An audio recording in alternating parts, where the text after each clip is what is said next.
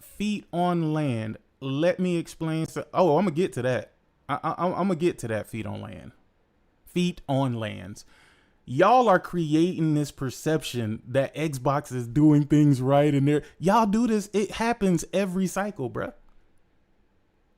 It happens every cycle. What do you think happens? Let me ask you a question. Let me ask y'all a question. What do you think happens if you don't connect to the internet, right? And you have PlayStation monthly games. The PlayStation cannot check your license for said game. Then I have to ask myself, why would a person who leans so heavy into monthly games all of a sudden not have internet? No, I have to ask you this. Now, let me get this clear. If this was happening with games that you bought digitally, we would have a different conversation. But we're not going to have a different conversation. We're not going to have a different conversation. We're going to have this very conversation right here.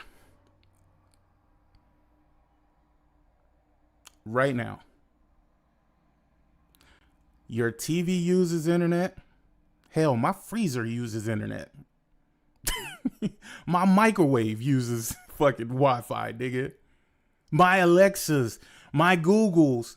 All of a sudden, your PlayStation can't connect to the internet?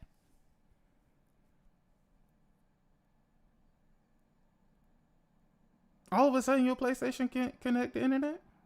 And I must ask, what happens if you have Game Pass and you stop connecting to the internet? Now, I don't know because I ain't got no Xbox. And I don't know how it functions. So I can't speak on behalf of that. But I can speak on behalf of the PlayStation as I own a PlayStation. Why do you... Let me ask you this. Why do you come to the internet so the same people who having the issue are on the internet talking about the issue? I mean, think about that for a second. That is some of the funniest shit I ever seen. Hey, yo, my PlayStation been disconnected from the internet. Tweet. Let me tweet this out. I have to get this to the internet right now. I gotta get it to the internet that my PlayStation, after not being connected to the internet, I cannot access my rented games. I cannot access my rented games.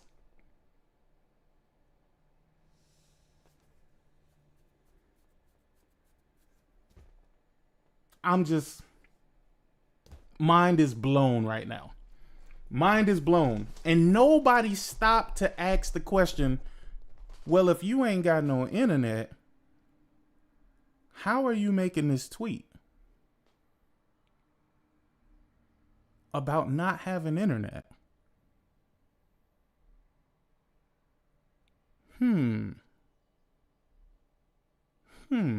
And let me be clear. This is not something that PlayStation is going to change. You guys can get as upset as you want, but this is not going to be something that changes. Because let me tell you the main reason why it's not going to change. Because there's people who have hacked PS5s. I would imagine the people with hacked PS5s, the ones that are able to download these PlayStation games or whatever from their network or whatnot, these might be the people that are complaining that shit ain't working because they're not connected to the internet. And I know why they don't want to connect to the internet. Because they don't want that PlayStation to get knocked off. But let me tell you, this is a fruitless fight. This particular fight, now see the other fights you might have had some skin in the game, but I doubt that PlayStation is going to make a change to this particular thing, because in order for you to get these games, you have to get on the internet. And in order for you to get these games, you have to access the internet. So what do you mean? Why do I have to do a check-in on the internet? Because these are not your games. We would be having a totally different conversation if these were your games. But I have literally played offline forever with games that belong to me on my account. I can't speak for all you game sharers out there, because if you lose the internet, nigga, right away you lose access to those games. Matter of fact, it gives you a countdown. See, they were nice enough to say, we gonna give you bitch ass niggas a countdown and let you know that your game is about to close, nigga. Like your game. What's up, Lady Gay? Your game is about to close, nigga, because you don't own this fucking game and you are playing this on a secondary PlayStation. So because you lost access to the internet, we can't do our fucking check, and we gonna kick you up out of this. But if you want to continue playing this game, go to your primary PlayStation. Now, again, you gotta understand that there's gonna be give and take in this particular relationship, man. Let me tell you, I have 1, 2, 3, 4, 5, 6 PlayStations in this house. 3 pros, 3 regulars. Right? And I am able, hear me out, I am able to share my games across the board with everybody in the house. Now, if push come to shove and we lose internet, the only person that's going to be left playing is moi. It's going to be me. It's going to be me, por favor. Why? Because I have the primary PS5.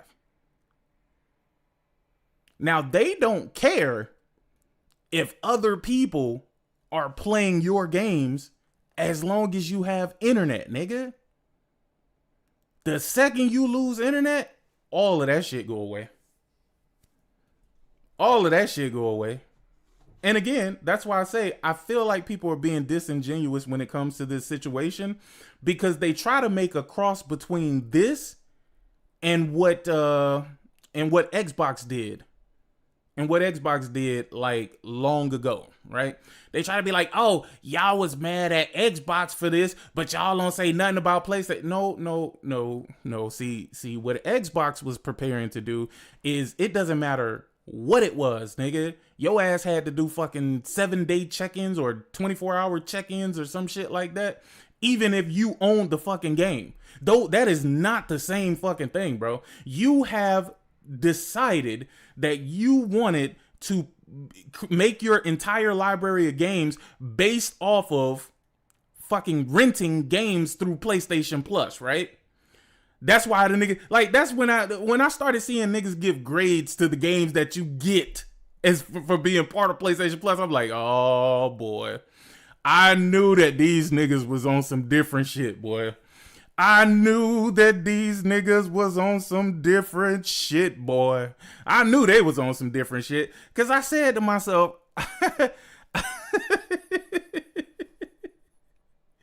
I said, there's no way in hell y'all are so tuned in to these fucking PlayStation Plus games that they give you. I never made my library around that, because what if I decide to stop paying for PlayStation Plus, right? What if I stop paying for PlayStation Plus? Nigga, I lose my entire library of games. That's why I thought it was stupid with Game Pass. Niggas like, yo, I play my games on Game Pass. I don't care about owning games. All right, well, okay, you stop paying for Game Pass or whatever, nigga. You lose your entire library, nigga. You got a console with no games and DLC.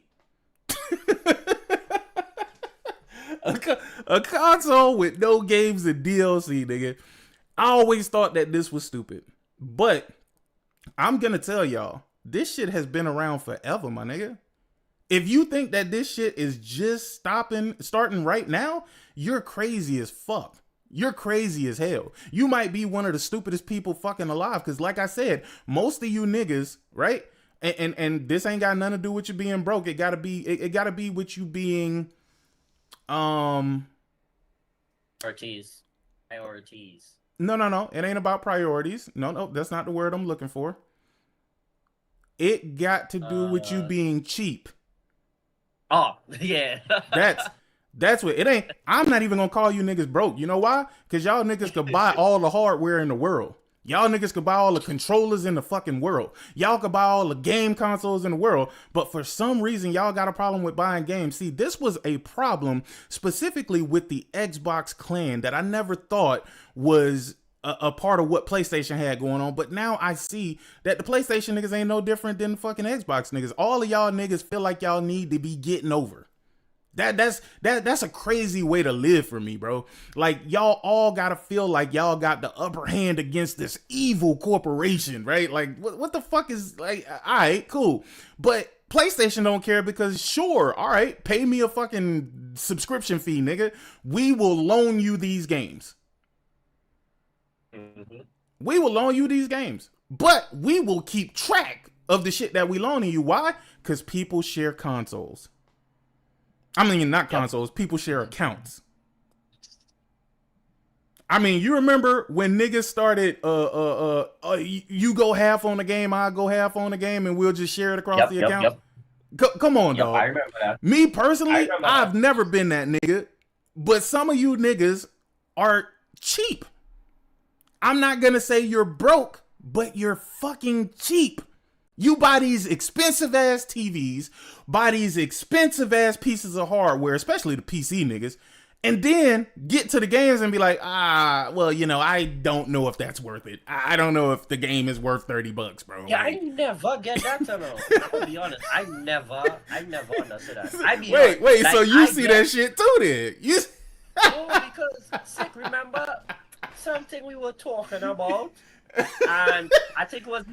when he was telling me about how I didn't get the Pro yet, and I was like, somebody was telling me when the price raised, how I go feel it. I was like, I don't give a fuck. If it costs $10,000, I'll buy it if I want it. What the fuck you mean? Like, it's not like I need it to live. If I want it, I'll buy it. That is end point. There's no, it's too cheap, save this. No, buy the shit and done. It's a luxury. Gaming has always been a luxury. I don't know why people just act like it's for everybody. It's never been for everybody. Yeah, well, you know what? I do blame the developers to a certain degree. Let me tell you why. Because the developers are the same ones that be putting out those posts like, yeah, we just can't wait for you guys to enjoy our game, right? When really, they want you to buy that shit for real. You know what I'm saying? Yes. They want you to buy that shit for real. But when you put it in the minds of idiots that you just simply want them to play their fucking game, you just want them to play your game, then you're the one that is perpetuating this shit. Because now they're like, well, shit, even the developer just want people to play the game. You know what I'm saying? I'm like, no, they want you to buy the game. I have never seen one single developer that's like, you know what? Fuck buying my game, nigga. Just play my shit for real. You know what I'm saying? But to be politically correct, when they get dragged into arguments and shit, you know, they'll say, yeah, we just want people to enjoy our game. They will say that. But enjoy our game doesn't mean we want you to play our game for free. It means we want you to buy the game, but it sounds kind of tacky when you're like, yeah, please buy my game. Please buy my game. You know what I mean? And Days Gone, Dev was the first person to be like, when people were like, oh, it was such a classic, blah, blah, blah. I Sony didn't make it. And he was like, because y'all didn't buy the shit. Yeah. You should have bought the game. Well, they bought it when it dropped in price. They bought it when it wasn't of said value. You know what I'm saying? And my thing is, here's where I stand on that, right? Like, I don't care.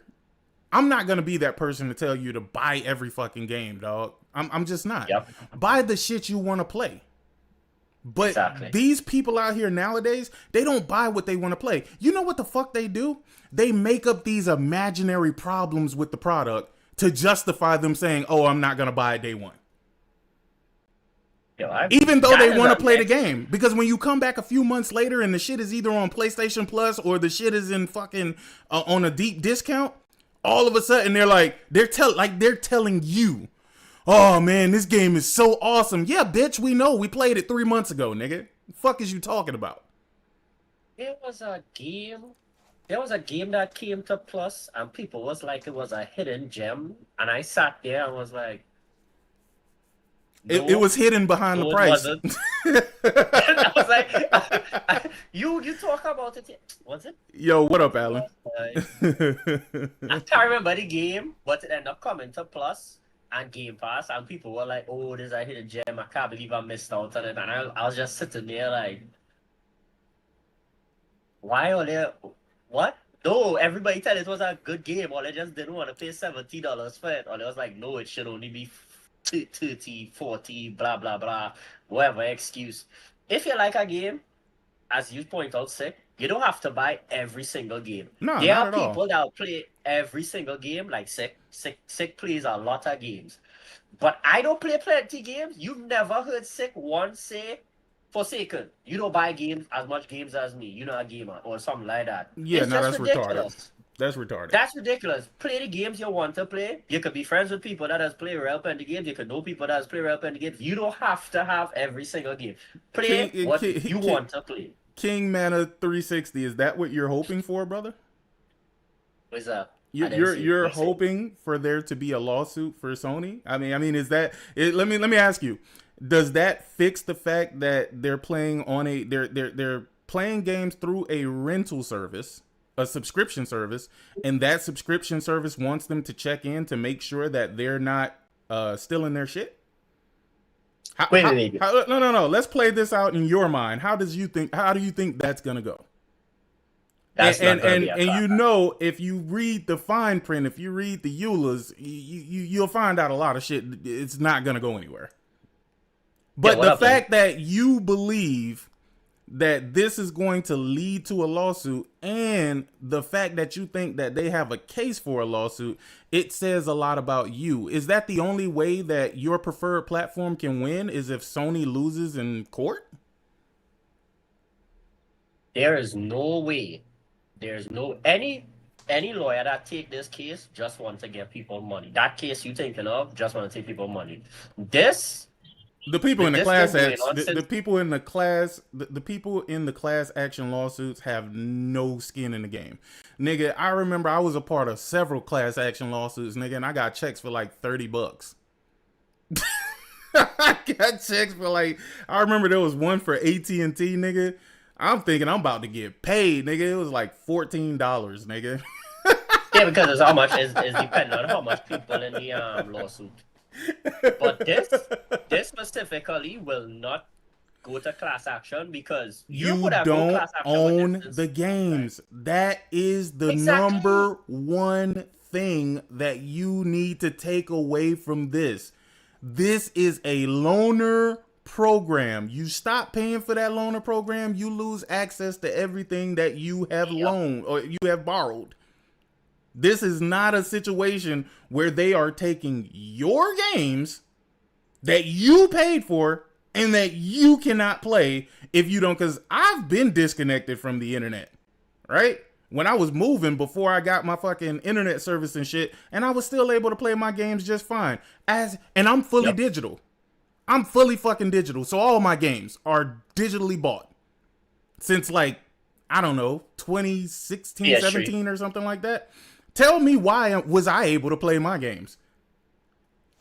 Yeah, since PS3 generation, I've been digital as well. Yeah, that's why but I'm going to tell you, my biggest problem with this isn't even the situation. It's the fact that Mr. King Mana 360, he is hoping for there to be a lawsuit and for Sony to lose that lawsuit because it somehow makes his preferred platform more desirable, even though if your ass stop paying for Game Pass, nigga, you lose all of those games. I'm pretty sure if you don't connect to the internet, which I don't know, by the way, so I can't say for sure because I don't have an Xbox, but I'm pretty sure your ass don't connect to that internet, nigga, you probably ain't gonna be able to play them games. So I'm trying to wonder, why would that be the focus? Is the case for me? Why would that be the focus of you, the consumer, nigga? You think Sony should rent you or loan you games through the PlayStation Plus program, and they should not have DRM on it? Is that the argument that you're making? What is the argument that's being made here? Come in, but you don't have to play Xbox, my brother. You could be PC niggas. Y'all niggas ain't no different. PC niggas have turned into console peasants. I don't even think PC niggas exist no more. I think all of y'all are just fucking Xbox refugees at this point, my nigga. Or you might be a Nintendo nigga. That again, y'all think in order to prepare the in order to propel the platform that you like, you think Sony needs to lose legal lawsuits. Not that your brand should be better and provide better, but that they should lose because that makes them less. Like I don't understand the logic with some of you niggas, man. I just don't get it. I know your preferred platform is not PlayStation, because if it was, you wouldn't even have made that stupid ass statement, because you would already know how it works. There are PC guys, I just want to say, but PC guys... You own them all except Xbox, because there's no reason to own a fucking Xbox, and we gonna get to that. We gonna get deep into that. My nigga, you are a PC... I'm betting 1,000% your ass is a PC player. Because that's where you get all your Xbox games, my boy. You're actually an Xbox nigga, but you hide under the guise that you have a PC, my boy. Tis what it is. Tis what it is. You don't have to tell me the truth. I already know the truth. Why? Because I've seen you niggas before. I've seen you niggas before. These are not PlayStation dudes, Corey. I'm sorry, you're very mistaken there, my boy. They're not PlayStation. They're not PlayStation fans, my guy. Not at all. But I digress. What you think on this, Link? What do you think about this situation, brother? They've made their library around PlayStation Plus games. And now they're confused. Now they're confused that if they disconnect from the internet, the games that they're renting are not playable after a certain time. That's so many days you can't, if you don't access the internet, them digital, especially them games you didn't purchase, those are rented games. So that's the point. They got to be able to verify you still have a valid PS Plus subscription. Yes. So if you don't connect to the internet, how can they verify you still have an active subscription? But the same people, now hear me out here. Hear me out. Ain't no different in the Game same Pass. People who are outraged, though, my brother, the same ones that are outraged are on the internet telling you about their issue with the PlayStation not connecting to the internet. Make that Very shit odd make situation, sense. indeed. A very odd situation. make it make sense. If it was that big of a problem, if you're on your, let's say you're on your cell phone, right? Because niggas would be like, oh, well, I got my cell phone.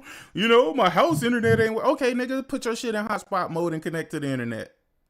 Oh, yeah. That issue, was 100%. Issue resolved. And then you can disconnect from the hotspot and play for another 2 to 3 days until it tells your ass you got to check in again, nigga. Like, these are not your games. You do not own these games. You don't. Now, think about this. Niggas think this is a problem, but they don't think the Switch 2 borrowing system is a problem. Even though you're loaned out a game from somebody else's account, right? You get to play it, and then you have to return it in a certain amount of time. No? Hey, at least they give you an option to do that because other platforms you can't do that. No, With digital because games. other platforms you could literally just sign into that person's account and have access to their entire fucking library. But what I'm saying, you can lend the game to somebody who does not share the same account. Yeah, I know, but you can literally borrow people's entire fucking account of games and play them on your PlayStation. Mm-hmm. I mean, at least Nintendo gives you the bare can't do that minimum. on the Switch. No. You can't sign into your Nintendo account. I don't know. I think you can. Yeah, and you I can got do a that. Switch. No, I don't know. You Because don't I have to think be, it's tied to the device, bro. I honestly think it's the. Because I got more than one Switch. No, right? that's not true. No. I'm saying the account No, like is a tied to profile. a device. Like it registers your account to a specific device, bro. I know because I had to remove that old account. Yeah, but because you can my remove new the account. No. But I'm telling you, my new Switch, I couldn't actually use those games until I removed the old Switch from the account, brother. Let me see. And that was some wild ass. That was some wild ass shit. I'm like, dog, it's my account, but it's tied to another device. No, but I was gonna ask Link because Link actually does use. It said you can sign in on to up to 8. It says you can sign in to your Nintendo account on up to 8 Switch You devices. can sign in, but that shit would not let me download the games, bro. One device has to be primary, just like PlayStation. Other devices are secondary consoles. You can share your digital content, but the secondary devices must be connected to the internet to play those digital games. Ooh, connected like to the internet. Yep. I wonder why that is. Why is that though? Why do you have to? Why would Nintendo want you to be signed into the internet? Like why would they want that? So why would Xbox want you? Why would Xbox want you to be signed into the internet for your Game Pass shit? Like why would actually you got a Xbox? The Xbox DRM is the worst. Well, that's because not only do you have to be, you couldn't even play. You remember the Xbox Live went down? Remember that when it went down? Well, it always go down, but one time it went down for an extended period of time, and people couldn't even play the digital games they own. Yeah, no, that's crazy. Because with PlayStation, that is not Game Pass, right? Not Game Pass games, but digital games that they own.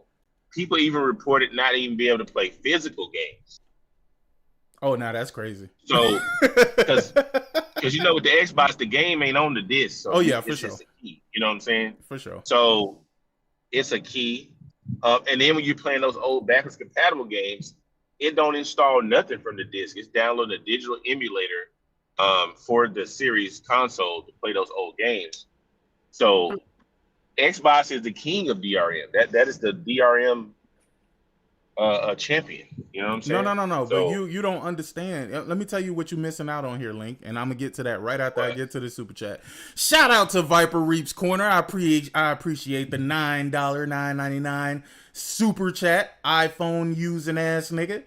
I only have licensing issues when I go out of town on business trips because currently I game share with my daughter on her PS5 Pro. Next year as junior, she stays her own library. Next year as a junior, she stays her own library. I don't know what you were trying to say there. I'm trying to decipher through this and try to figure out what you meant. She stays her own library. Starts. He meant starts. Maybe he said start.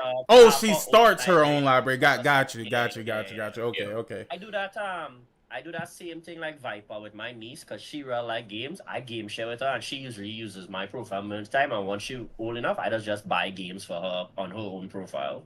Same thing with my nephew. Same thing with my other niece. So what up, TMJ the King? Got their own shit. Yeah. All right. So. Shout out to Andrew Wilkins, Mr. East 00. I don't know why you changed the East 00, bro. Andrew Wilkins was like a household name. You probably changed your name because niggas was just like fucking banning the shit out of you because you was in there fucking trolling their ass, nigga. That's probably what happened, man. How y'all feel about the forced ID verification to use messaging and voice chat on PSN?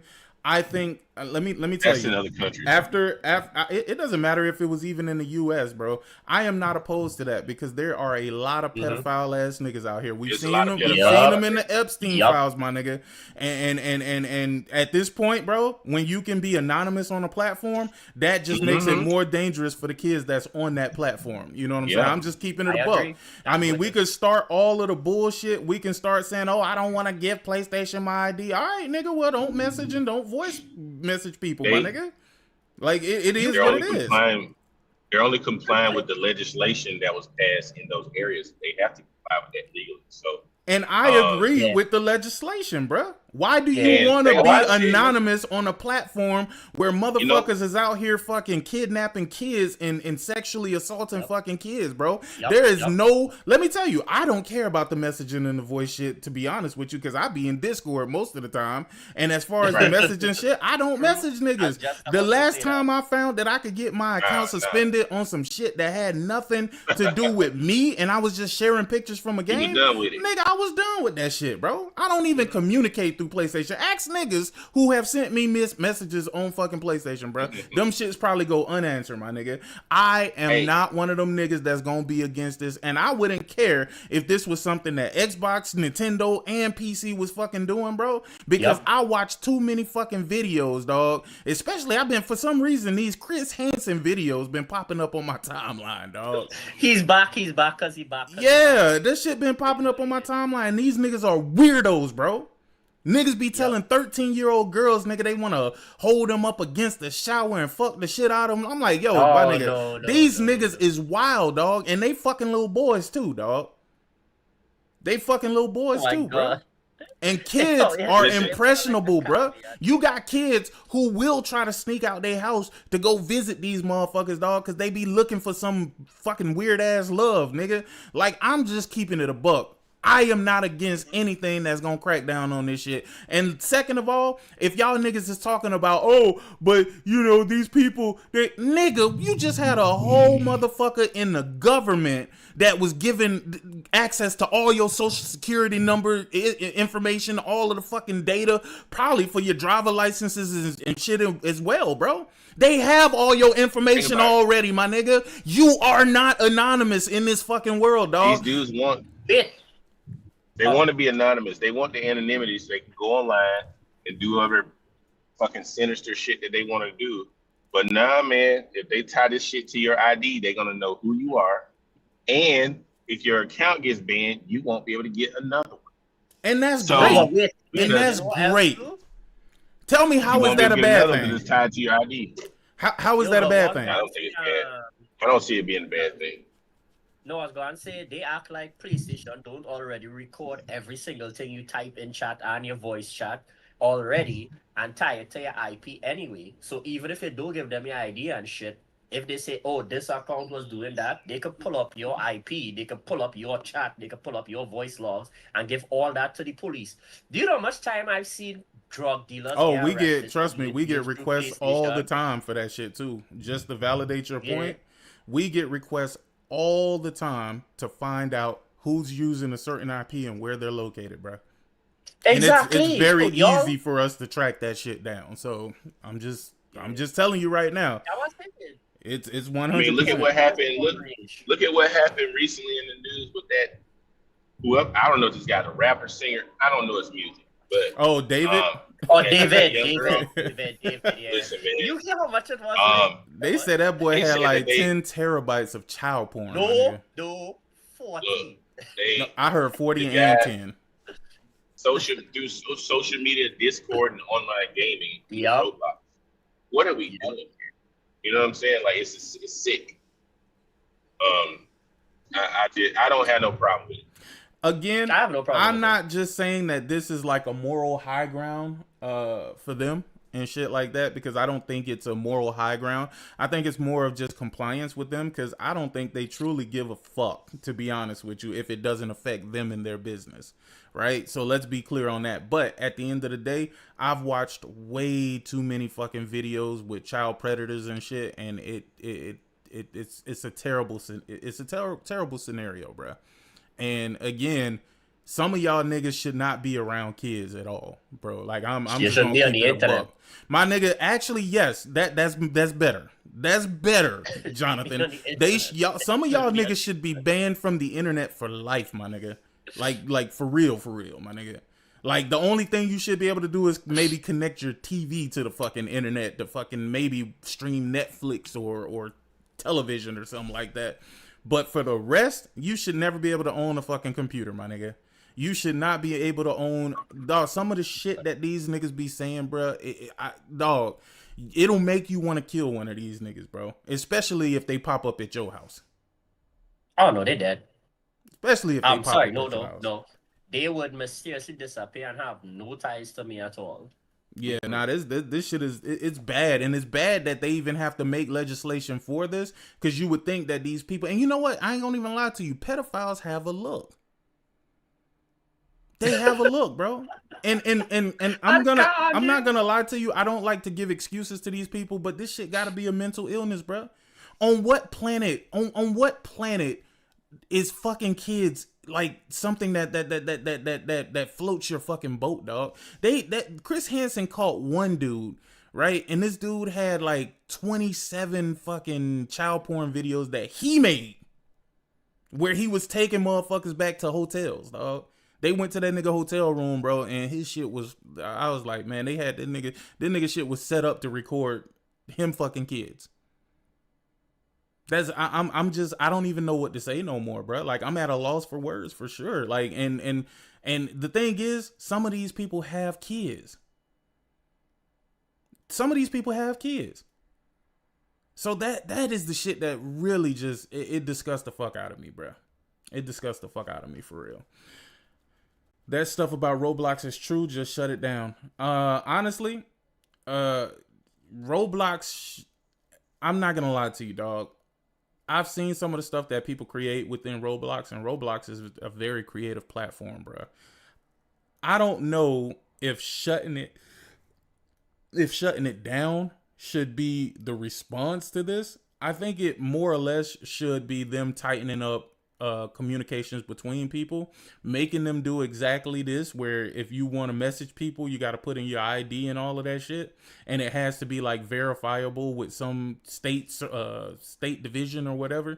Mm-hmm. Like, again, I think they should take those necessary steps. I don't think they should shut the platform down, because all they would do is just find the next platform.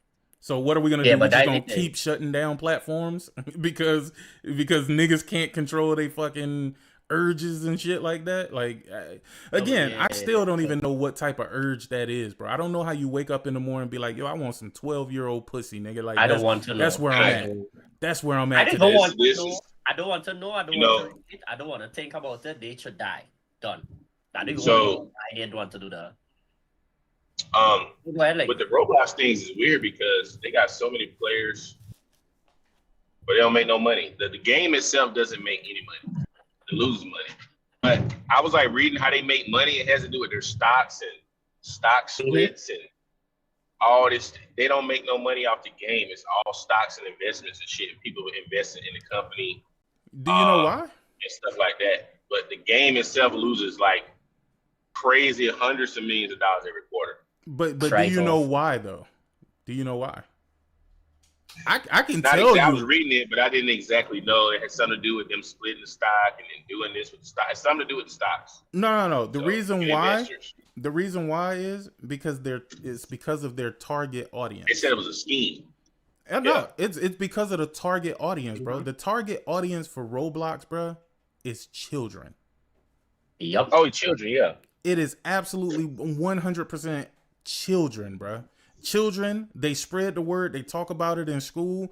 Their friends jump on it. It's a free game, so your parents don't even have to pay for you to be able to jump on the game.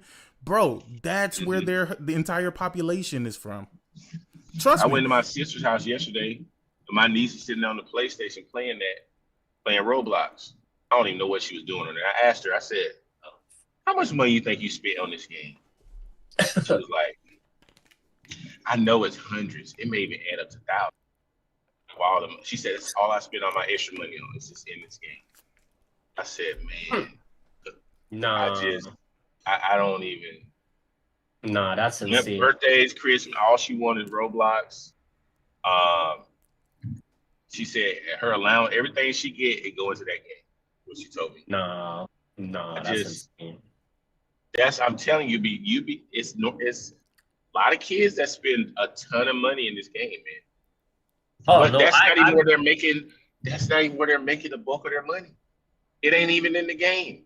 It's outside of the game, yeah, the which is information even and what kind of crazier. thing they get. Who is They putting get money? the Who is stuff. invested in this company? Probably a The lot of same those people Epstein on that class. Epstein list. Epstein, I was not gonna Oh say yeah, that yeah, yeah. class, yeah. Because remember, like that's how they get access to these kids. That's how they get access to these kids to do whatever. I watched a YouTube video with this guy who was on it because he got touched and he was trying to fight predators and he was working with police. They banned that guy. They banned him for working with police to catch pedos and saying, oh, that's how we giving it a bad name. And he was like, I reported to you first, and after all, it didn't do anything. I went to the police, and you banned me because you want to protect the pedos. Yo, that's crazy. Shout out to Jay But you Thomas. know, Appreciate the go ahead. $4.99 super chat, brother. iPhone user. He says, you see the Chris Hansen video where the dude that arrived at the Sting house ended up having rope, a shovel, a bag of lime in the trunk. And yeah. What It in was the world? I think I seen that particular video, but there was one that threw me for a loop because one of the niggas, Chris Hansen, actually knew the dude from the fucking train or some shit like that. And Damn. he was a wealthy realtor. He was like a wealthy realtor and bro, he showed up, dog. That nigga was more embarrassed that Chris Hansen, what's up, Jemiah? That nigga was more embarrassed that Chris Hansen was there than what he did. You know, that's wild. Let me ask you a question, Sick. How do you? I mean, it's become an epidemic. I mean, I say that I'm seeing, on the internet. I mean, these teachers. I mean, particularly white female teachers. I mean, they getting caught up like crazy. But a lot of times when they report it, it's like, the report will say white female teacher engaged in sexual activities with a minor, right? Mm-hmm. But when it's a male, they use other terms. So now, what is there a double standard here, or is it? No. Absolutely, there's a double standard. I can answer that. No, wait. I can answer that. Like the reason why the terms change depending on it have to do with archaic laws that will never change the modern. No, I'm not talking about no laws. I'm talking about the news reporting. No, they don't really speak on it. Is they just say sexual activity or engagement. Right, that was going to say. But when it's a male teacher, it's always assault. Right, that was going to get. What up, Uncompetitive? They don't use. Are you saying that they don't call them predators, Link? Is that no? They're not talking as though they're just engaging in sex. Yeah, they don't. But there are predators. Oh yeah, no, for sure. But what I'm saying, Link, the reason why they don't call them that is because of the law. Is because no, there ain't no law. No, wait, law just hear him out. Do you live in the United States? No, wait, just hear him out. Okay, no, I'm asking you, do you live in the United States? I'm just asking you real quick. No, but just no. Okay, well, I don't think you know what you're talking about. Oh God, just hear him out before you take him out. The reason why is for it to be a rapist, it have to involve penetration. Usually with the females is the opposite. No, I don't think that's true. Yes, it is. Look it up. In the United States? Yes, that's what I'm trying to tell you. That's why they don't call females rapists, because it have to involve penetration. Only if the female use an object on a child, then they call her a rapist. It have to be penetration. I'm telling you, that's the law. That is why they don't call females that. They usually say molestation. They would say molestation. They say she's a molester, or she what's the next word? Grooming or something. Or take advantage. Nah, they call everything grooming, my nigga. I'm gonna be honest with you. The whole grooming shit, it's a fallacy, bro. And I'm gonna tell you why. Because we have all been kids before. We have all known shit that we were doing that was wrong, and we did it anyway. Yep.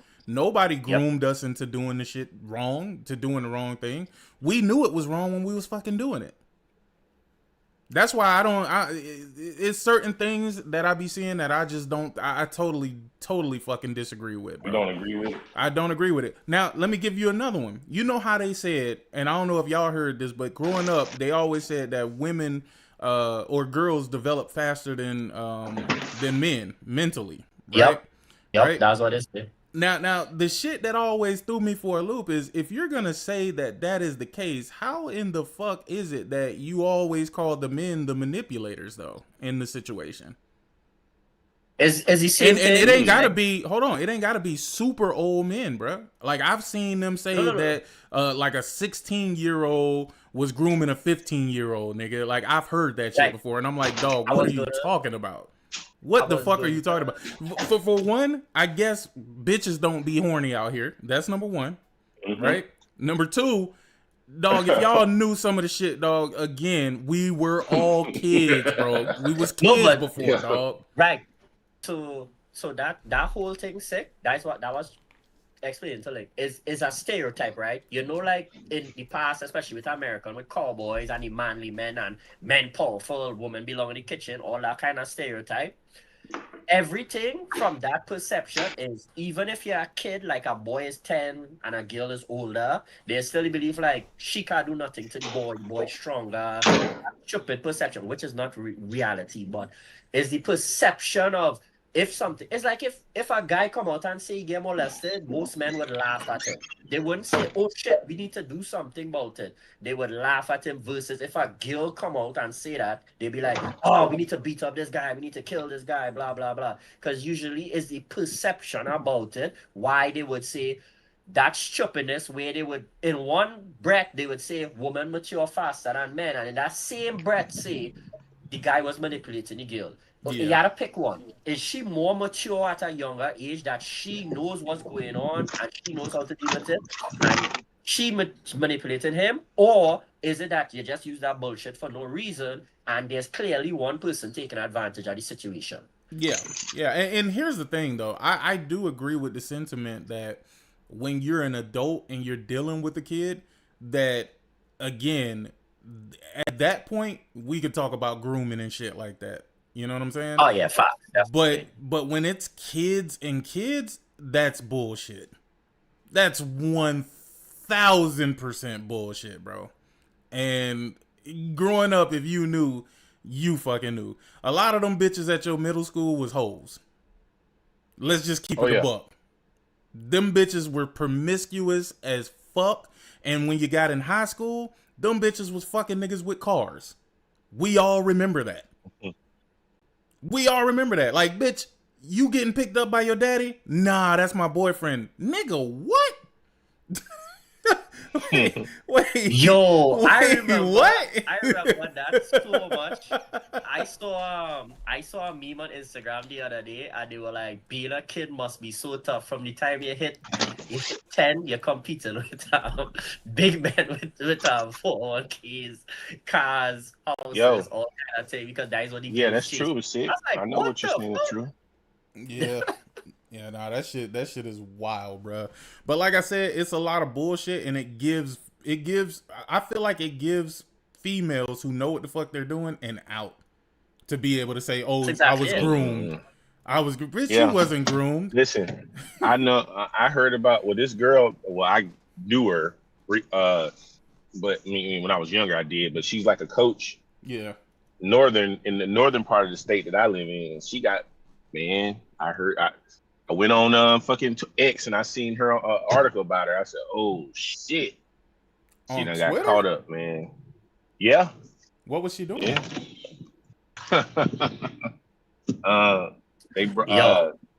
She was a basketball coach. I don't really. She's a basketball coach, man. She got they presented the evidence to her and she immediately resigned. And then she got charged criminally right after, probably a few weeks after that. But soliciting a minor for videos and pictures and stuff, multiple minors.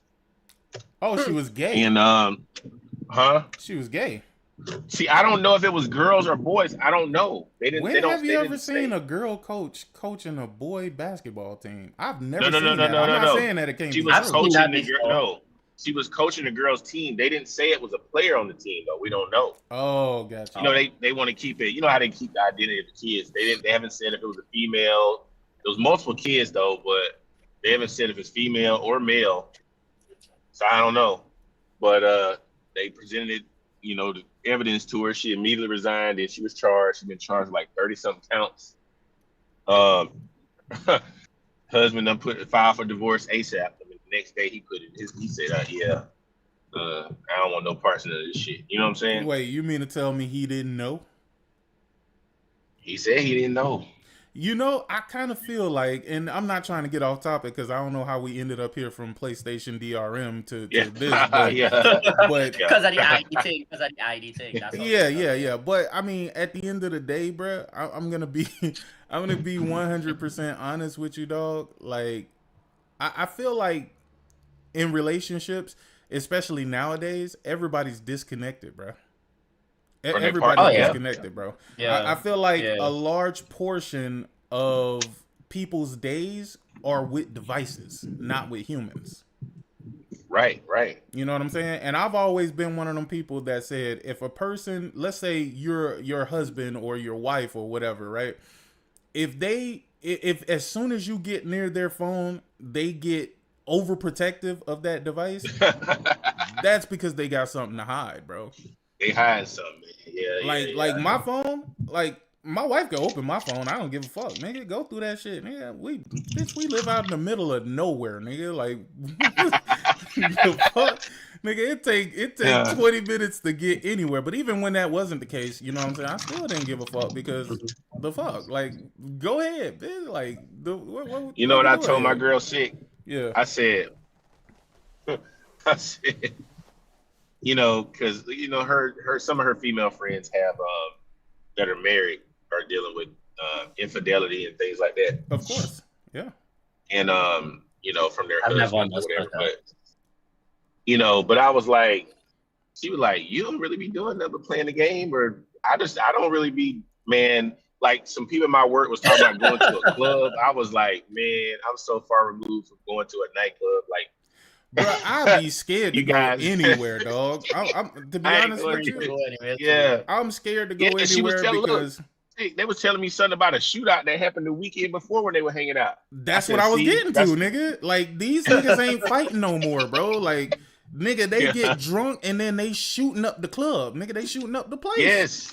Like, literally Yeah. shooting up the place. And I'm just like, nah, I think I'm She cool. said they ran across I'm the cool. street and hid in the ditch. I said, yeah, see, I'm not trying to be doing all that. You know what I mean? Like, nah, I I'm don't. too old for that. Nah, I'm and my good. knees ain't prepared for that type of action no more, nigga. Activity. Yeah, I ain't. She was like, but you don't Yo, want to go to the what- club. They go to the club every weekend. I don't understand that. I can't do that. Nah, even then, dog. Like right now, like I feel sorry for people that are in the courting process, bro.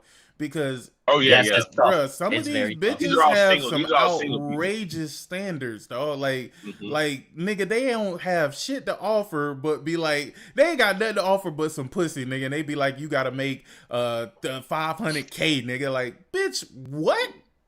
Nigga, Listen, if Listen. if a nigga was making $500K, you think you would be the target?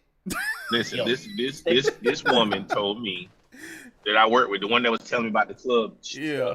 She's single, and she said, That's why she's single. Why? She you know, finna tell us she right said, now why she's this single. is some crazy shit. She was like, if I'm dating a man, listen, there's a price associated with dating me. I said, oh my God, what? She said, oh yeah, if we go on a date, you got to send a car to pick me up. no. He got to get my nails done, my hair done that day before we even go out. Absolutely. I said, wait a not. minute, on a first date? I said, a first date? Yo, She said, yes. Yo. I said, yeah, that's why you ain't got no man. Yeah, that's listen. yeah, it's too much. Link is preaching That's too much. because as a single guy, I'm telling you, Sick, exactly Yeah. what Link said there. I met a Yeah, woman. I ain't in the dating market. You know what I'm saying? I was I'm out of Let I'm me out of tell you, commission. bro. You know what I'm Let me saying? tell you, bro. Most of these bitches are prostitutes, bro. and they just don't. Yep. They don't want to consider themselves prostitutes. Bitch, you are a prostitute, but- dog. Your No. happiness with me, or hey, really your happiness with any fucking guy stems from how much they're willing to fucking spend on you, nigga. So really, Yeah, you that's in love just with my pockets. You're not in love with me, nigga. And how could you be? said- You don't even fucking know me. And if I don't know you, why the fuck am I sending a car to your house, nigga? The fuck is you talking about, nigga? She Why- said she don't fuck for free. She said it costs. Yeah, she's a prostitute. That's a prostitute. That's literally a prostitute. She is a prostitute, But, bro. Niggas don't like to look at it that way. They be like, "Oh, well, you mean to tell me it's wrong for me to have my own values?" Like, no, bitch. But you're a prostitute. You're exchanging your pussy for money. That's we're where we are because of that, dog. And you got too many niggas who lead with they fucking wallet, bro. They have no game, nigga. They might have got lucky in crypto. They have no game, nigga. They just start buying bitches shit, dog. Like that. I don't. Y'all in a weird place, bro. I ain't gonna lie, nigga. If I get divorced, nigga, I'm just gonna be single, nigga. I'm a chill with my PlayStation, nigga. Like we They down bad, man. Hey, it is what it is, bro. Yo, both on it talking, and that's exactly how it is for me. I just chose my PlayStation. Nah, nigga, I be you be chilling asking with all that the bum time. ass PC, nigga, that you need to go Yeah, ahead and upgrade. You need to go Yeah, ahead and upgrade that shit so you can get better performance on League of Legends, nigga. I hope he ain't playing that dog shit. Oh my god, What game that's is one of the that? worst games I've ever seen in my life. Yeah, Oh, absolutely. League of Legends. Exactly, Corey. They're prostitutes, bro.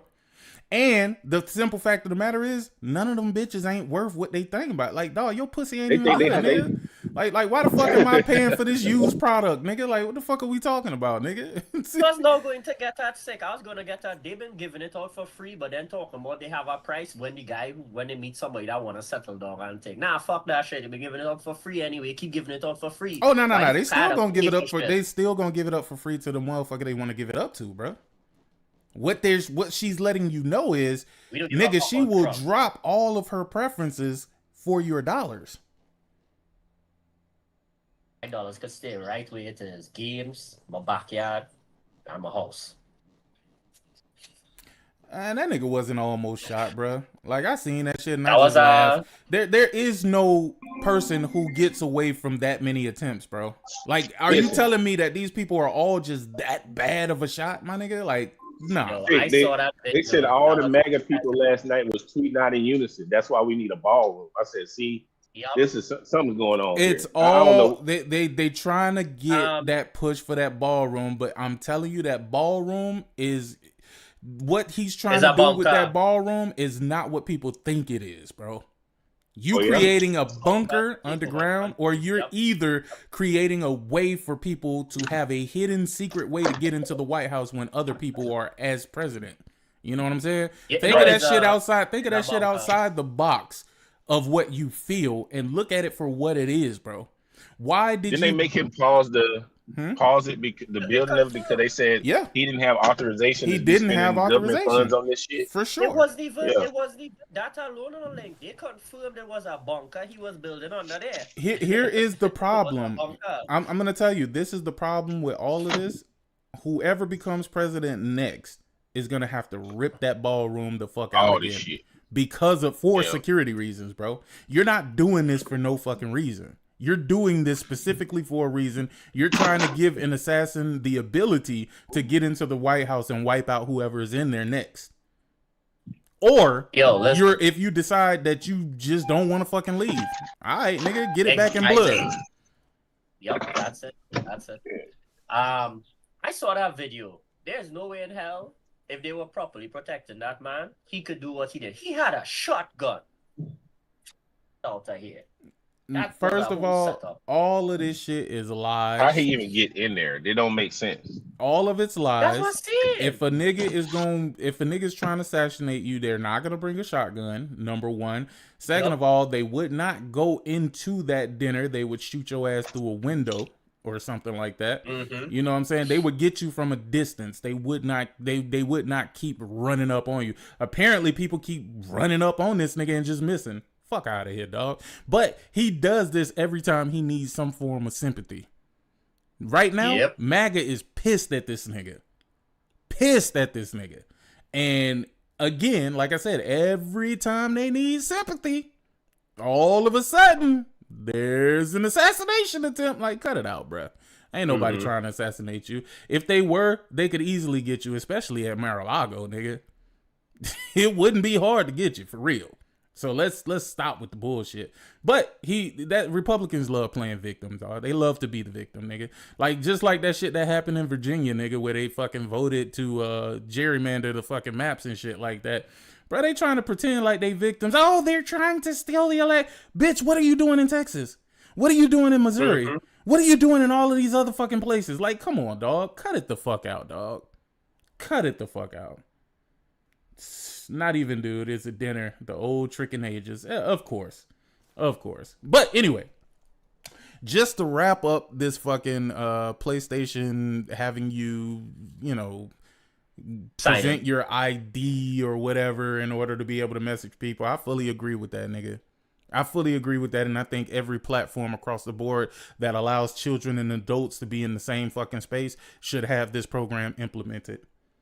Everywhere. I agree with it 1000%. And also, all of y'all niggas with this DRM shit, nigga, go to sleep, dog. Stop it. Stop it. You're looking like a bag of fucking idiots. But I mean, you guys love to be the idiots in these situations. And nobody with any common sense is even perpetuating this stupid shit. But it always happens around the time that new platforms are preparing to drop. Y'all ever notice they always get this weird ass PlayStation spin that applies to everybody else, but they only push it towards PlayStation as if it's a bad thing. Yep. I mean, come on, dog. Come on, dog. Like, they're trying to do what happened in 2013 with Xbox. They're trying to do that to PlayStation in 2026. They're trying to force it.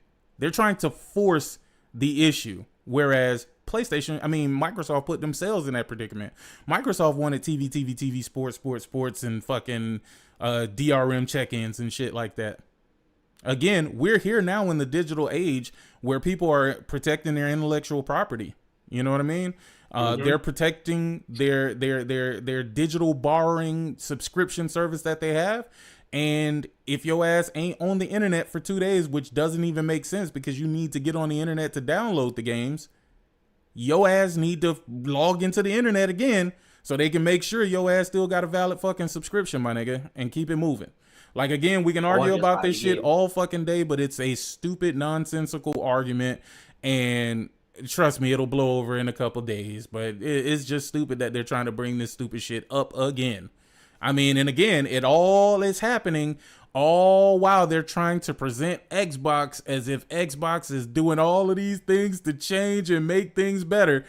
And I guess that's a great way. This is a great time to segue into that particular matter itself, right? Let's go ahead and segue into the whole Xbox is back and Xbox is doing better than ever. And then let's come back down to reality. Let's come back down to reality, right? What does Xbox is back mean? Because wasn't they here in 2013? Matter of fact, wasn't they here since 2001? What are they back to? Which failure of a period are they back to? Would be 360 era. That was a failure too. But I assume that's what most Xbox fans. But how does that even make sense to you? How does that make sense to you? Listen to what they're saying. The changes that Asha made that made everything that brought them back. The potential for exclusivity. Right? That's crazy, man. No. Hold on. Hear me out real quick. Because I done thought about this shit for a long time. You think making games exclusive, selling less, and people not buying the platform? Like, no, seriously. I've been literally sitting with this in my head, thinking to myself, because I was gonna go live yesterday, but I was like, nah, let me finish up this Mouse PI. Because that game is actually really fucking fire, dog. It's a palate cleanser for sure. You know what I'm saying? It's not like a big AAA game or nothing like that. It's a palate cleanser for sure, but dog, that game is pretty fucking fire. But I was sitting up here and saying, I'm like, what did she bring them back to? Nigga, she came in and she lowered the price of fucking Game Pass. Yes, she lowered the price of Game Pass and took one of the biggest games from out that bitch. Their biggest first party game off the subscription. She A game you lowered the guaranteed. price. Let's think about this, Sick. A game you're guaranteed to get every year. The other first party games, you might get a game from a studio every 4 or 5 years. You're gonna get a Call of Duty from Activision every year. Yeah. Man, that's crazy. Again, I'm just sitting up here saying to myself, like, Xbox fans have to be some of the stupidest motherfuckers that ever existed. Do y'all realize nobody put Xbox in that position, right? Except for Microsoft. Microsoft Yep. put them in that position. 2013, their marketing was terrible. Terrible. They had games that came out and y'all didn't buy them. The fans of Xbox didn't buy them. Not nobody else. Y'all didn't fucking buy them. Right? And they've been on a decline ever since. So instead of getting rid of the brand altogether, they said, aha, a light went off. What if we create this subscription service, right? And we put games in this subscription service. Therefore, we don't have to create as many games, right? And we can potentially keep people tied into this service based on the games that we put in there, right? But what they ended up doing is creating a subset of gamers that did not want to make a purchase. You already didn't want to purchase games, and then they gave you even more of a reason to not fucking purchase games. They gave you even more of a reason. She's telling them there's a change. She did an interview with somebody, and I read it a few days ago, but she was talking about, obviously they haven't made a decision on exclusives, but she's telling them that, the fan base that. No, but she was saying that they got to be, she Go said ahead. they have to be, this is a very serious decision. She said, because the ramifications from this can affect the company a decade from now. Because, think about it. They have a ton of games in development that we haven't seen, haven't played, don't even know about at these studios that are currently being developed for the PlayStation, for the Nintendo Switch. You see what I'm saying? Right now. So if she goes in and says cancel all these games that are going to these other platforms, that's going to cost a lot of money. People, let me explain something to y'all that y'all might not be aware of. But Microsoft isn't a big deal on PlayStation, bro. It's not.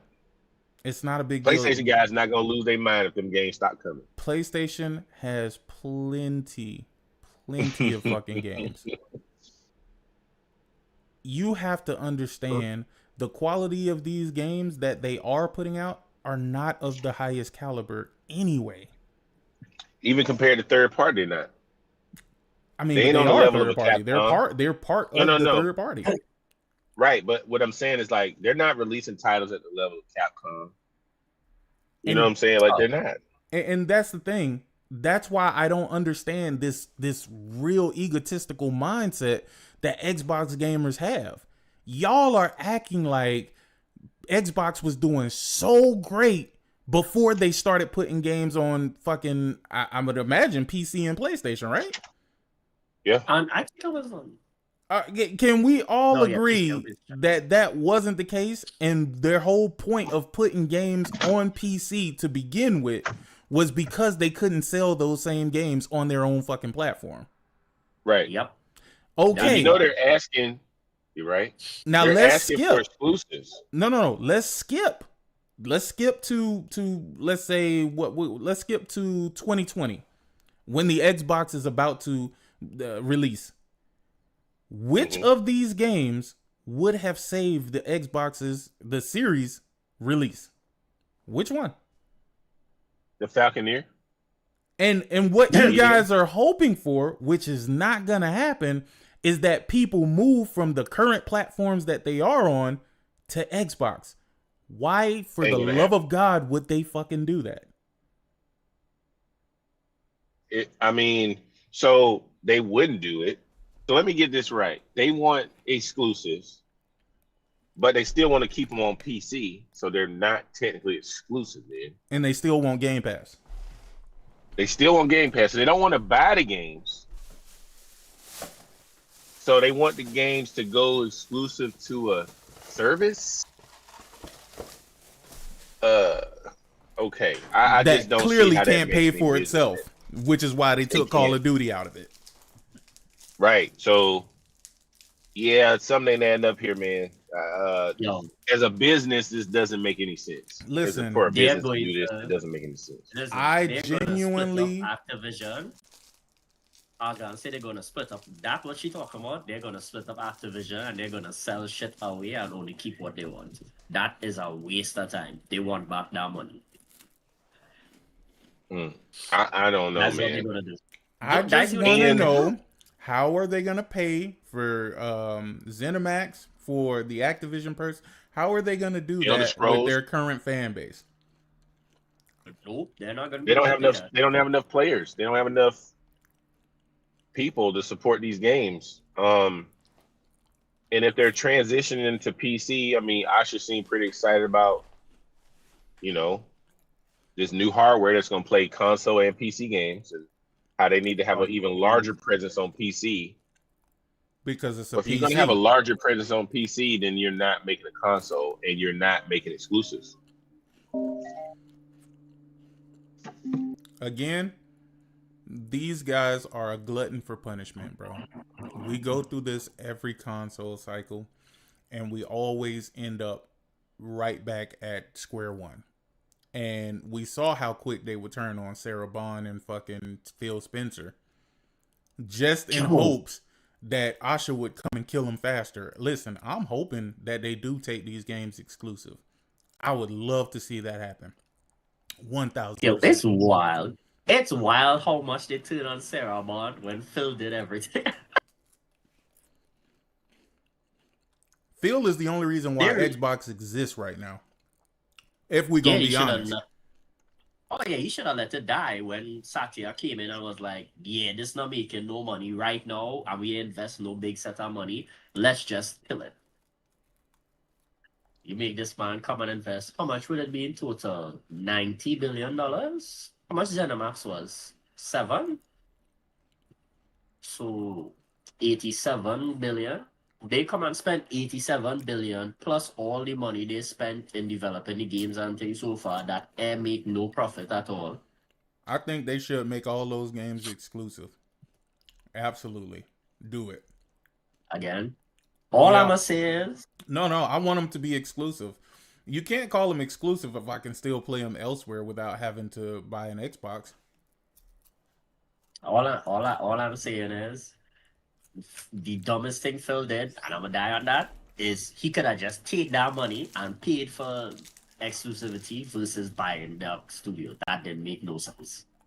Hey, I'm with it. None. I'm None with at it. all. That was the dumbest thing ever. I don't know what y'all are talking about. 007 always look good, bro. Mm-hmm. Probably did look Like, better because, more time, whatever, but it's not like it looked bad before and all of a sudden it's looking better now. No, it always looked good. Xbox is hope. Listen, I just want them to make their games exclusive. I want them to cut off those passageways of making money via PlayStation. Because remember, Satya Nadella was only praising how well they were doing on PlayStation. Just to be like, man, a month or two. How long it took for Asha to get in there? About another year from when he was talking about how well they're performing and how they're the top publisher on PlayStation and all that shit. For the month of XYZ.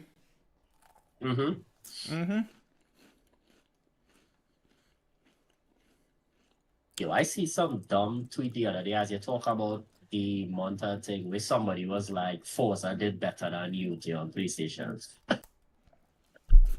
Forza did better than what? Ghost. No, it didn't. Because the sales now, they say it sold more. Forza sold more. No, it didn't. I tell you what the post said, and I watched that post and I was like, no, it didn't. Oh, Let me see if I I find the am, post I for you. am, I am a little confused because Sony used to come out and say how much they did in XYZ time. Now they're just saying shit that makes no sense. It's doing like X% faster, it's selling faster than Ghost of Yote, but they're not telling you what. I mean, Ghost of Tsushima. I'm sorry. They say that it's selling X amount faster than Ghost of Tsushima or whatever, but they don't give you any real numbers. So I don't know. What if I it is posted true? it. What if it is true? I don't know. Maybe it is true. No, well, I put the post I saw, and I I think like those terms they're using, I think they're just using that to, you know what?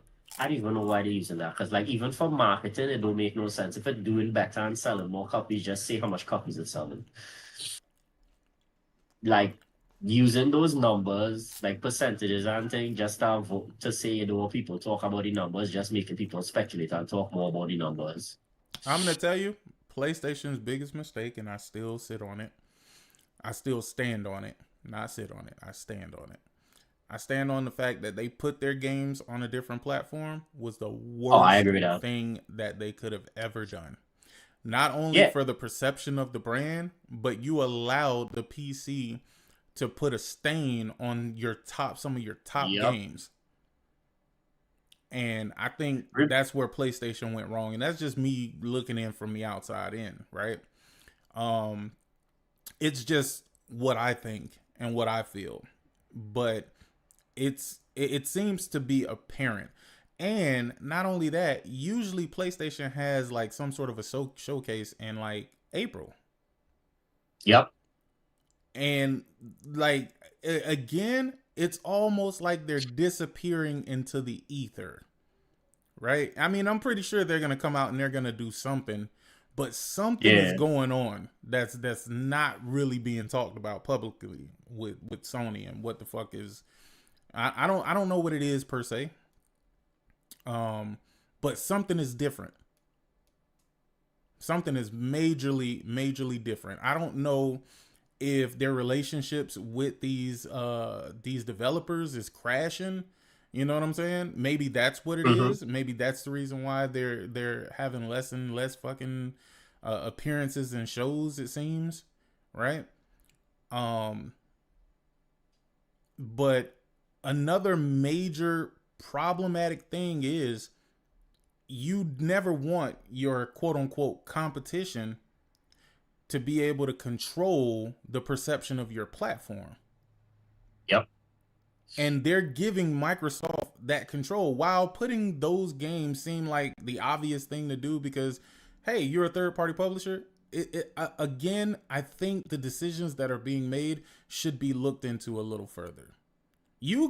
I feel like they should have waited until until Microsoft is completely out of the hardware game. Not this weird thing, and some people might even say they are out of it. You know, this is just going to be an OEM thing, and other people are going to manufacture these boxes, but that doesn't seem to be the case. And where it gets a little different is there is a big subset of Bethesda fans and Activision fans that are on the PlayStation platform, right?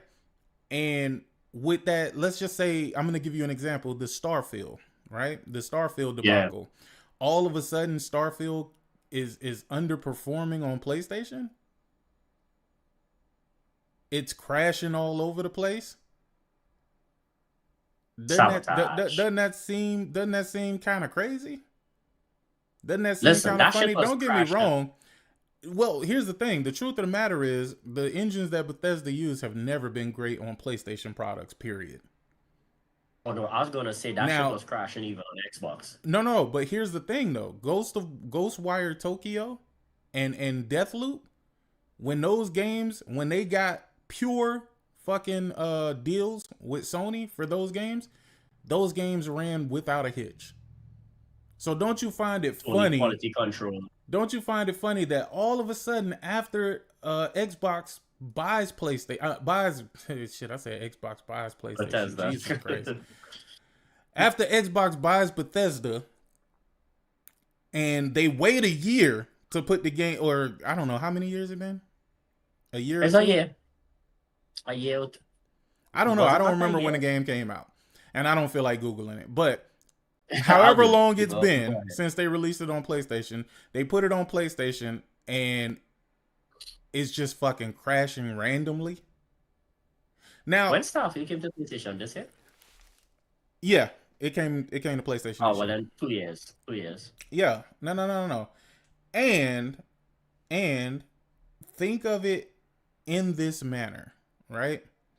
So you put that perception out to the fans that, hey, you can get Starfield on this platform. Sorry, we're having some issues. We're putting out patches, right? Nothing weird about that, right? Nothing weird about that. But it also seems like a counter promotion for Xbox hardware. Low key. Yep.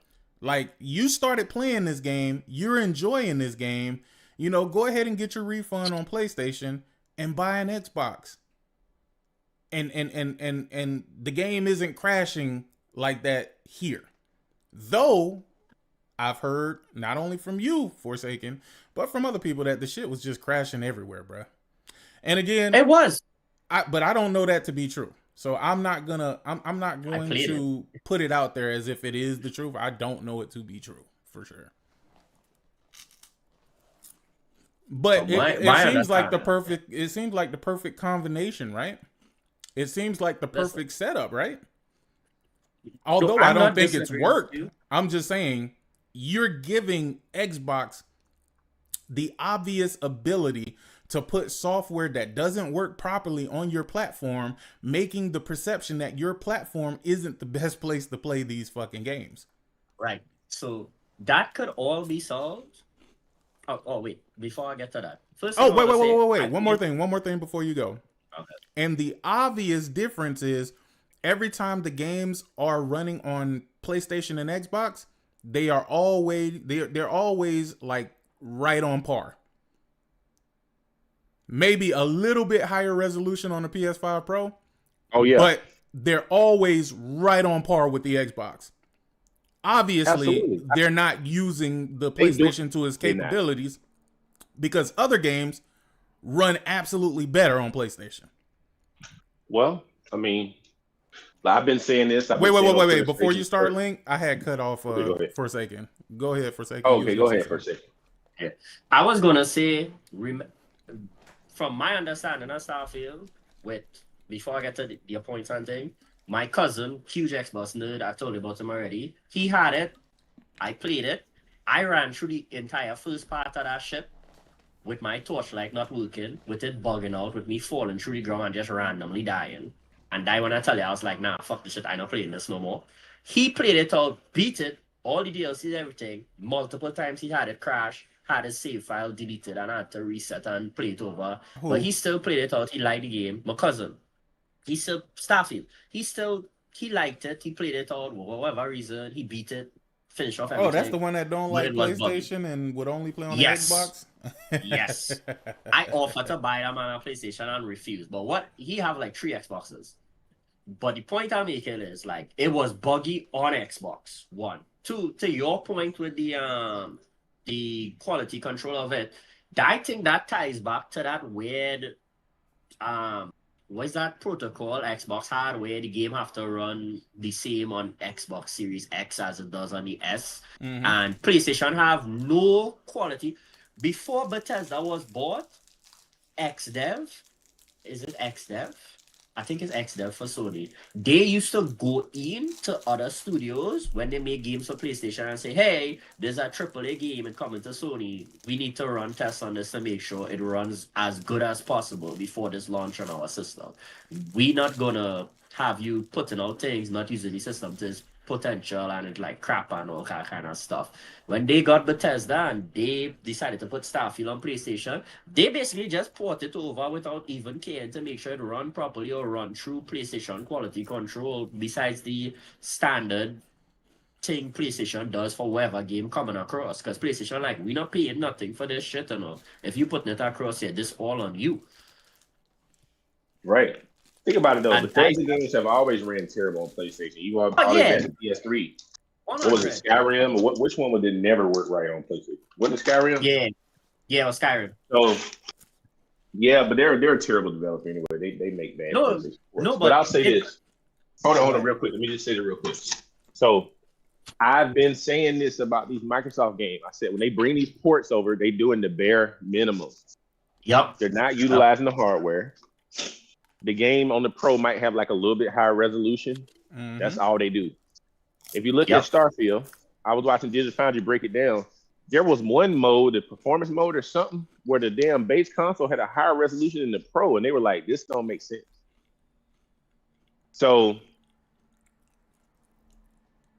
it's just the bare minimum, man. They doing the bare minimum on PlayStation. They putting the games over there, but they are not utilizing.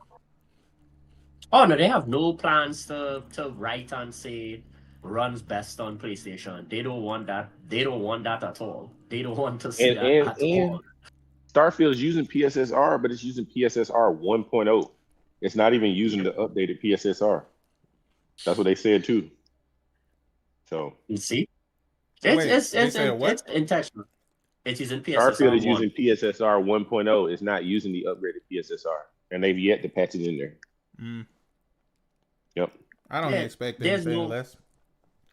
No, there's no plans to. The game's there. The game is like there, and they're like it's over there. You want to buy it there because people mostly just spend more games on spend more money on PlayStation anyway. So buy it there. But if you want the best quality, you're gonna have to come to Xbox. Even if we have to sabotage the game in order to make you come to Xbox. Well, that was my whole theory behind it. I'm like, I can't understand how PlayStation developers, I'm sorry, PlayStation leadership is not looking at this from these perspectives. Don't get me wrong, they're focused on the business side. They're only thinking about generating revenue. I guess that's the point that's being made here. But it also goes into them sabotaging or rigging the type of revenue you can be making by them making the product a lesser product. Like, I don't know. We agree with you. I would be looking at this, right? I would be looking at this, and I would have always side-eyed, this sudden switch, the sudden change. But then looking at the overall quality of the different games that they put out, and looking at the fact that these games they have like a built-in parody thing that they're doing that really just it blows my mind that nobody else is seeing this. No other time does the Xbox keep up with the PlayStation unless Xbox is the one that's making the game. Oh wait, remember I don't remember, was it Psychonauts? I think Psychonauts to this day on PS5 is still the PS4 version. Hey, Sick, tell the pony Link Brian says what up, bro. Oh. Link Brian said Brian. I assume this might be Brian from Twitter. Possibly. I don't know. Not for sure. Hey, so let me tell you about Starfield, man. There was a prominent PlayStation guy that I'm pretty cool with that played Starfield when it first came out on the Xbox, like for a little bit. He didn't own it. He just played it at a friend's house. Mm-hmm. Said he didn't like the game. Said it was terrible. Didn't like it. Mm-hmm. Spent 3 years sitting on the game. Soon the shit came to PlayStation, he bought it. He bought it where? Bought the game. Bought Starfield. No, he don't own Xbox. So how did he bought play Starfield? I said he went to a friend's house to play it. Who the fuck goes to played it for about an hour? Played about an hour. This is what he's told. He said he didn't like the game, right? Oh, okay, cool. Well, of course, spent several years bashing the game. Who is it? Let me finish, right? As soon as the game came to PlayStation, he bought it. And I'm sitting here telling him, don't buy this game. You already don't like it.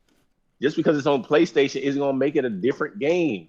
To some, that fact does And it works in reverse. Yeah, some people wear that. It makes the game less desirable in other places to some people when it's on the other platform. But then he bought the game and didn't even like it and refunded it. So I was like, you know what? I told you weren't gonna like that game, man. Like, you already played it. You know Unmasked, Teron, man. unmasked. You know Teron be doing. You know his brother Teron. Oh, Teron. Teron. I kept trying to tell him. I said, "You're not gonna like this damn game, Teron. Do not buy it." I said, "Oh my god, it ain't gonna be no different game, man." Nah, Teron ain't do that, man. He did not. Yeah, Teron did it, man. Oh, I think I seen Teron earlier, man. Yo, Teron, bro. Teron bought that damn game, man. I said, Teron, you been hating on Starfield all this time. You gonna go buy that game, man? Yo. They all had. And he was like, "Well, you know, they edition. updated it. They I said it ain't a different game. They might have done some little tweaks, but it's still Starfield. I mean, what's the guy named Todd Howard? Yeah. He said this update ain't gonna fundamentally change nothing about the game. So if you didn't like it before, you still not gonna like it. Yeah, I don't really get get but for that. the people that he said for the people that love the game, it's just more of what they love. But do they still have them loads, all them cutscenes and shit?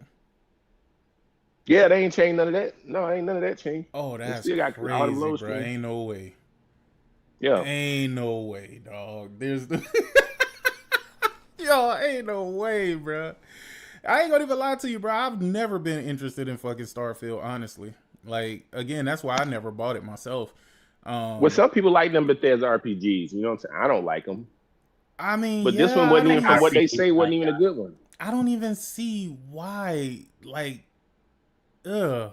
I'm gonna be real with you though. I'm gonna be real with you, and this shit is documented, bro. I remember when Starfield was slated to be a PlayStation exclusive, bro. I said this shit looked terrible.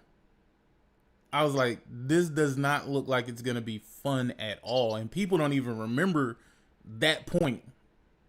And this was a while back when they were talking about Starfield, and somebody leaked footage from the game, and I was like, bro, this looked like some bullshit.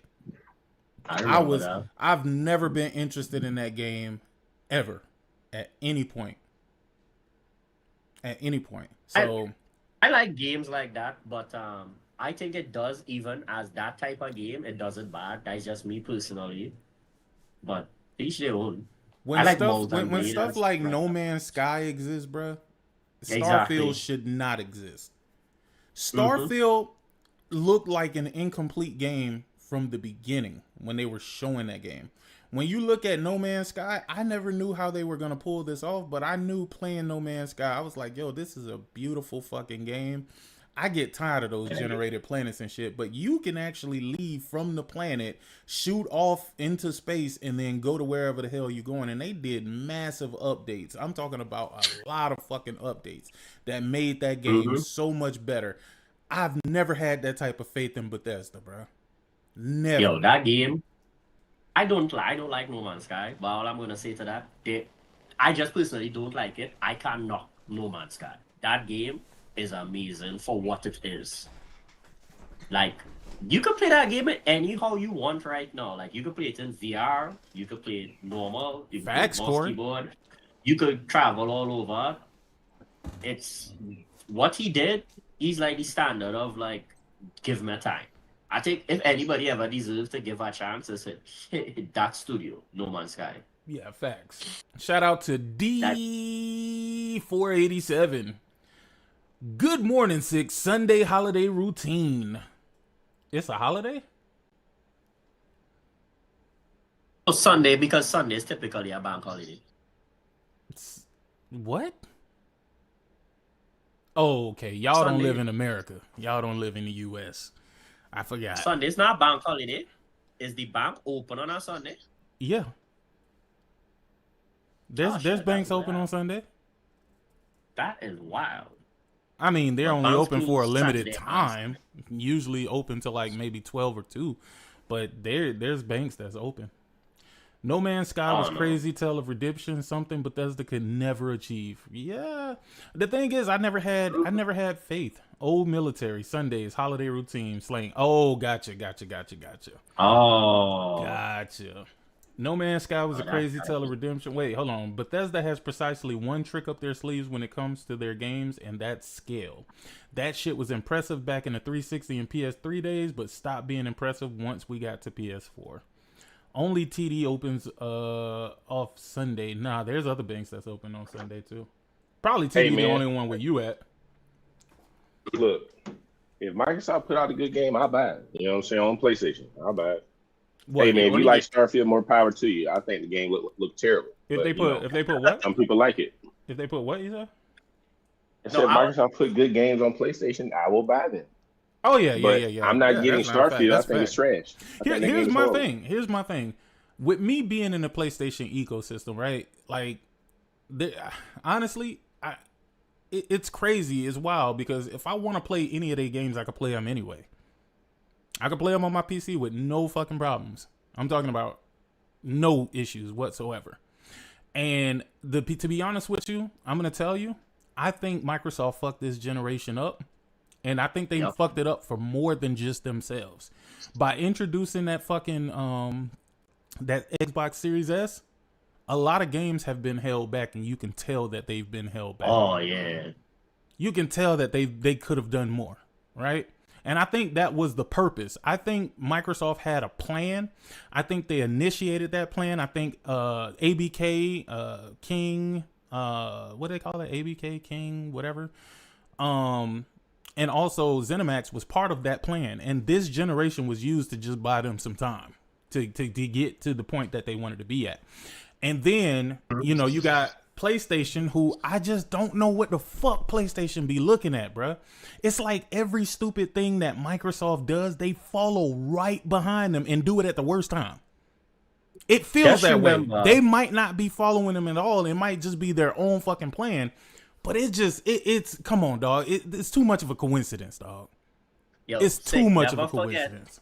Never forget Phil Spencer once said, I realized it would be hard to beat the competition, so I just get people to buy stocks and push the agenda I want into the competition. We tried to do it with Nintendo and didn't work. Hey, hold it down for a second. I gotta go and get some ice. I'll be right back. Ice. Okay, yeah. All right.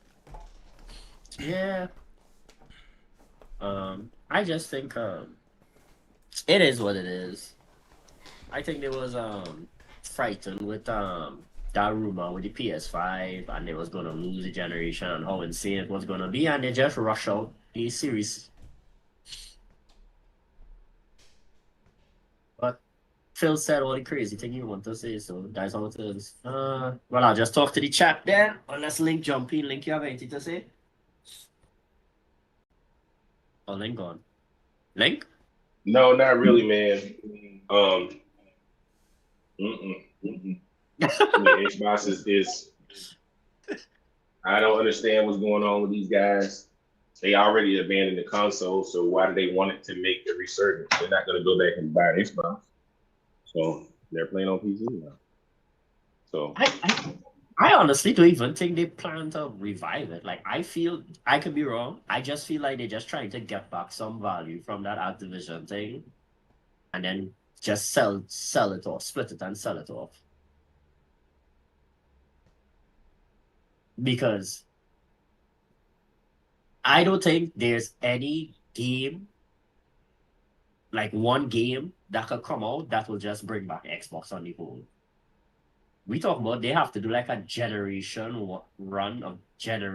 of games for people to even think of going back to Xbox. And even then, they're already planning to put it on PC, so what's the point? Oh, now remember I was going to say, I was like, the only game I want from Xbox is State of the Decay 3. And I know it's a crappy looking game, but I enjoy playing it with my friends. That's the only game I want from Xbox. Now, that I would buy on PlayStation. I don't care for nothing else. I don't even care for Fable that much. Gotta buy it for my niece. But I don't really care that much for anything. Oh, like, what do you think about Fable? it look like hot garbage. I ain't playing it. Ain't buying it. Not interested. Too many good games coming out for me to worry about that. I don't. I didn't see nothing that impressed me. Don't you see? This is what I I say. get Like, Gears and I get Forza when they come out. That's about it. you see? That's why I say, like, they have to go on a generation run of good games for people to even say Xbox as well. PS fans talk about what they have been told that PS did wrong. Corey, shut up. You know the chat, you know the Discord is. Jump in if you had to say shit. I fed up reading your long text in chat. PS has been doing things to prove the PS community narrative. I think PS has been doing things that prove the PS community narrative wrong, and that's why PS fans have issues with Sony. I don't think PS fans have talked about anything that Sony has done wrong. What? I read that wrong? Sick, I read that wrong? I feel like Nah, you ain't read that wrong. Listen, Corey thinks everybody on the internet about PlayStation is wrong. That thinks anything about PlayStation is wrong. It's always justified, either business-wise or whatever within his eyes. And I fully understand it, but I'm sorry. If you look at what PlayStation done this entire generation and think that they did nothing wrong, I don't know what to tell you, my boy. I can't even argue it at that point, because you've already made it up in your mind that they have done nothing wrong. You don't think that, I mean, and as a business, I think all businesses take chances, all businesses take risks, right? But the thing is, they are taking the chances and the risks at the wrong time when these things aren't even the most popular things, right? And the thing is, I guess I'm going to be a little hypocritical here, because on one hand, I understand why they try the live service shit, right? Because Fortnite exists, because Roblox exists, because Minecraft exists, because all of these different live service games that make buku fucking money exist. That's why PlayStation would attempt to do so, but they're attempting to do so with an audience that isn't so entertaining of the idea. They're not really entertaining that idea like that. So I get it. I understand. I don't think that the live service push was. I don't think that the live service push was for the audience that doesn't like live service. Oh no, like, it wasn't. Why would you? It wasn't. People who, yeah, no. The live service wasn't. The live service push wasn't for people who don't like live service. It was the for live these service PC push was clowns. That's what it was for. No, the live service push was for people on PlayStation who do like live service games. And we have to admit that there's a large percentage of people who have a PlayStation who do play live service games. We see these live service games on the top of the PlayStation charts every fucking month. We can't just act like these people don't exist. But they're making a gross miscalculation on how those fans are. A lot of those people that are into those games, they're into those games because those games are getting positive praise elsewhere. And they're like, oh, you know what? Let me go and try this. Let me go and try this. Let me go and try that. Let me go. People were overstaunded. They were ecstatic when Roblox got announced for fucking PlayStation. And I could never understand why. But there's a whole community of fucking people out there that fucking loves Roblox. Again, the games that they are presenting to people are half-assed in nature to a certain degree. Like, they're not fully thought out. They're not fully thought out plans. And their marketing team fucking sucks when it comes to these games. They are not putting these games in the best possible light. And that's why these games are failing back to back to back to back. Don't get me wrong. They had one with Helldivers, right? But even that Helldivers push, that push was pushed by the PC niggas versus the PlayStation niggas. The PlayStation niggas didn't start buying it until they saw high fucking Steam numbers. Isn't that fucking ridiculous? Isn't that fucking ridiculous? That's some real clown shit, dog. Did Helldivers do anything amazing with the hardware? It didn't do anything amazing with the hardware. The game wasn't like groundbreaking either. So, can I ask a question? Sure. I mean, what you mean, nigga? You just came in here and asked a question. You didn't ask. Could you ask a question then? You just came in here and asked a question, nigga. Just say fuck. Just be like, shut the fuck up, nigga. I got a question. Yeah. Okay. So my question is. That nigga said, yeah. Okay. What do you consider a PlayStation Live service? Because Gran Turismo is a PlayStation Live service. It absolutely is. You for sure. That's for sure. Yep. MLB The Show is a PlayStation Live service, also super successful. Okay, yeah. Ghost of Yote, the Legends mode, also live service. Absolutely. I won't 100%. consider that a live service. No. It is indeed a live service, but however, here's the thing though, right? How do we quantify the numbers from Ghost of Yote Legends? Like all other games, you said? All right. We could definitely look at those games. I could say success all the way. Gran Turismo 7, probably the best racer in fucking existence. You know what I'm saying? MLB The Show, the only baseball game that exists. So if you want to play baseball, nigga, you got to buy that.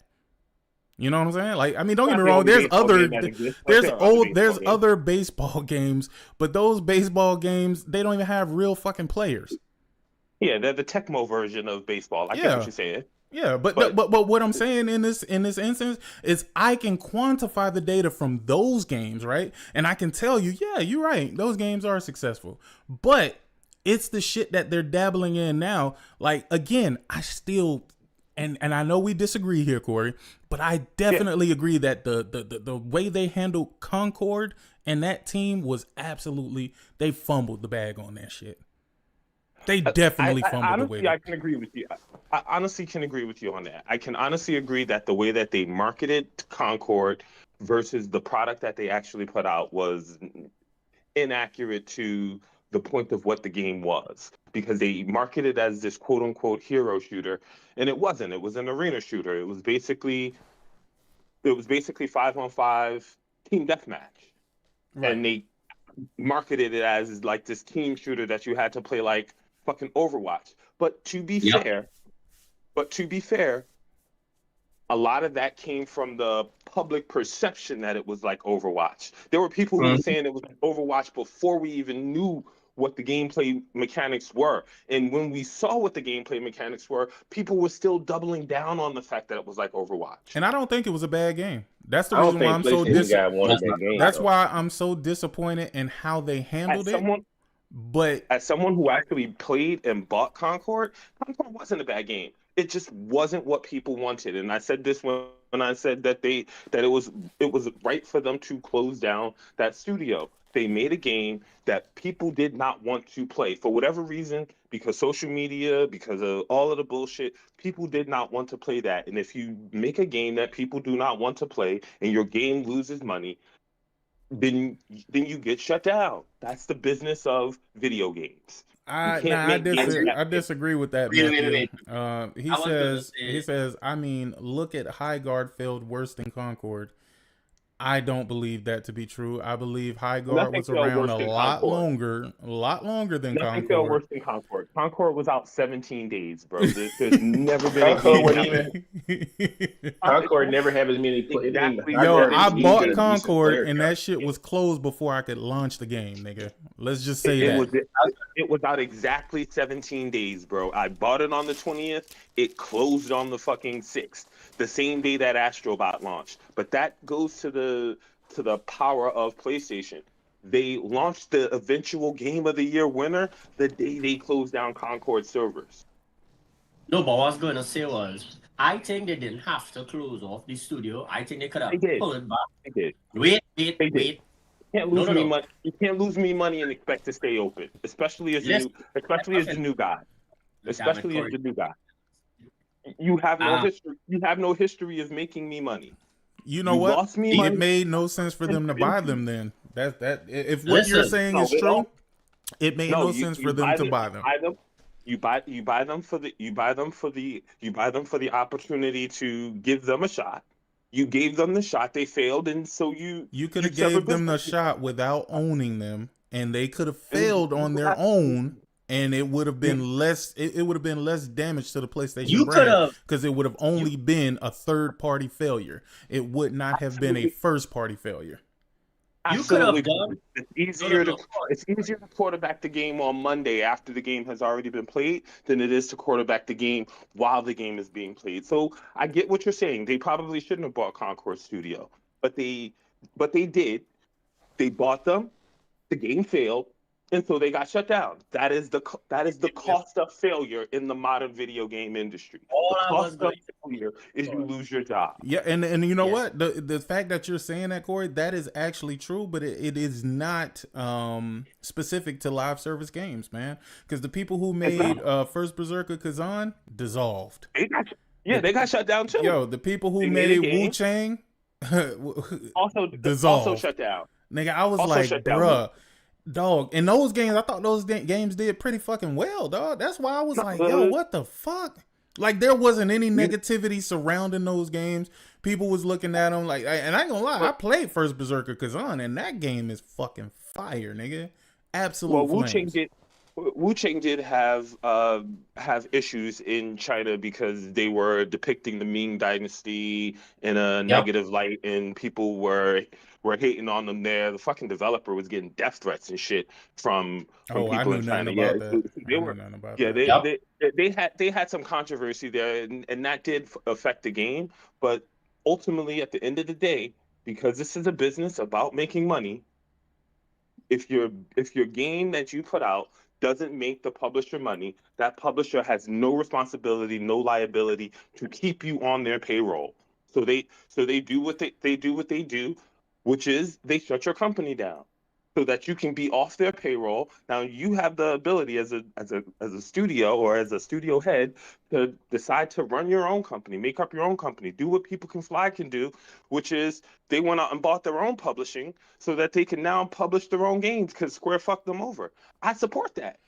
I don't think Square fucked them over. I think Square fucked them over. Square did. Square fucked them over. Nah. I know what y'all talking about. I know what y'all talking about with them taking the deal for Game Pass and shit like that. But I think as a development team, people didn't get paid for a year though. They didn't get paid for a year because they couldn't make any money. Right, but I'm thinking from a developer perspective, you signed up for that shit. You signed up knowing that you would have zero control over what happens with your work. No? Oh no, That's was whenever you sign up with any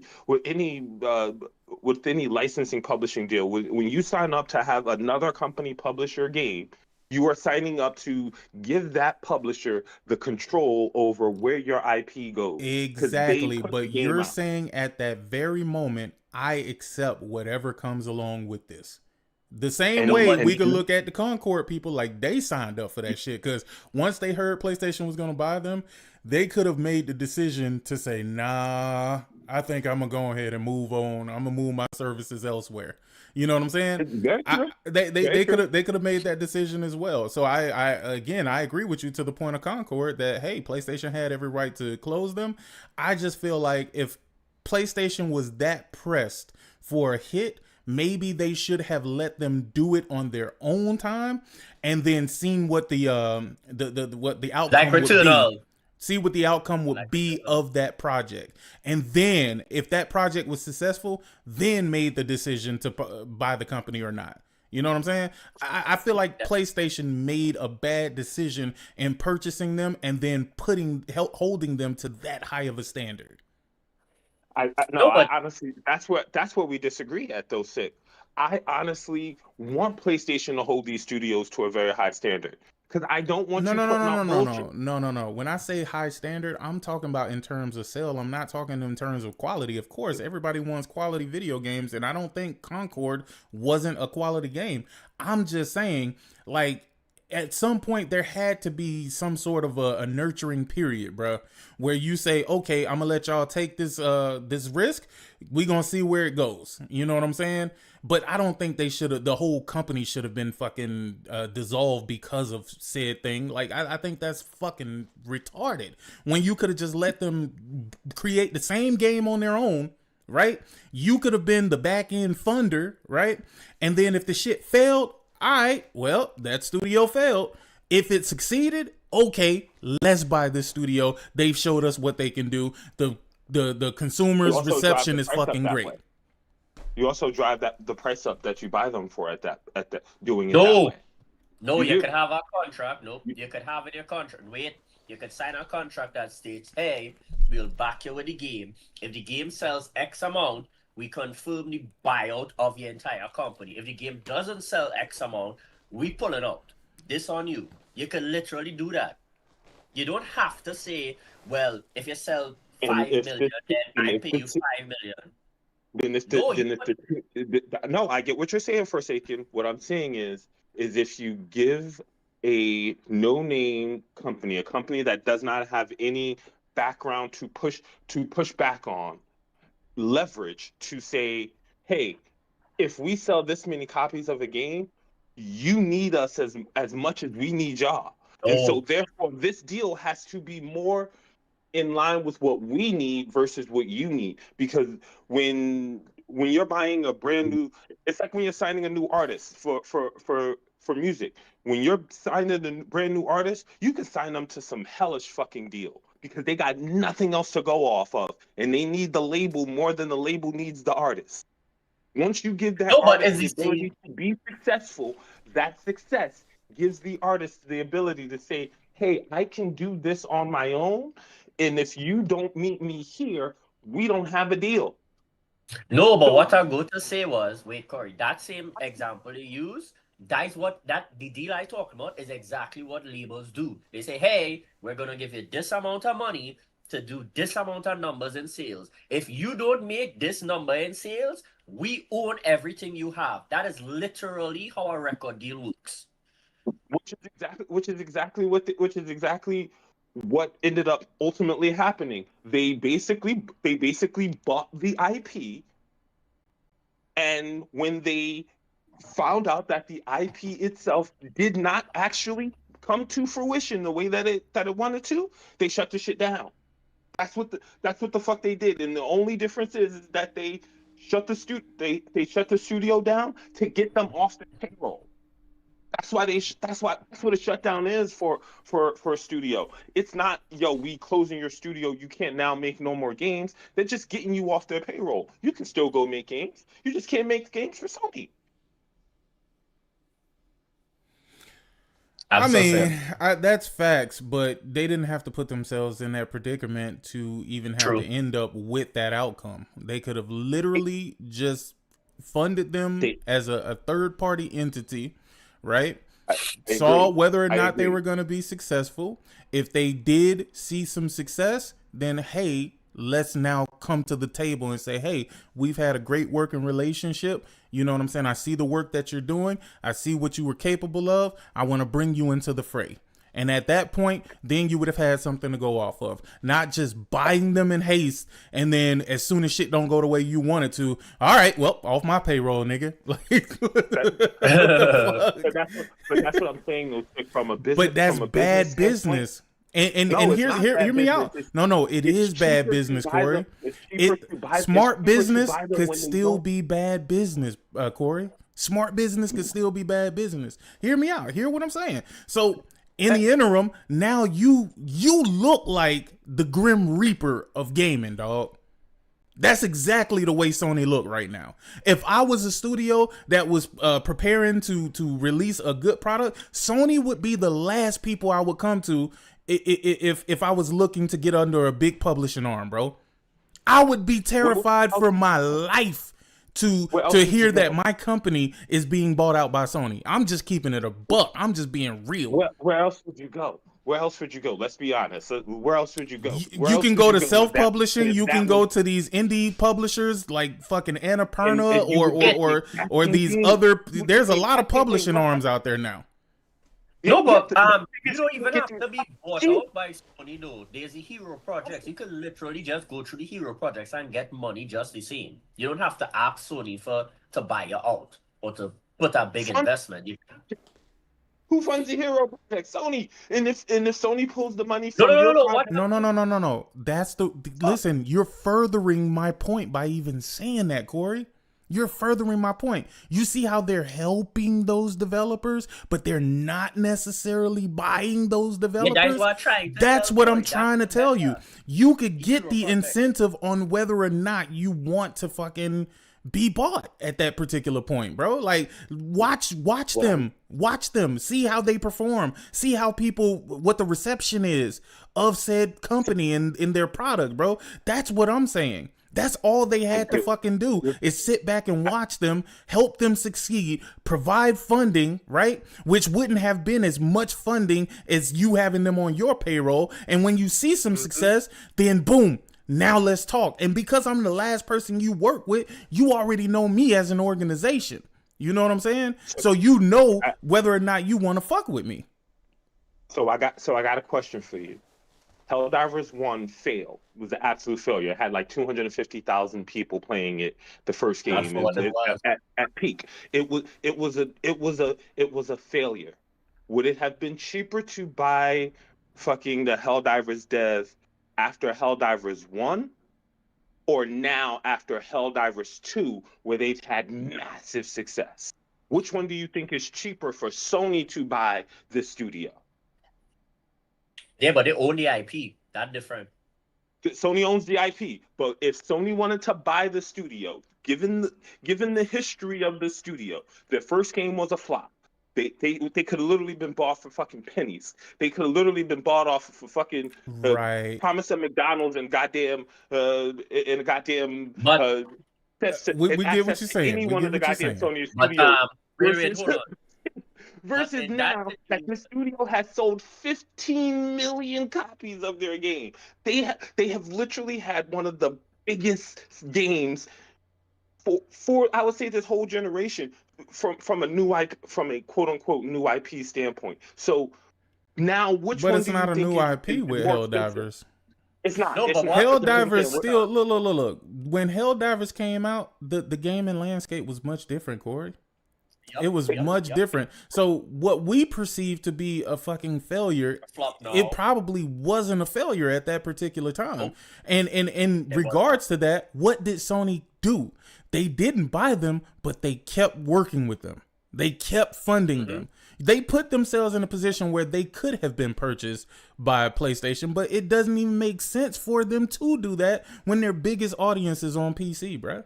Even this time around, their biggest audience is on PC, not on PlayStation, bro.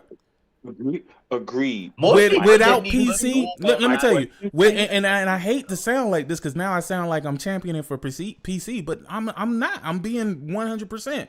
Without PC, that game would not have been the success that it was because the success on PC is what drove the PlayStation niggas to go out and purchase that fucking game. 100%. Because I remember when we were on stream here and I was telling Sick about how excited I was for that game and thing. Most people didn't even know that game was coming out. They didn't even know what. I think that the PC perception drove the sales of that game in the online space. I definitely don't think that it was the driver. No, it was in the online space, bro. Forsaken. The reason why I say this is because opening weekend, when the game was fucking shutting down and everything, the fucking developers of Helldivers actually were like the PlayStation, the PlayStation portion of the online was more fucking crowded than the PC space. Console niggas went out. Fucking, the thing is, even with the 60-40 split, when they said, 60% of our player base is on PC, 40% of our player base is on console. When they said this shit, 40% of the player base was still a fucking major success relative to their first game. So even with just the PlayStation community, the shit would have been a fucking hit. Everything on PC just made it that much bigger. No, but wait, what I'm saying is, and what Sick was getting at is, if most people, even when PlayStation teased Helldivers in the state of play, people didn't even know what to expect or what it was about or what to do. When that teaser came out for 2 in state of play, it was the PC community came out who played the original game, who talked about it, were hype and was explaining to people how great it would be and as a co-op game to play, and people went back to play the old game. That's not true. Forsaken. I was on this podcast. I was one of the people on this podcast telling people that fucking Helldivers 2 was gonna be dope. I remember I was there too. Because PlayStation dudes were telling me the state of play was ass. Nobody. Exactly. You proved my point. Those folks say every state of play is ass, bro. It could be the Exactly. best state of play in the world, and niggas be like, "Oh no, I ain't like this one particular game, so this shit was trash to me." Listen, That's my point. Though, As you see that, before you go, Corey, just before you go, Corey, you see all here who like to post 10 out of 10, 9 out of 10, 8 out of 10 for anything else on like Nintendo Play or Xbox Play, and then come on your PlayStation 6 and 5 and thing. Y'all need to shut up. Y'all terrible. Your taste is terrible and ass. I see this shit y'all be giving 9 out of 10 and 10 out of 10. Okay. Those things are dog shit. Okay, go ahead, Corey. Yeah, I was just saying that. I like I said, I agree that the way that they marketed Concord was bad, but I would say overall the live service push, or I wouldn't even call it a live service push because I don't even view it as a live service push. At one point, Shuhei Yoshida said that they put out 10 games and they expect of those 10 games, 2 or 3 of them would be successful. And they kind of did the exact same thing with live service. And this goes back to the way I view online now. We used to not have as much information about games that were being canceled and games that were being made or funded or whatever the case was. So when these games got canceled internally, when these games got canceled internally, we didn't give a shit about some game we didn't know about getting canceled. It was just fucking some game that didn't get. But this is the difference. Now we know that there was a game, and so now people are angry or upset, or this is somehow an L because some game that you didn't even know existed got canceled. Bro, I don't consider that an L. You don't even know what you were getting. Corey, let me ask you a question. And I want you to just answer this question directly, right? Go ahead. Yes, sir. Your wife is pregnant. You don't know what the gender of the baby is going to be yet. Oh, what the fuck? Oh, I got frightened for a second, yeah. The baby dies. Are you not upset? I am. But you didn't know what it was. You didn't know what it could be. You didn't know anything. All you knew is that there was something coming. No? Agreed. Again, I hate to use such a crazy fucking topic. But I got you, but I'm going to tell you why this is a bad analogy. Go ahead. No, go ahead and tell me why it's a bad analogy. I'd love to hear this. So this is a bad analogy because, one, we're talking about a human life versus video games. Oh my God. Come on, dog. Come on, bro. Come on, dog. No. See, we're not finna do this. We're not gonna do this, bro. I'm talking about something that can be coming in preparation, nigga, that is not fucking showing up, my nigga. That's what the fuck I'm talking about. You're talking about games that are announced. Babies are announced, right? You announce that you're having a fucking baby. You don't know what the fucking gender is. You don't know what it's gonna come out to be. You don't know what your baby could possibly be in the future, my nigga. But when that motherfucker dies, you are fucking hurt, my nigga. You are fucking hurt. But at the same time, a fucking company that you're investing in, stop trying to talk at the same time, my nigga. When y'all talk, I shut the fuck up and I let y'all niggas speak. I let y'all niggas speak, bro. Stop fucking doing that shit, my nigga. That's why you never hear what the fuck is going on, because you're too busy trying to fucking talk. Got you. Damn, dog. Y'all niggas always move to the worst possible fucking thing, nigga. And granted, I did use a real serious situation, but the premise is the same. The premise is that this company came out, advertised that we were going to get something. Then they closed these companies before we ever even get to see what the fuck it is. Why the fuck would we not be upset about that? Why would we not be mad about that? We are investing into these motherfuckers. Every time we purchase a game, every time we purchase hardware, every time we purchase accessories, we're giving money to this company. We're not just doing it for fucking for the love of the fucking game, my nigga. Can I speak? Wait till Sick finish. No, I'm asking. Go ahead. I'm asking. I wasn't sure if he was. Go ahead. I wasn't sure. No. Go ahead, dog. Go ahead, dog, bro. Come on. Go. Let's get along with it. The reason why I brought up the fact that we're talking about a human life versus video games is because people have an internal human attachment to other human lives. Most people do not have an internal human attachment to the video games that get announced, bro. We don't. They just don't. So that part being aside, even beyond that, yes, I get it. a studio announces a game and then they cancel that game. They cancel that game, and then you still get other games that come out. If those games that got canceled came out and they were bad and you didn't buy them, what difference would that have made if they came out and it was so bad and nobody bought them?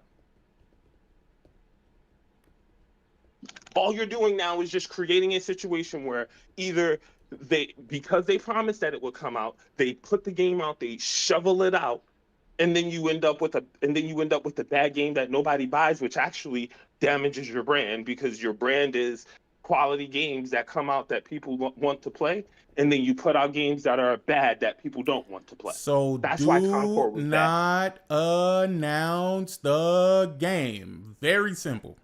Very fucking simple. Don't announce it. Don't tell us about it, nigga. Tell us when you know it's about to hit. Which is ultimately what they were doing. But I was told several times in the same podcast that they need to announce more games. Okay. Corey, you falling off a cliff here, bro. Was I not told that though, Sick? So let me ask you this, Corey. You think it's better that we just go through this generation, we're investing money, and we see nothing from it except for the beginning of this generation?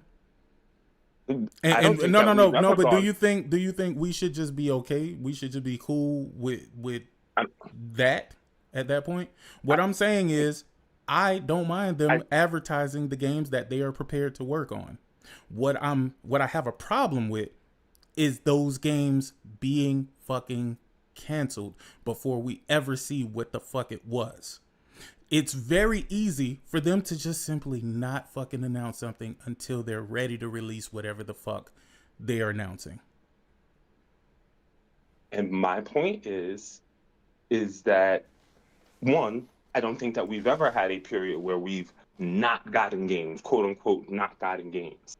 You can't say that we have Game of the Year bangers every year, or games that get nominated for Game of the Year every year, and we still don't have games. So in spite of all the fact that they've canceled games, the fact that we still have games every year in that Game of the Year conversation says that we are still getting games. And not only are we getting games, we're getting great games. Some of the best games of the year, every year, come from or go through PlayStation. So to even insinuate that we aren't getting games because the games are getting canceled is wild to me. So you think announcing and canceling games is not problematic at all? I'm trying to figure out what game that they announced that they canceled other than The Last of Us Factions. What was the game that they announced that they canceled? The game that Dark Horse, what was it? Dark Horse Games was working on, whatever the fuck that was. Shit, they closed down. They closed down studios that were supposed to be fucking working on games. They closed down. They told us that Blue Point was working on several different games. One being some sort of a God of War multiplayer game. Mm-hmm. And when asked about it, Blue Point was like, "Yo, we cooking." Yeah, and then they threw the pot out. Blue Point never announced their game. There was never a game announcement. We knew that they were working on their own. What about IP. the London studio game that they did announce as being some fairy tale open world MMO or some shit like that? Yeah, that was London. And then they canceled that studio too.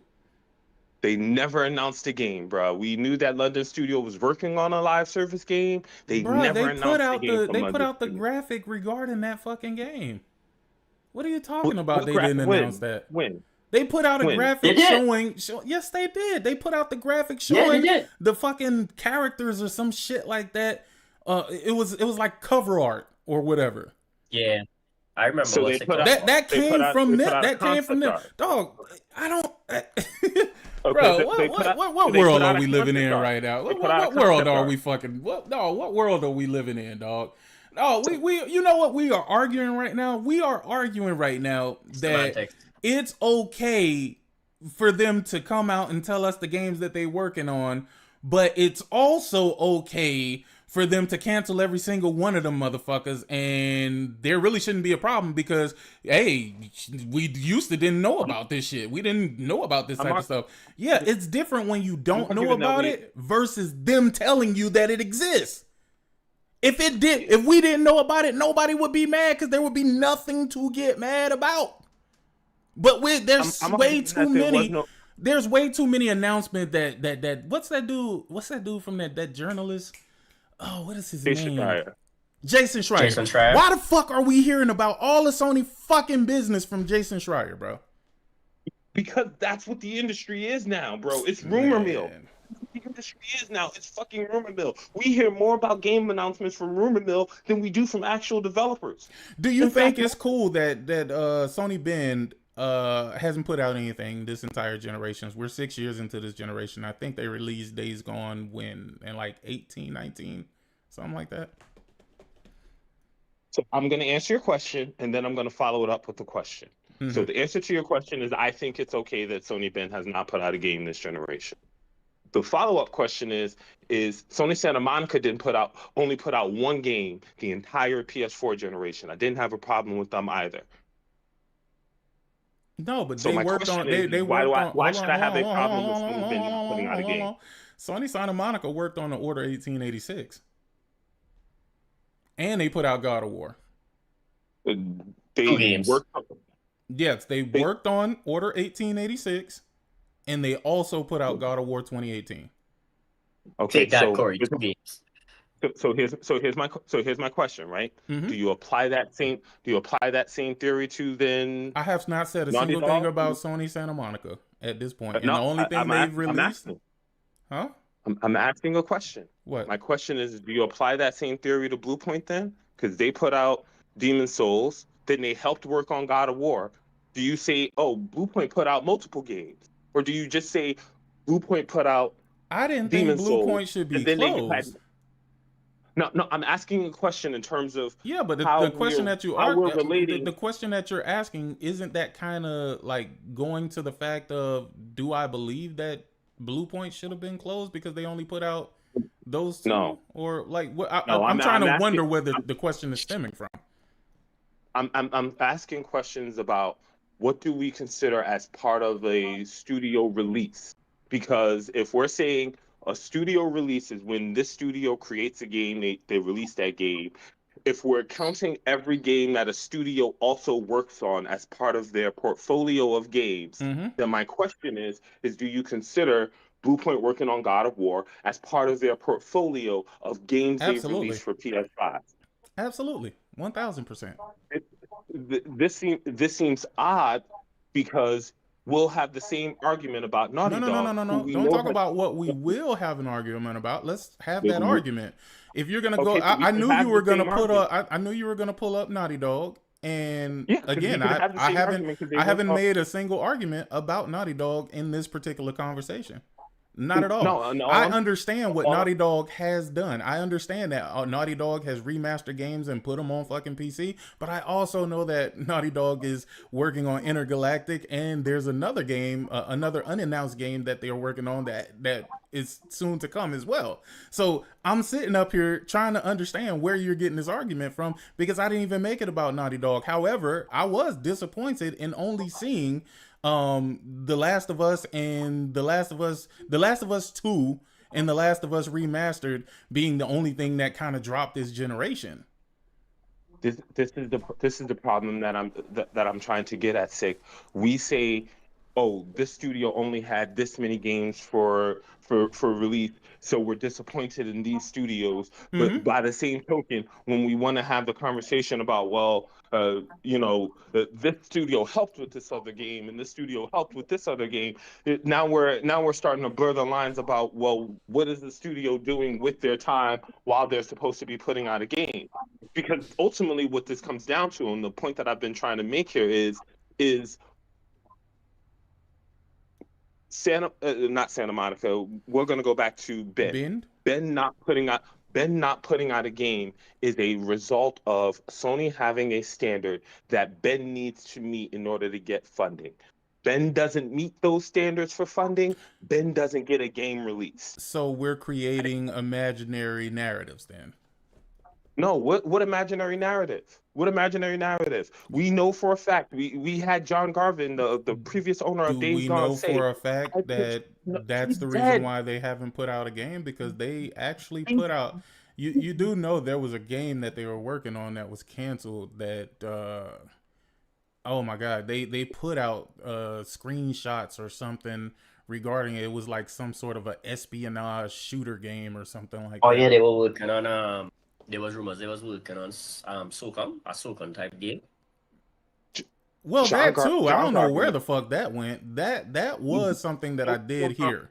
I don't know how true that is, but that's not what I was talking about. I was talking about a totally different game where when they showed what they had been working on, it's like they hadn't even put the color or anything in it. You know how they only have like not wireframe, but it's like a gray mesh of what the fuck it is. Like they put out that, and that game was canceled. And then we heard, again, this is rumors, we heard that they were working on a live service game that disappeared. So what we know for a fact, I'm not talking about rumors, but we know for a fact, John Garvin, the previous director for Days Gone, pitched to Sony Ben studio heads the idea and concept of Days Gone 2. By the way, what you're calling rumors, which I also called rumors, that actually didn't come from a rumor mill. That came from the developer that was working there and got laid off. Oh, okay. Again, I get what you're saying. What I'm talking about is when I say a game announcement, I'm talking about something that you can go back to find a actual game announcement. So I'll give you an example. Wait. Hold on. Before you continue, let me know what the argument is. I need to know what we're actually debating at this point. We're arguing about game releases versus game cancellations. That's what the conversation stemmed from. Oh yeah. Okay, so bottom line with that is really just the fact that if you don't want people to be upset, outraged, and complaining about your output of games, then stop telling people about games that you are currently working on. I mean, I think that would be the easiest way to address this situation, because you don't have anything to go off of. Be silent. I remember saying. Be silent. Yeah, I remember saying that about Sony being silent when we were having the conversations about whether or not Sony need to have more announcements. I remember being the one saying Sony's silence means that they're cooking, and that silence says that there are games in development that they're just not ready to show yet, that they're not ready to talk about yet. And I was told by the PlayStation community that no, they need to announce more games. They need to show more games. They need to have bigger games shown at these state of plays. And I remember being the one saying that they did not need to do that. That they needed to show these games when they were ready to come out. Because I was the one saying, if you said that, you were right. You see how easy? Oh yeah, he did. If you said that, you were right. I have no argument for what you're saying right now. None whatsoever. I agree. But the thing is, I remember that conversation, and I remember telling you that Sony's silence is loud. And what did I say? And I said that it is too loud, to the point where we're going way, like, too long of periods without hearing anything that they got going on. Actually, And I remember. and Wait, and I remember. Oh God, Corey. I was gonna say, I remember when that same thing happened. We went back. I went back. Me and Corey went back to look at the same release period between PS4 and PS5, and it was almost similar. Yeah. With the But- silence, it was just that we didn't have social media and the connection to them we have now. Yes, we because did. even back then, During the no, even PS4, back then- yes, we did. No, Social Not to media this was very level, prominent not during that not period. to this level. Because Not back to this then, level. the biggest leak back then was when, was it God of War that get leaked at E3, and then when Sony said they'll never go back again? Was God of War Last of Us? Or Ghost. Was it Ghost? Some game that get leaked when it was coming up to E3, and that's the last time Sony ever went back there. That is the kind of Well, connection we okay. had Well, back let me ask then. both of y'all this Versus question now, we go on Twitter and they get everything. then. Let me ask both of y'all this question then, right? What would be the appropriate amount of communication coming from Sony, in your opinion? Yeah. I Now? think a year between games, because like they would launch one game and then a year and then our next game would probably get announced or something before our next game come out after that. Because at the end of the day, we have to remember Sony is not everybody else. Sony always tries to make their games as best as possible on their platform, optimize it as much as possible, not have bugs and things, versus other people who, when they have to make a game, they don't have Sony money and they don't have Sony tolerance or patience, I should say patience, to develop a game at the highest standard to release it. Because like when Last of Us come out, you're not gonna expect to see any bugs and thing in it. You're not gonna expect to have issues. You're gonna expect it to run as best as it can on it. Versus say like Capcom, when Capcom drop a game, if that bugs, they're gonna work it out. They have a deadline to meet. They must meet that deadline. But like we just always say, when it comes to certain Sony studios, they get the grace of God. Look at Naughty Dog. Look at God of War. They tell them go back and fix it over. Don't just release that just so. Other studios would have had to release that shit and fix it when they done release it. If it's not Sony. That's the same reason why we had a problem with Microsoft. Microsoft will release that buggy shit and say, well, if we could fix it, fix it. If it can't fix it, we could move on to the next one. But Sony Sony like, nah, that had to come out near perfect or perfect. Because if that come out and that shit crash. So, how much Sony. communication with fans None. should Sony None. Zero. have None. regarding what they're working on? Zero. None. When Zero. a game Where ready to come out, like Where it we ready are to- right now, sorry, go ahead, Forsaken. No, I want to go back to the time when Horizon Forbidden West was coming out and they had them And it was a insane surprise. promos. Yeah. Not even the surprise. Like insane promos they had. Like you remember when PS5 come out, they had buildings painted over with lights and things to look like the PS5. Yeah, I feel like They they had still whole do that, don't sections. they? No, but No? it don't have the mystique. No, they do, but it don't have the mystique. I'm feeling it as now where a legal come out, hey, they're working on this, and then when it finally come out, it's not at the level of. Yeah, I don't see none of that for Sorrows. That's trippy. Exactly. Now that because y'all say the that, that's crazy yeah, as fuck. because it's leaking, so they're like, we can't do no big rollout, we can't do no big surprise, we can't do nothing. There's People no already got the mystique platinum in there. that game. I was like, There wasn't Exactly. no leak in Soros didn't have no leak. No, The why game was announced a while ago. No, Yeah, why no, they trying to gave say- the game. No, but I'm they saying gave the game to marketing reviewers push. like The marketing push. Oh, Yeah, they that said was the trying to- platinum in Soros seen- is way we- easier than Returnal. No, but I'm saying I haven't seen like the trains wrapped in Sorrows, the fucking Yeah, that's what I I'm don't saying. think you're gonna see that for that game because it's got a really small budget. The game got about a $60 million Well, budget. Shit, So that ain't I don't small. think they're spending. That is not. No. Compared, yes, it is compared to their other That is AAA small. games that are No, but hundreds of every millions of tuner dollars. had That a. is. I mean, I hear y'all, but wasn't That's a lot of money, but what I'm saying compared to their other studios, wasn't Ghost, I don't see them Ghost putting of a big Yote? marketing Ghost- campaign behind this. Ghost of Yote was 70 million. Yeah, it was like 60 Yep. million, Yeah, 70 but- million. There you go. But I don't think they really put a big marketing campaign behind that one either. They didn't. Honestly, No, they I didn't. don't think they did. The big either. games like Yeah. Spider-Man, the God of Wars, you're gonna see that stuff. I But think see, for these why games, I don't think though? you're gonna see it. Why? You want them No, but to? wait, those games- I'm sure Because they those want games sell these 30 studios. million copies. Huh?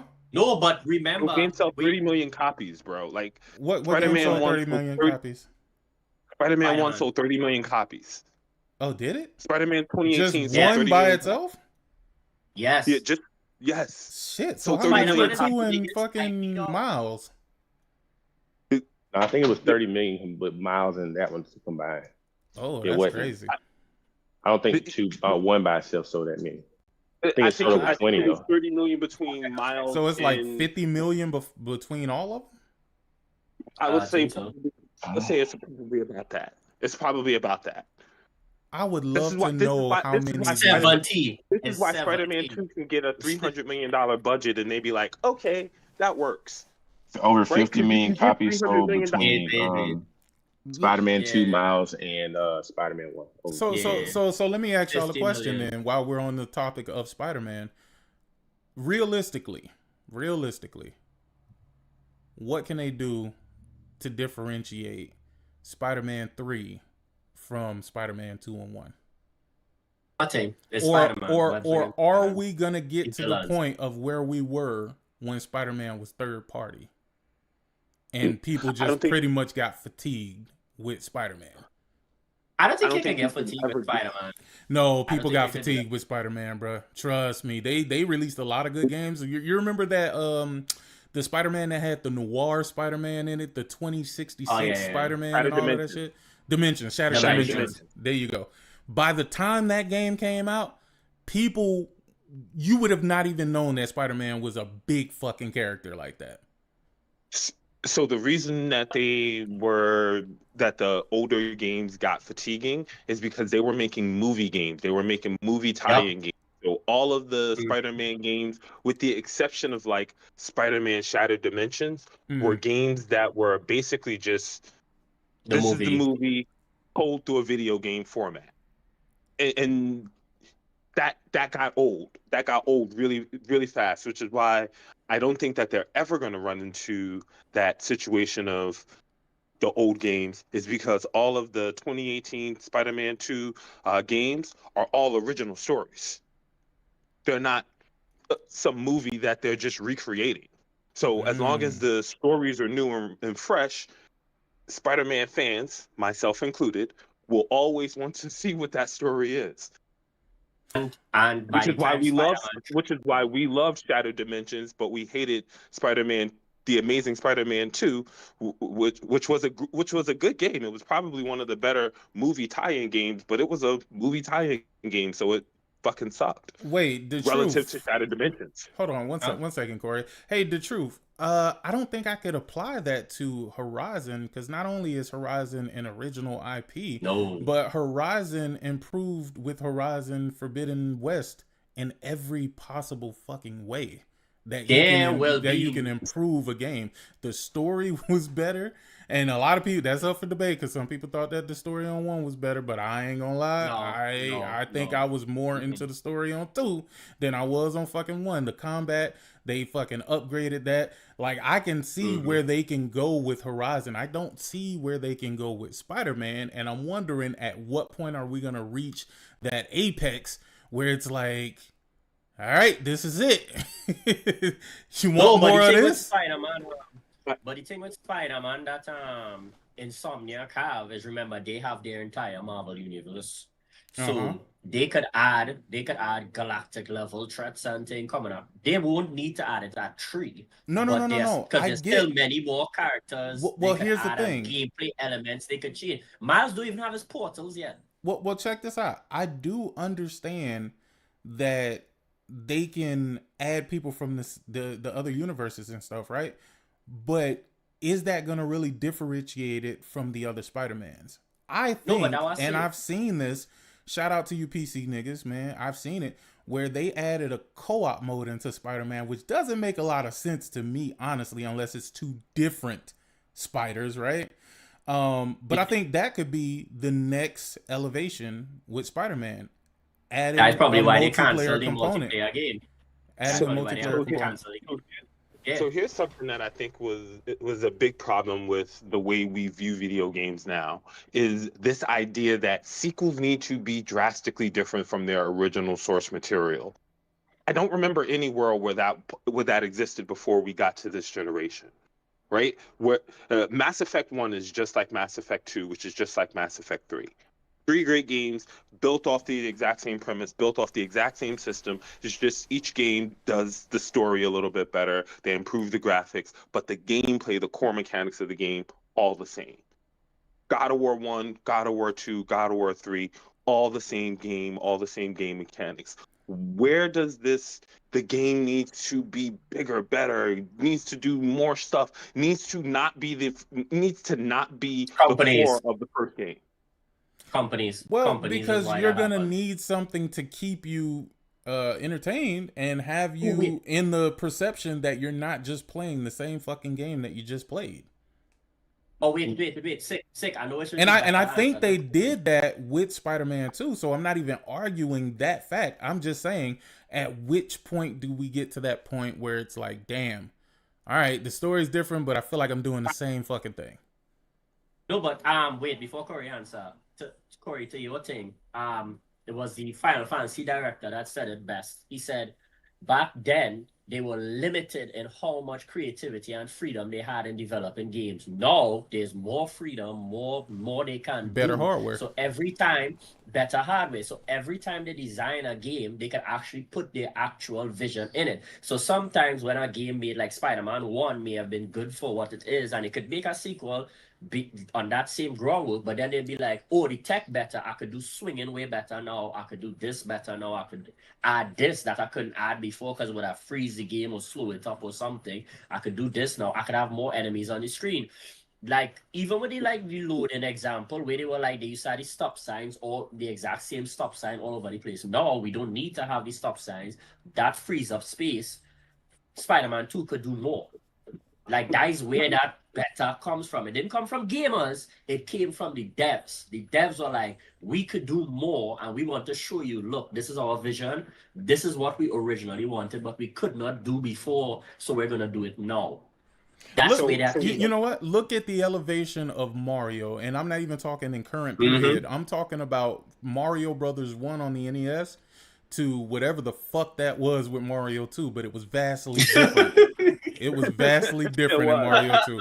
And then Mario 3, they brought it back to fucking a rational fucking development team and said, let's get it together, which was by far the best Mario ever created. Not up for debate. Mario 3 is the best fucking Mario ever created. Unless you talk about Super Mario World, okay, that's fine. Best Mario ever created, right? But what I'm saying is, do you see the natural progression of the game? Sure, the story was a little bit different from game to game. It still was based off the same premise, which I expect from Spider-Man. I'm just saying, how do you differ?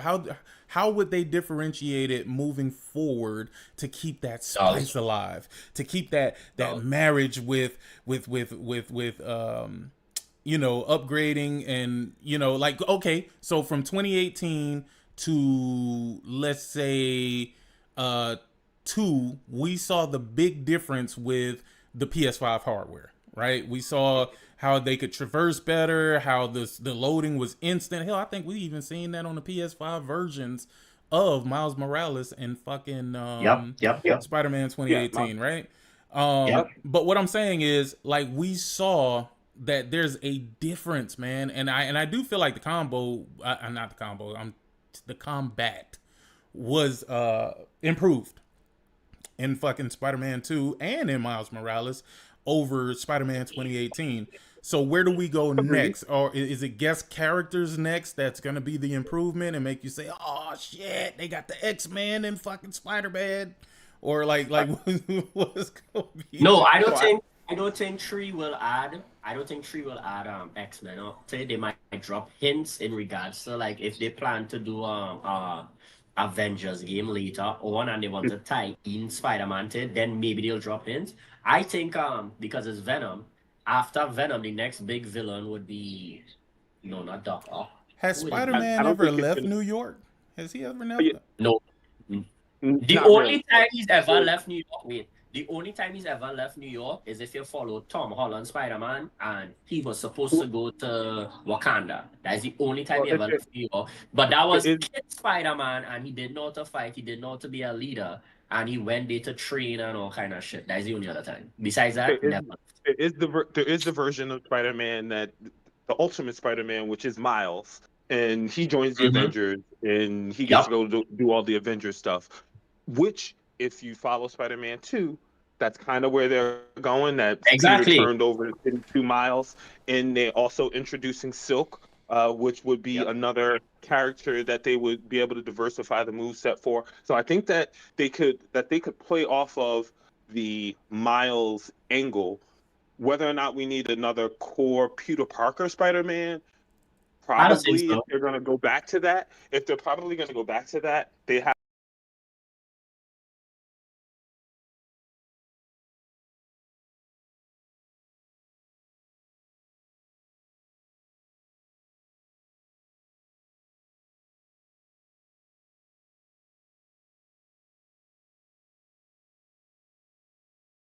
going to follow the Ultimate version.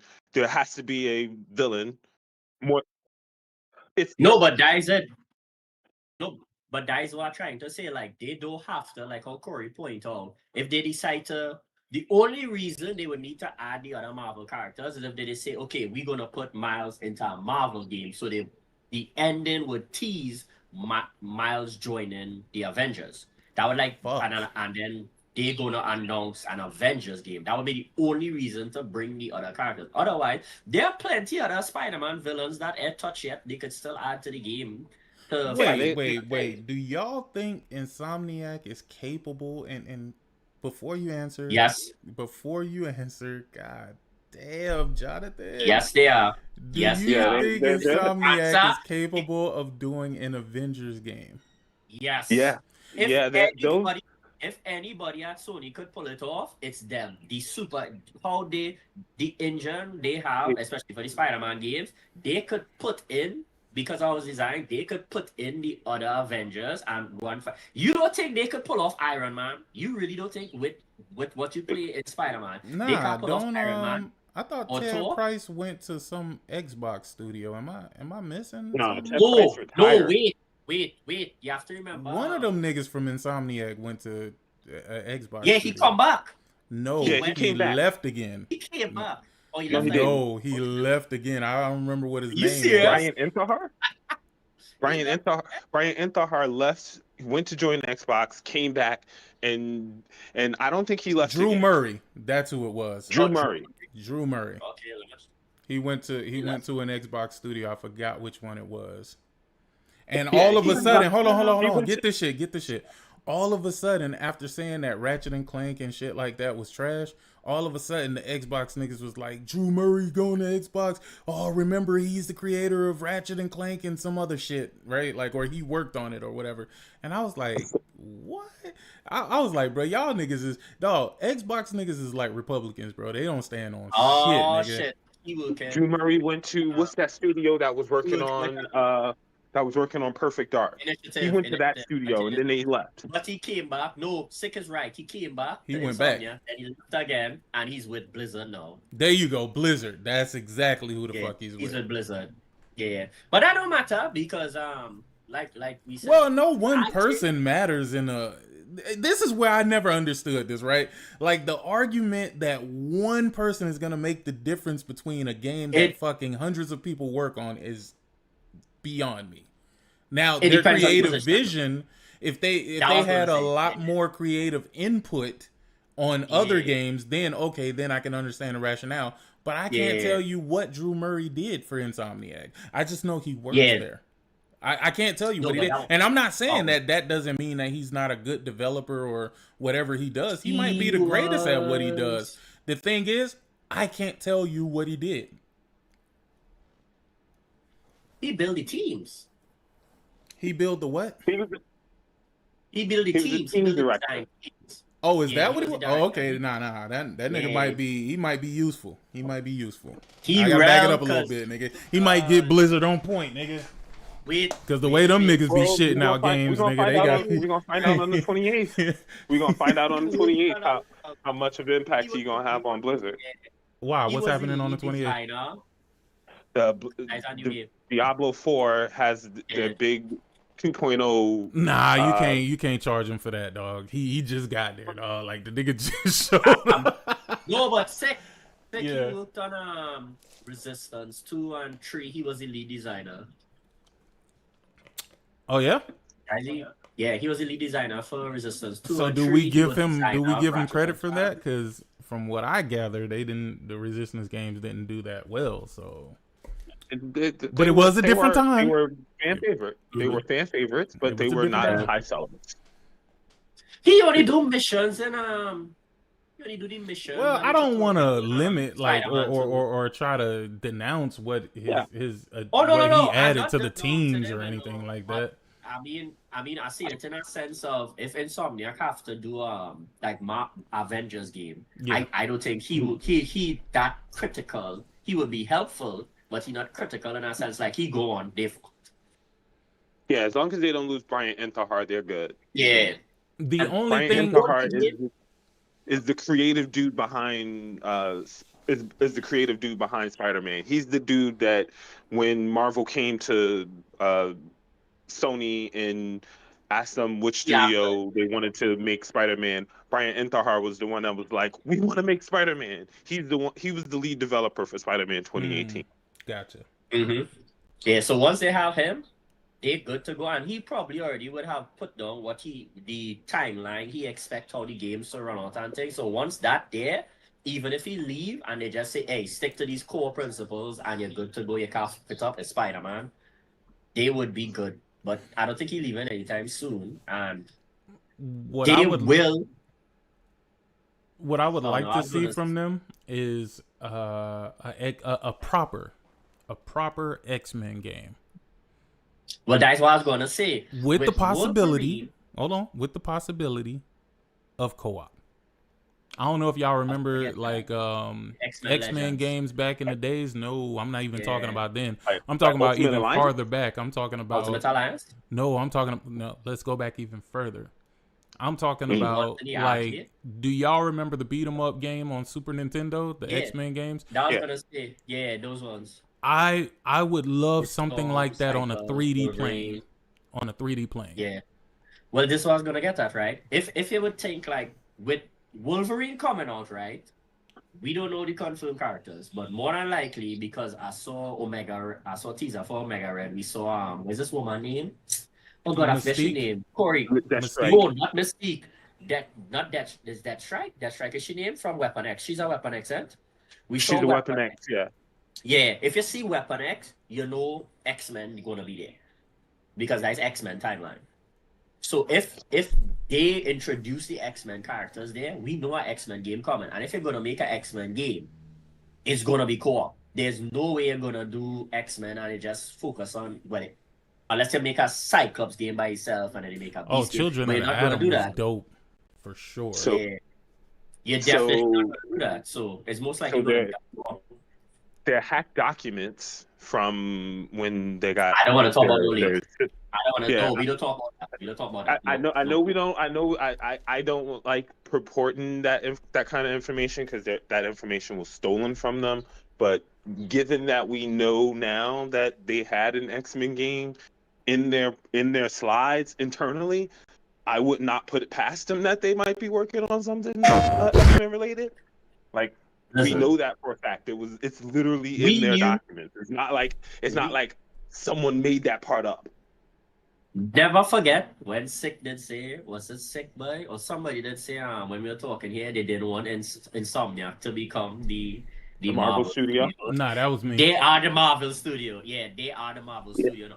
I think they'll still work on other games, but the core will be Marvel. The thing I wish Sony do is they let certain games from the Marvel go to different studios because to this day, I'll die on the hill. I think Naughty Dog will make the best Punisher game ever.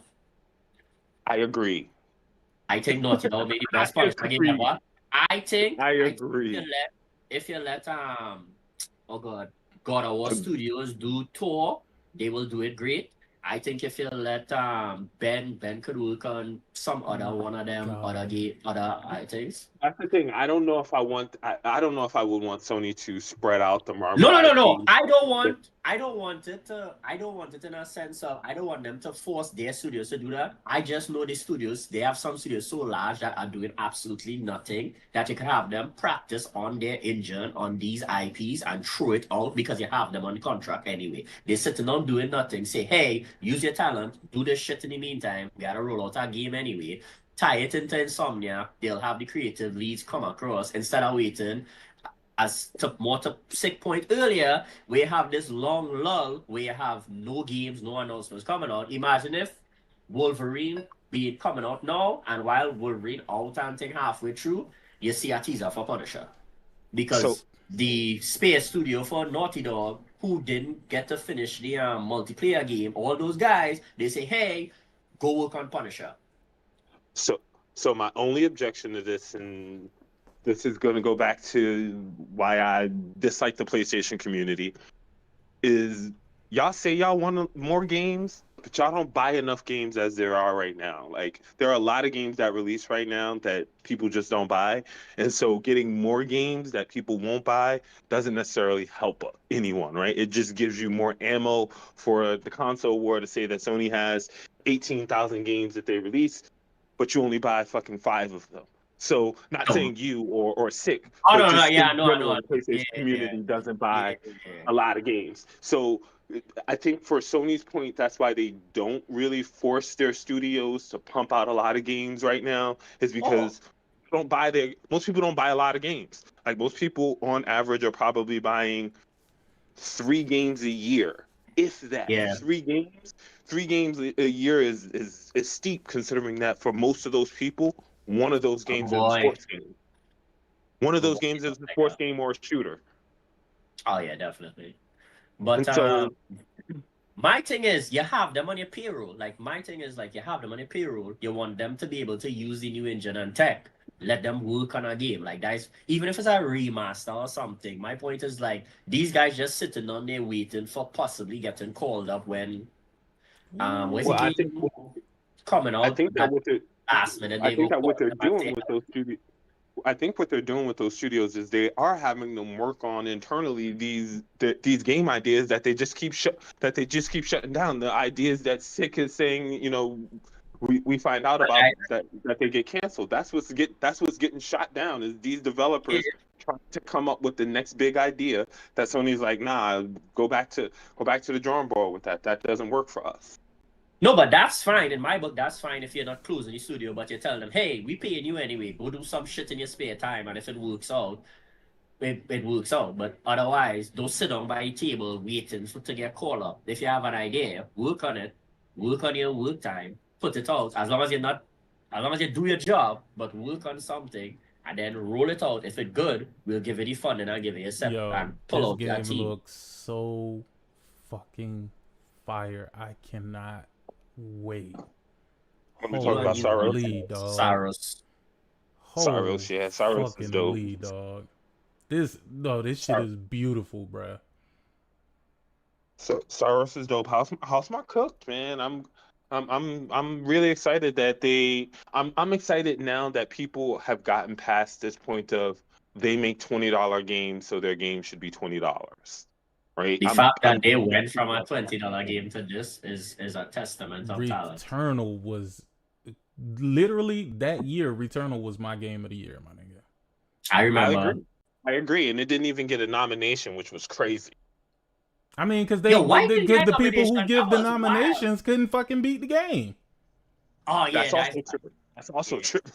No, that's what it was. No, that's exactly what it was. All of the people who championed in Saros were the same people that's like, man, I wish they had a save point. Like, what if I'm busy and I have to get up and leave? I'm like, nigga, these runs do not take that long, bro. What are you talking about? No, but what I go to say, Sick, that same thing pissed me off because, like I tell people with Elden Ring, I remember that was a big shitstorm that happened when it came out. Half of them didn't even beat Elden Ring. They just borrowed the review from somebody else, and then they put similar spins to it. I was like, what? And then when they started the talk way, you didn't have to finish a game to fully review it. You could have just play it a Oh, good they bit was and you doing have all and do the review. type of fucking Remember capping. that? Yeah, I remember that Yeah. bullshit. That shit did. Oh, so piss you mean me to off. tell me I need to finish the entire meal to know if I like what Yup. was being served? Yeah, I remember that shit. I remember That that did shit. piss me off. That's why they did. They robbed my game Horizon that year. Everybody, I don't care how good Elden Ring was. That shit was not better than Horizon. That shit wasn't better than God of War. They didn't. They even reach Horizon. Elden yet. Ring wasn't even better God of than War. Bloodborne, nigga. So that should tell you all you need to know about that. I'm Then not I gonna had- lie. I think Bloodborne was a better game overall because there really wasn't no, or people wasn't really inviting other people to the game like that. Like you could, but they weren't really doing it like that. I feel like when you turn that game into a multiplayer game, it takes really all of the difficulty out of that shit. Oh yeah, that whole game was just a multiplayer game. This game, like Sorrows, I would love to see a co-op in that one similar to the one that they put in Returnal. But I mean, I feel like you should be able to run through the whole game. It should feel like a 3D version of Contra, dog. Because that's why I love this game, dog. Yeah. Like Contra is my shit, dog. Like, and that's how I've been telling people about that shit forever, nigga. Like, I even beat the fucking Super Contra on stream, my nigga. No cheat code, no fucking cheat Some code. PlayStation guys that claim they can't not beat the first biome in return. No, I believe. don't Here's the understand thing. I'm not gonna lie to you. This isn't a game that you can look at. This is not a game that you can look at and beat the game based off of watching somebody play it. You really have to have the reflexes and the skills to play the game. Like you just do. It's a skills-based game, not a I know what's coming type of game. Exactly. Like you can't watch a guide for Returnal or Sorrows and be like, okay, now I can go play this game and I'm going to be great at it. Exactly, 1000%. You know, too, with the road translated to what you play like when you actually are playing it. A lot of dudes told me that when you, like in the first biome, right, when you die to the boss, you got to go all the way back to the beginning of the biome, but you can run right back to the boss. It don't take that long to get back to the boss. So they want a checkpoint where you can just go right back and fight, but it's not that kind of game. You know what I'm saying? So I'm gonna be real with you. That's what separated gamers from the 80s and 90s to the gamers of today, dog. Nintendo and the developers back then, and like Sega developers and shit, they just didn't give a fuck, nigga. If you're not good at the game, nigga, you're not gonna beat it. Nowadays, like, and I hate that PlayStation does this shit, right? Like, they took difficulty trophies out of getting the platinum for a game. And while that makes your game look like more people have gotten the platinum, it doesn't, bruh, it doesn't. It defeats the purpose of a platinum. It does. It does. Like, don't get me wrong. Like, the platinums and shit like that ain't worth nothing now, right? But if it took something for you to get that platinum, like with Returnal and with Final Fantasy VII Rebirth, bro, they fucking took all of the prestige out of that fucking platinum. Because I swear for God, Rebirth, nigga, that shit was designed by the devil, dog. That shit was designed by the devil, nigga. And the simple fact is, if you persevered through it, you felt you definitely felt the sense of accomplishment, bro. Now you could just cheat your way through the entire game. I said, ain't that about a bitch? That is about a bitch. So this comes down to, at least for my opinion, it comes down to how you choose to play games, right? Because I think cheating has always existed in games versus, playing a game straight up or playing a game the way that the game was designed to be played, right? Because you can I don't mind the cheats. I don't mind the cheats. Just don't let the person get the trophies because they didn't earn them. Right. That's it. That's all I'm saying. I think from a technical standpoint, it's probably harder to rule out a trophy for no, it's not using a cheat. No, it's not. It depends on if the cheat is in the. It depends on if the cheat is in the settings, right? Like you could set it up to where using this setting disables trophies, right? Because we've seen that. Using this particular setting will disable trophy gain, and then you just play the game, and it is what it is. I get that, but I think that with gamers, we've gotten so used to, I'm just going to use the guide. I'm just going to use whatever meta build that I'm told to online anyway. Most people don't really play games. They just follow instructions on how to beat them. So I get that Hey, I ain't meta gonna build lie. shit. That's real shit. That is real. Oh my god. That is real I'm shit.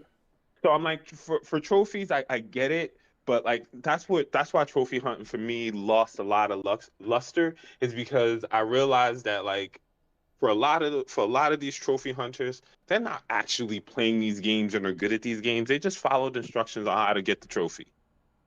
Right?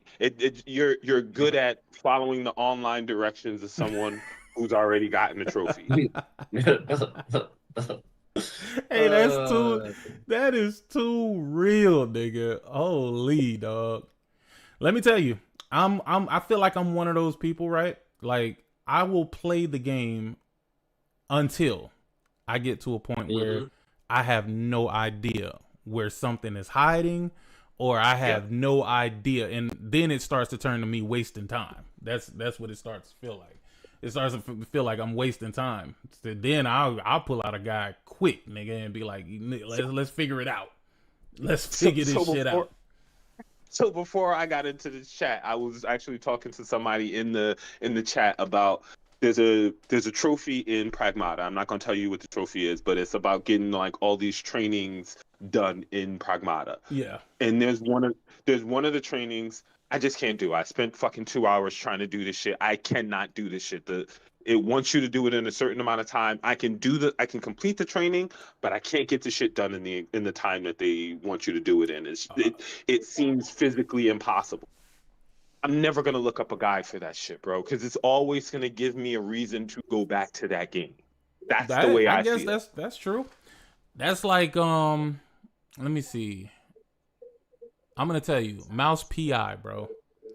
I've been playing that game so much so that I haven't even booted up Pragmata, right? That's crazy. I have not even booted up Pragmata, and I don't think I'm gonna boot up Pragmata right now because Saros is coming on the 28th, nigga. So you might as well not. Yeah, it's not gonna happen. I got 2 games that I gotta catch up on, and that's gonna be. So once I've platinum Saros, I'm gonna get the platinum in Resident Evil 9, and I'm gonna get the platinum in Pragmata. So Capcom is my next publisher that I'm gonna be going for the platinum for. But Mouse PI, I'm gonna tell you, that game is simple. You could literally beat the game in like 10 hours. Not even. Let me tell you where the bullshit comes in, and they knew what the fuck they was doing when they designed this game this way. I hate games that do not allow you to backtrack. I hate that shit with a passion, especially games that are heavily filled with collectibles. Bruh, I have one more trophy left in Mouse PI to have the platinum, and I haven't even looked this up. I've beat the game like 3 times and cannot get this one fucking trophy to pop. And technically the trophy should pop before I make it to the end of the game. So I'm not even sure what the fuck I'm missing. But I'm going to get that platinum. I am going to get that platinum, and then I'm going to move on to Saros. I don't know what I'm gonna play in between. You mean it won't let you like chapter select? There's no chapter select. They will not let you backtrack. Once you beat an area, they close that bitch off. Yeah, that could be problematic. And there's over 200 collectibles, bro. Yeah, from a quality of life standpoint, that could be problematic. It adds replay value, but not the replay value you want, because you ain't doing nothing but pissing off the person who replaying this shit. Replay value is when you want to go back and play the game and you have no interest in doing anything particular. That's when you know a game has replay value. When the only reason why you're replaying this shit is because you missed something the first time around, that's not the replay value that you want. It really isn't. And I swear, for God, when I get this platinum, they better not add a chapter select down the line with a patch, bro. They better not give you the ability to go back to stages, bro. Don't have me doing all this bullshit and then you fix it. They better not do that shit. I kind of figure they will. I kind of figure they will. I hope that they won't, but I kind of figure they will. To be fair, that's kind of what made me stop playing Crimson Desert, is the fact that they just keep patching this game over and over and over again. I got to a point where I was just like, you know what? I'm going to wait till the game finished, patch, and then yeah, because they clearly released this shit without being fully cooked, and they didn't realize it. So they just keep adding more patches, because literally they patch the fucking game every week since the shit released. Every week. Listen, if it's not Sony, that goes back to the point we was making, Sick. The point we was talking about. Every other studio could throw out shit and patch it. If Sony do that shit, that is Sony game will be down the drain. So you know, if you buy a Sony game, you could play that from start to finish. It's supposed to run how it run. They may add, like, as you say, the trophy difficulty thing. They may do changes to that after, or they'll add additional content, like Yote added multiplayer. Saros might get multiplayer later on. But the game is done. When that come out, that's done. Everybody else, patch. Look at Monster Hunter. We beat Monster Hunter Sick. You see how much patches that game get? Another game that literally a whole brand new game a fucking year after all the goddamn patches. I should have just waited a year to play that game. But that game different now. See, that's the thing, man. That's why the games that I get day one is games that I intend on playing immediately. Because what I was doing is I was just buying everything that my heart wants to buy and not getting to them shits till like a year later, 2 years later. Like it just didn't make no fucking sense. So now I only play the games that I intend on playing right at that fucking moment. All the rest of that shit can wait. Like Crimson Desert, not really interested, but who knows? Maybe down the line I might be like, yo, you know what? I want a time waster. Then I'll pop that shit in. And once I get started with the game, see, that's the fucked up part about me. I have to see it through. Like, I know a lot of y'all could play games and then just drop them motherfuckers. Nah. My OCD won't allow it, bro. Yeah, I be telling people that, like, once I start a game, I'm gonna play that till I beat it. I did that shit with Red Dead Redemption. I beat that shit the weekend and come on. I sit down, I play that shit straight to the finish. Even if I don't like a game once I start, I need to finish it out. Unless it's real bad. It have to be real bad. But I can't stop a game halfway and then go on and then play something else. Feel weird. I mean, I could do it, but I don't really want to do it. Nah. In a world of one could, maybe should, I'm gonna do it. What's the next topic? This motherfucking 007 First Light, which everybody was like, yo, this shit looks so much better than when it first came out. I don't know, man. To be fair, still look the same to me. The frame rate looked a little touch and go there in the first reveal, and now it looks a lot smoother. It looks like they definitely worked on that part of it. So I will give people props for that. You could see the frame rate was looking kind of iffy in the first reveal. You know what this game truly looks like to me? And maybe y'all will see it too. It just looks like a Hitman reskin. Literally. It does. Literally. It probably. Well, I mean, technically that way it is. It's made by the same people. Yeah, that's exactly what it feels like. If you look at this game and you ever played the Hitman games, you know this is exactly how a Hitman game goes. More or less, I try to play Hitman games stealth though. Just give me that wire, nigga. It's rap, nigga. Wait. He just walk out and talk to that security guard with two people on the floor. Yeah. And that security guard didn't pull out a gun. Nah. Because they don't know who he is. I still would have pulled out a gun and point at you. I don't know who you is. I see two of my partners on the ground, possibly dead, and you walk out waving at me. No, I pull it out my gun. What we on? On this series, if you in a room with your homeboy, you walk out, you hear and then they come into the room I hope and it two of them is on the Uncharted ground. inspired because I like This Uncharted. is the one area Forsaken that I wish more games took advantage of the hardware on, bro. KDO. We got to do better with NPC, more importantly, enemy AI, bro. Like, I can't do a Listen, stealth game where you see your partner get choked out fucking 2 feet I away need to from you, and you exactly. don't react to it. Listen, You just this is back why people could get upset as much as they want. Where's the studio? Konami, the other real frick up. You see what Kojima did with Metal Gear? I can't wait for Fizzant because the freedom and what he could do now with that Sony wallet open to him to design and do whatever the flick he want. That shit, that man know how to make a stealth game. Because you see that shit where if I don't know if I remember when you play 5. If you kill a soldier in 5 and they find that body, there are gonna be more patrols. There are gonna be more people looking. It'll reach the point where it will have helicopters and tanks and things flying over the area. They checking the bush, they pushing through, they opening the cabinets and things because they know somebody is there, they just don't know where to hide it. Like Jima was on stealth so crazy that literally, if you disrupted an enemy's walking path, they would get to a point where they would just report in on their radio. And if yup. they didn't report in on their radio in enough time, they would send people looking for him. Yep. Exactly. This man put the blueprint and and this was since 2, right? Yeah, since 2. This man had the blueprint That was since 2, and nobody all it didn't say like, hey, that is a smart thing to have in a game, a stealth game. Come on. like all of these enemies with radios, and none of them check in ever. They just got a radio on and not checking in ever.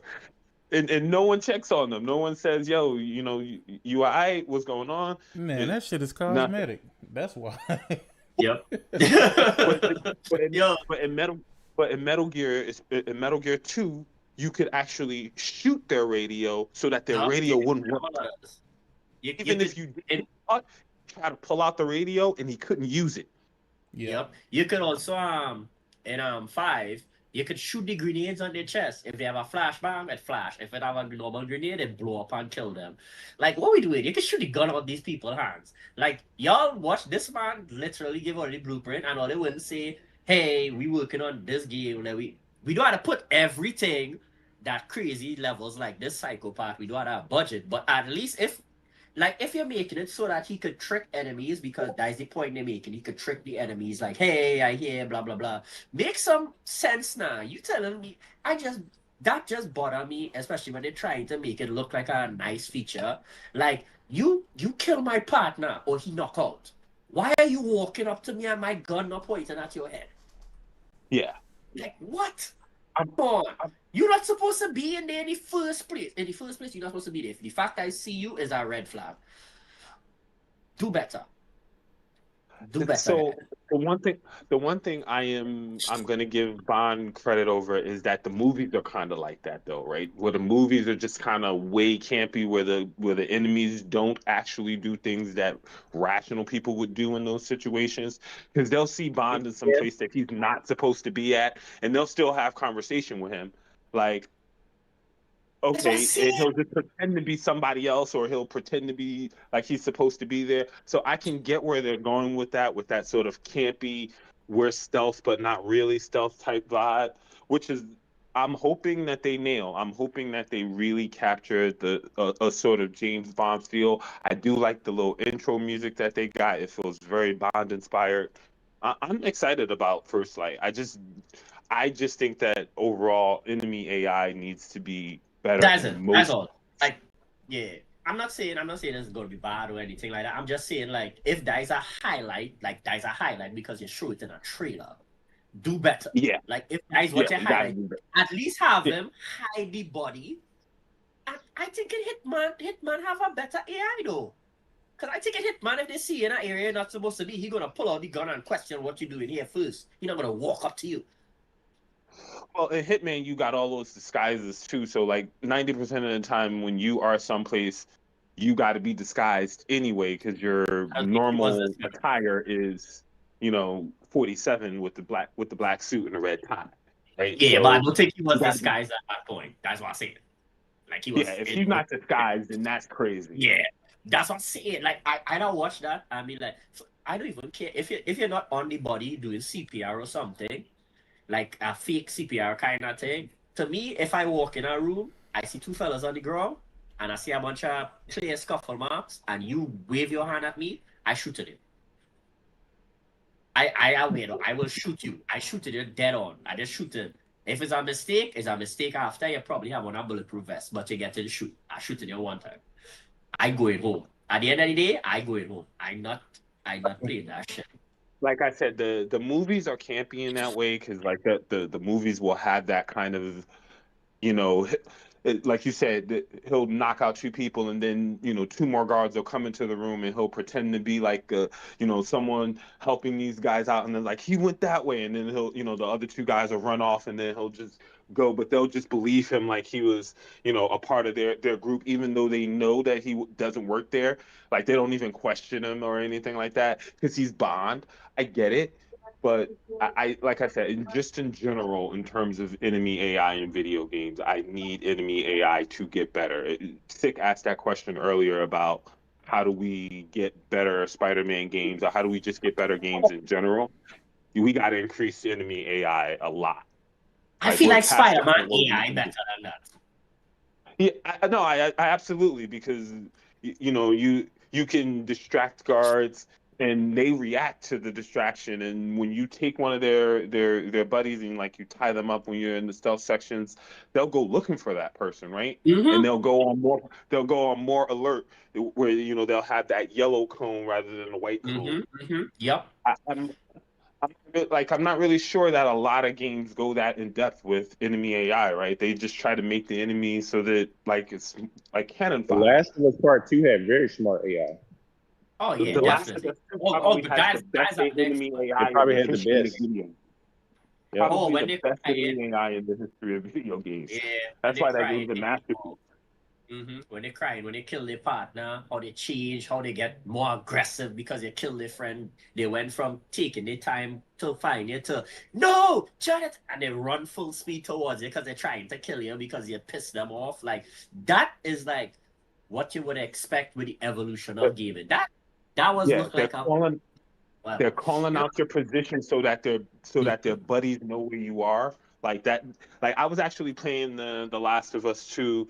I want to say it was like a month or two ago. I was playing it, and just getting through that first section where you get to the area where you're fighting with the WF the wolves and shit, and yeah. you're in that laundromat area. If you don't do that whole section stealthily, there's a whole bunch of shit that can go wrong in that area. And because I hadn't played that game in forever, it was just like I fucked up somewhere, and it was just on me, bro. I was playing on grounded and they were just on me. Like calling like he's on the roof, and I'm like, yo, how the fuck, bro?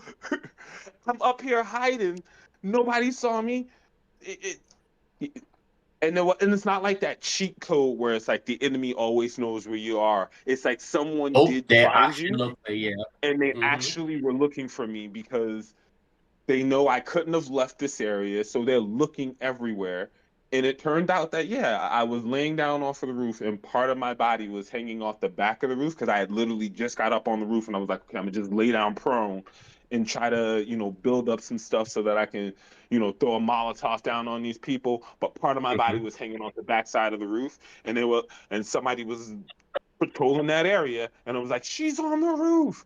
And before I know it, they were like back on my ass. I was like, yo, that's good AI, bro. I You're see. looking for me. You're not just And looking for me on the ground where I am. You're looking for me everywhere in this area. And they found me on the roof. And I was like, you know what? That's dope. But we don't yep. get that in a lot of games. You don't get that in a lot of games. Literally, most games you could fucking kill somebody and, like I said, kill somebody 2 feet away from their boy. They just because they're programmed to only see but so far, and you don't come up in their red cone of vision. They just you could literally be choking their buddy out. They could see their buddy. You could see them. And they're not reacting to you at all. Mm-hmm. Well, we'll see. Well, Anyway, sick. well, Sorry for Any Corey going off me. What's the next topic? Yeah, but no, I just brought that up because I like that question about how do we make Spider-Man better, and I think enemy AI is the best way to make the game better. Sick? Oh, did Sick go? No, I think he probably got us muted. Nah, I'm here. No, he is. Yeah, I'm here. Oh, okay. No, I'm looking at something in the background. That's. Oh well, then. Oh, you. Well, then we'll continue already. No. That's why I let y'all go because I'm looking at something that yeah. Oh, okay. No, but you see that same thing you bring up, Corey. That is why I had a big argument on Twitter a while back where I was telling somebody certain games, while they're good, don't deserve 10 out of 10 because if you're being objective and you really rate a 10 out of 10 game, like for example, if you say Last of Us is a 10 out of 10, is the little immersive things like that is give it a 10 out of 10 because it's graphics, sound, everything else, and then little things that you wouldn't normally pick up in other games, the attention to details you see that makes a game like that, oh yeah, this is a masterpiece.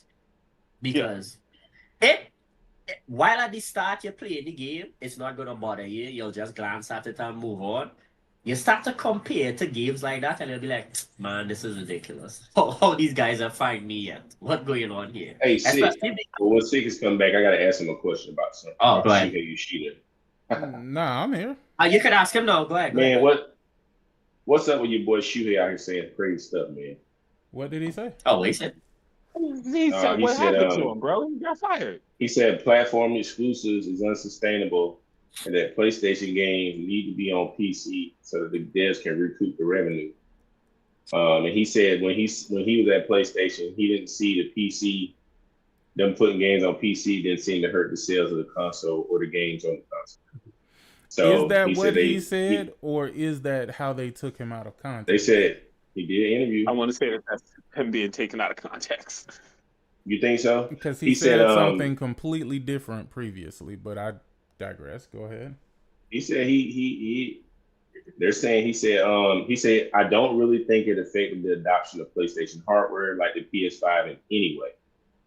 I'm not seeing any proof that changing their strategy this generation. I'm not seeing any proof they're changing their strategy this generation, but if they are changing it, how are they going to be able to maintain the investment on big budget games on the first party side going forward? So, I mean, he said he don't see how they can maintain their investment without putting it on PC. And he said he didn't see it really he didn't really think it affected much. Yeah, I think Jim said the same thing. There wouldn't be any adverse effects with putting games on PC. What do you think about this? Do you agree with what he's saying? Let's take answer first. Nah, I think honestly, I'm gonna be honest with you. I'm gonna be truthful with you. I think that's bullshit. Mm-hmm. And I would love to know where is there video of this conversation? Or is there I could look he recently did an interview with hold on. Is there a transcript of it or something? Because I feel like they've taken him out of context. And if anybody doesn't see how putting games on PC has hurt Sony as a brand, you are out of your fucking mind. Okay, hold on. I'll find him. Is it there has been more? There has been more wait until shit drops on PC rhetoric. Sony has sold less games than they normally would have because of that prospect. Yeah. I'll put the interview in link. Tell them guys the interview now. I'll put the link in chat. I don't know when Sick pull it up. I'll put it on the YouTube. Yeah, I'm gonna pull it up because I want to hear where he actually said what they're saying that he said. Is it link? Is it at ALT? He did the interview. ALT Games or something like that. Because I see it busy. Because this was 4 days ago, and it's him talking. But I'm seeing here, I said it's a quote from Shuhei. I don't think that it's a good strategy for a platform holder like Sony, like PlayStation, Hold on. About the ideas. He doesn't agree with him coming day and date, though. He does not agree with that. Based off of what is the source of this? I'm reading Eurogamer. I'm on Eurogamer right now. Let's see. I put it in there. I agree that them putting games on PC has okay. It's he's got an interview. I mean, hold on. What is the source from Eurogamer? Do they reference a source?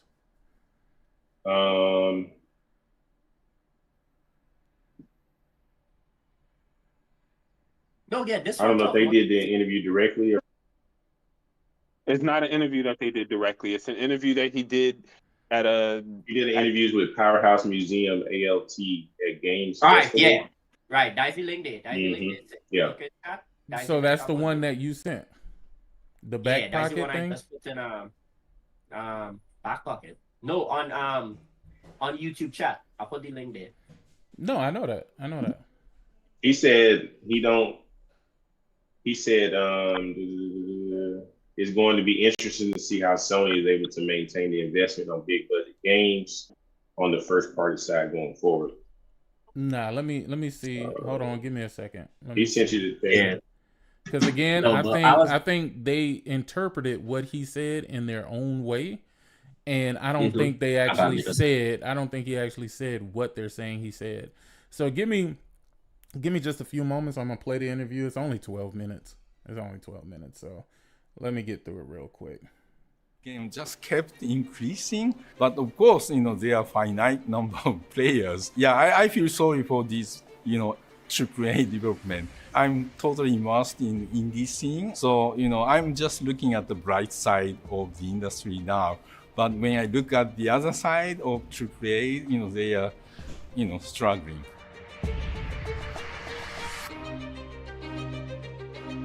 So I managed PlayStation First Party Studio up to the end of PS4 generation. So I moved on to indie scene in 2019, right before the launch of PS5. So PS4 days still, we are making AAA games with big budget. I somehow felt the bigger the budget, the safer in some strange way, creating bigger, better looking games that people are asking for. In the past, that kind of worked, business-wise, but for the last 5 or so years, publishers and developers must have realized that that model may not be sustainable. Of course, there are certain audience, group of people who want, bigger games, but these days games have grown so big that not many people are able to complete the game. Some people like myself actually prefer shorter games these days. A AAA looking high production value game that you can finish within 10 hours, 20 hours, that's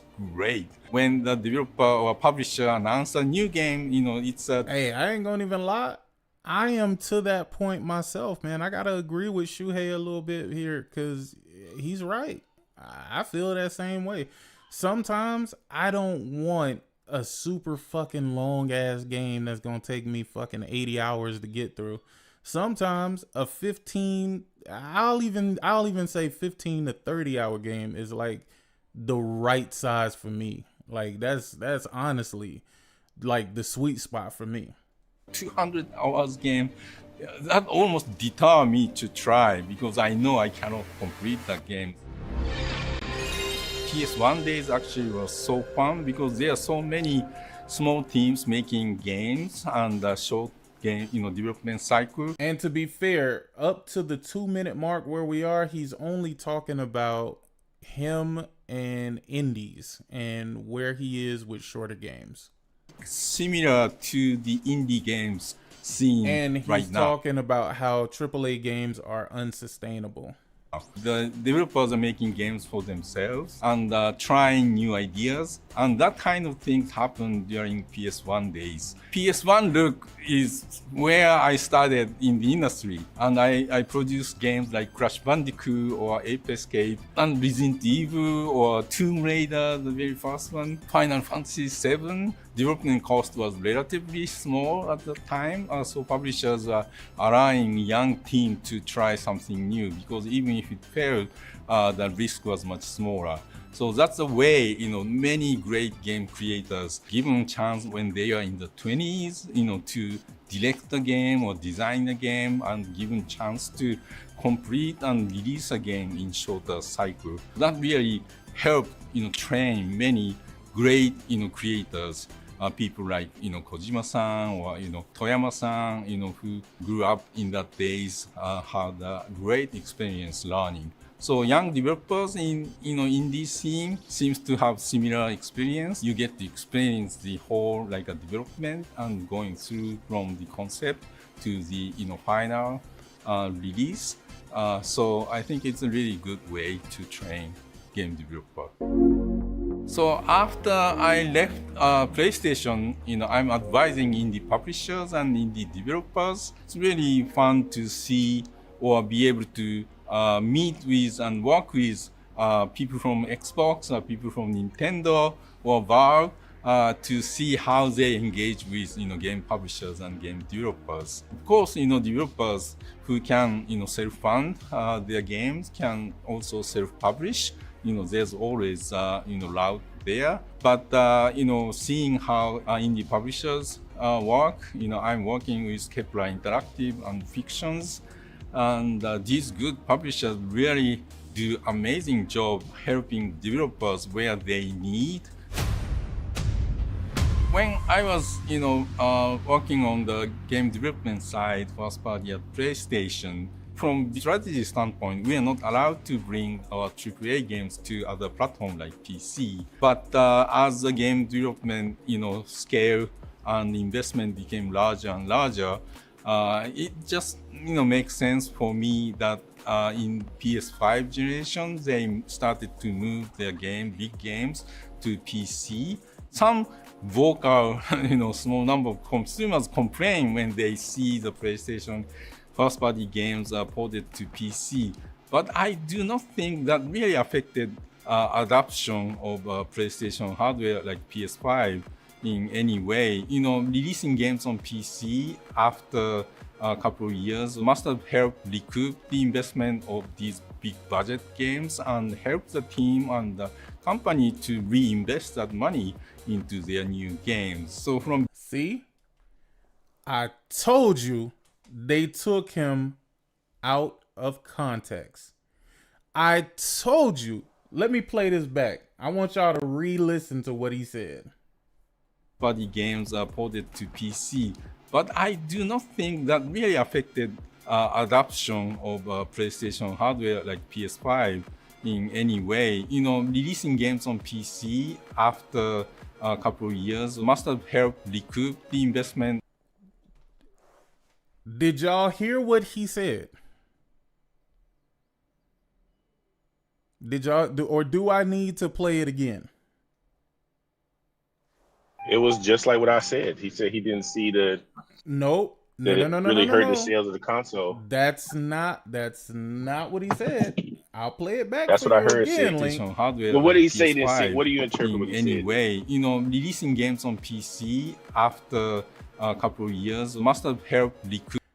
Releasing games on PC after a couple of years must have. He didn't say he knew. He said must have. Must have means he thinks that was the case. No?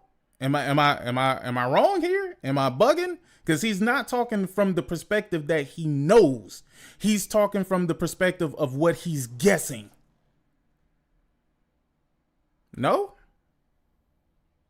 I'll play it again. Nope, you are 100% right. No. I'll play it again. I'll fucking play it again. See the PlayStation first-party games are ported to PC, but I do not think that really affected adoption of PlayStation hardware like PS5 in any way. Releasing games on PC after a couple of years must. And hear what he said. He said after a couple of years, which he's not even talking from a knowing perspective, because that time frame has gotten shorter and shorter. Nigga, they was up to like 6 months. help recoup the investment of these big budget games and help the team and the company to reinvest that money into their new games. So from business standpoint, I think it made sense for me. If they were, releasing new AAA games on day one on other platforms, I don't think that's a good strategy for platforms. It's funny, nobody mentioned that statement. Nobody mentioned that statement at all. That he just Wait, said. which one? That I he mentioned the just said, statement. He said that when he was releasing talking about, games on day one. I said that like 10 minutes ago. Did you? I I read don't know. it. I didn't hear you. Yeah, I was reading the article about with the quotes. I was reading that. But ultimately, from listening to this, and I've made it longer than 12 minutes because I keep backing it up. Because I want to fully understand where he's coming from with this analogy. Again, I'm going to tell you, I honestly, as much as I want to take his history with PlayStation serious, the fact that he is working with all of these other publishers, such as Nintendo, Xbox, and yada, yada, yada, yada, yada, I think anything that comes out his mouth is going to perpetuate whatever that thing is that they're doing behind the scenes, where they want all of this shit to be some unified thing instead of having this shit separate the way that it should be and having a reason for you to own each of these platforms individually. But let's back it up. Let's play it again. Releasing games on PC. I want to make sure I am not taking him out of context.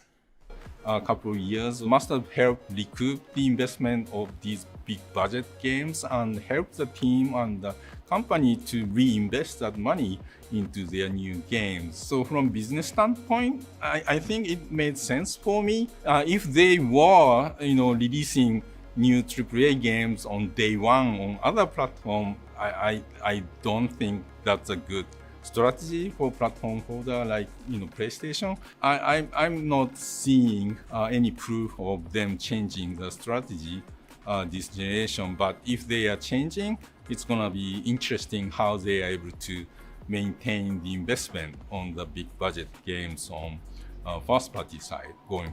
And this is where I have to question what Shuhei is saying here, right?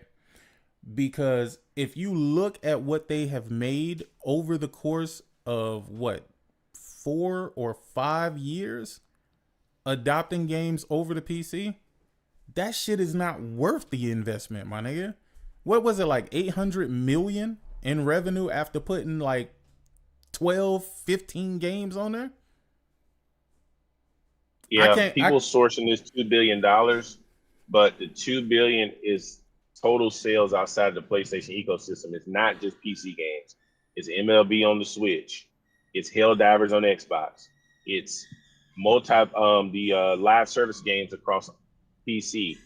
It's not just the single player studio first party games. So when you kind of extrapolate and carve out that, it's not that much money. No, it's not that much money. And when you take into effect what the net income is, right?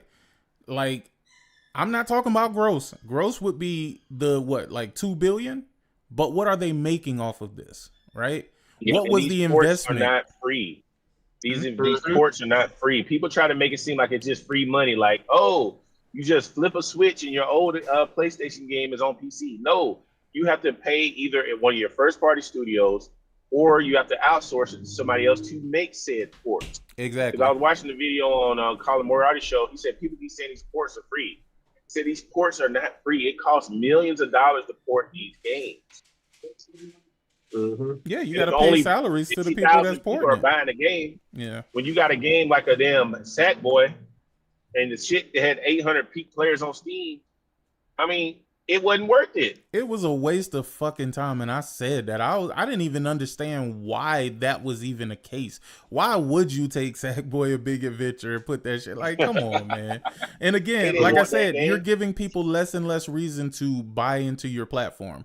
I don't buy the fact that, people are gonna play on PlayStation and then play on PC, and then all of a sudden say, yo, I need to get me a PlayStation. For what? The game is This- already this coming. what- You already know it's on its way. Why in the Right. fuck would I then go out and buy a whole different fucking platform? It makes no You fucking sense. wouldn't. All it does is make it makes the PlayStation 5 less desirable. less valuable, less desirable. Because Yeah. everybody doesn't play games day one. Everybody don't pick up games day one.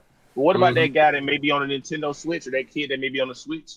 You know, they're looking at the PC, seeing what's over there, looking at the PlayStation. They're saying, hey, well, there's a large library of PlayStation games on the PC. Why am I going to buy it when I could just buy that platform and get all the games? It doesn't make any sense. Maybe Remember, I was gonna say the best example of that was when Sega, when they brought Persona over to Xbox. They came out directly and said, yo, that deal diluted their brand. The sales went down. They didn't make the sales they expected to make and all kind of thing because they pulled it from PlayStation, because the exclusivity to PlayStation itself was what used to drive up sales. Yeah. Exactly. And So that makes sense. If I know in order to play this game and to play it when I want to play it, I'm going to have a fucking PlayStation. I'm going to keep a PlayStation around. If I know that this game is going to be in multiple places, like if it's going to be on PlayStation PC, I already own a PC, why the fuck would I wait to get it on PlayStation? Or why would I go buy a PlayStation to play it on PlayStation? I just need somebody to make that shit make sense, because it doesn't make sense. It doesn't make any sense to me, bro. So It doesn't, and that's not even that. that's not even talking from a fanboy perspective. That's just talking from a perspective of anything. Why is the reason that Xbox is doing so bad? Because nobody sees the value in an Xbox. In their platform, exactly. Nobody sees the value in that fucking platform. That's the reason why I said I'm so fucking shocked by everything going on and all the shit that people are saying. Like, yo, Xbox is back. Back to what? Back to losing? My nigga, what are we talking about that is back to? At what point? This is the same shit we used to ask MAGA people. At what point was it great? Right. It's this is the problem that people don't understand. Like, when you build, it's not just one game. Now you look back and you got a whole library of PlayStation first party games on PC. How does that build value for the platform you own? Well, somebody can look at another platform and see 15 of your games over there. And you're not waiting 2 years to release the game on PC, which would have been a better idea. And even the people on PC is telling you, we're not buying your shit because you're not putting it there day and date. So what the fuck is your point? They're telling you why they're not going to buy it. And you're still saying, oh, well, let me go ahead and put it on a year and a half, 2 years late. Like, come on, dog. Come on. That's why Shuhei is a very smart man. He is not naive at any point, right? And the reason why people take what he says so serious is because he worked at PlayStation. Same thing with Sean Layden. Like, they have no idea what's going on with the inner machinations at PlayStation. I'm pretty sure they're still friends with people at PlayStation, right? But they don't know what's actually going on within the confines of PlayStation, or Shuhei wouldn't have spoken from a perspective of what he thinks. He would have spoken from a perspective of what he knows.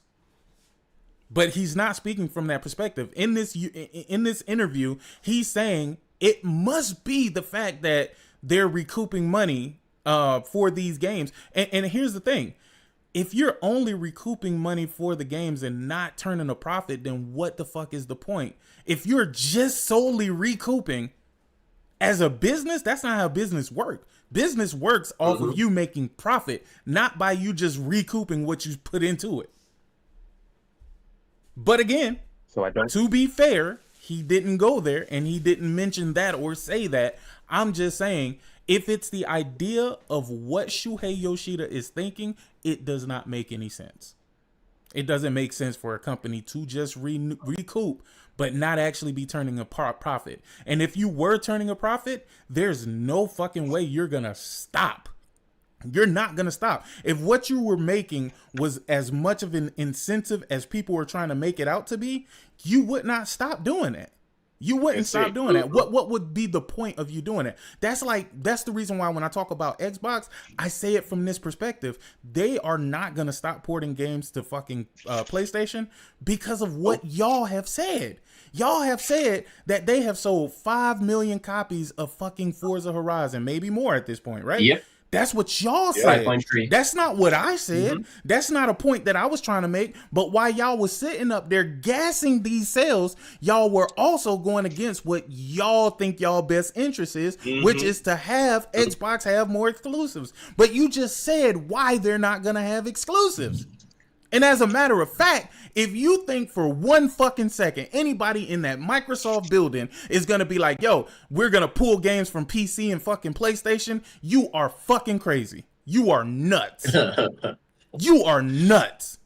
And they definitely not pulling it from PC. Even let's say they do decide to pull it from PlayStation, right? Let's say that is something that they do, right? They're not pulling it from PC. It's still not exclusive. I still don't need a PC to play it. I still don't need to be in the PC in the Xbox ecosystem to play it. You know what I'm saying? Like, I don't need that. So what did you win? The only thing you won was to say that it's not on PlayStation. As a matter of fact, y'all ain't even saying take it off the Switch. You're just saying PlayStation. They never I just said that the other day. They're not saying take none of them first party games. They was putting first party games on the Switch before they started putting them on PlayStation. Remember Ori? Yep. Cuphead? They wasn't complaining about that. It's all about a battle of emotions, man. It's a battle of emotions by people who don't buy games. So you really don't have to say so. Buy games. You really don't have and to they're say so. convincing them. Listen, man. I don't think they pulling these games off PlayStation. They're making lots of money on some of these games. I just don't see it. I think Gears of War is coming to PlayStation day and date. Halo devs is running around with PlayStation t-shirts on, man. Think about this for one. No. Think about this for 1 second. Think about this for 1 second. Now let's be honest about this, right? Let's be truly honest about this, right? When Xbox made the decision to put their games on PC, right? They didn't make that decision because Xbox games were selling so well on Xbox that, you know, like it was some question about it. You know what I'm saying? They Xbox games were selling so poorly on Xbox consoles that them niggas said we need to find some other revenue, and that's when they created this console exclusive narrative to appease you dumbass niggas. When I kept telling people there is no such thing as a console exclusive, nigga. I don't care how you want to try and define the definitions, my nigga. It doesn't exist, nigga.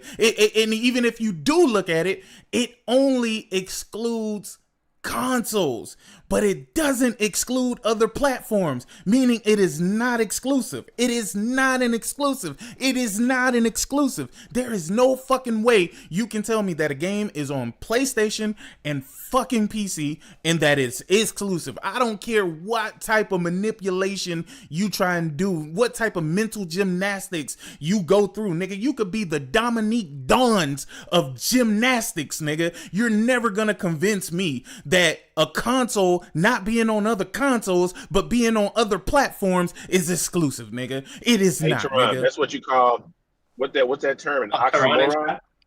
There's no such thing as a console exclusive. An exclusive is on one platform and one platform only. Either it's I've never agreed exclusive with this bullshit. or it's not exclusive. What's not? Nigga, either it is or it ain't, nigga. You cannot go to fucking the Delta and the fucking suites that they have at the airports and shit like that, nigga. That shit is exclusive because you need to have a specific membership to get into that motherfucker. And if you don't have that membership, you are not getting into that motherfucker. And those lounges are exclusively for people who fly on those fucking planes. Yep. Correct. Nigga, you can't say this shit is exclusive, but it's also on Spirit, nigga. The fuck? Like, hey, I'm just saying. People look, sick. People have exclusive open marriages. That don't even make no damn sense. That makes absolutely no fucking sense, nigga. The fuck? If your wife is available to other men, she ain't exclusive, okay? If your wife is receiving other penis, let's just be clear. If she's receiving other penis, or if she's receiving a vagina that does not belong to her, then guess what? Y'all relationship is not exclusive. She's either bisexual or fucking gay or she fucking other niggas. There is no in between, nigga. You ain't gonna say that she's gender specific, nigga. What the fuck? Gender exclusive, nigga. That's how console exclusive sound to me, nigga. Yo, she is gender exclusive, nigga. Like, she might be fucking multiple dicks, but at least she's exclusive to dick, nigga. Like, what are we talking about, nigga? What are we talking about, nigga? Console exclusives. Man, throw the whole goddamn Xbox brand away, nigga. Listen, I pray to the almighty Allah, nigga. I pray to the almighty God. I pray to the almighty Jesus. I pray to what's the Indian thing? What is it? Shiva. Who? Lord Shiva. Lord Shiva. What's the other one? Buddha, nigga. Buddha. The almighty Buddha, nigga. Like, Yewa. nigga, I hope that Xbox makes the decision to take their games off PlayStation. I would welcome that. You know why? That is a first class ticket to them being non-fucking existent. I am ready for it. Please let them walk through that door. Please let them walk through that door. I'm here for it. I'm hearing that Asha has saved the Xbox brand. No, she hasn't, nigga. The same way Phil didn't, the way y'all was championing that nigga for like 8-10 years. No, it was more than that. It was like, what, like 13 years now? Yeah. Y'all been championing that nigga for 13 years. And now all of a sudden you got a new deity, nigga? Really? She ain't pulling them game off PlayStation. She want to keep her job.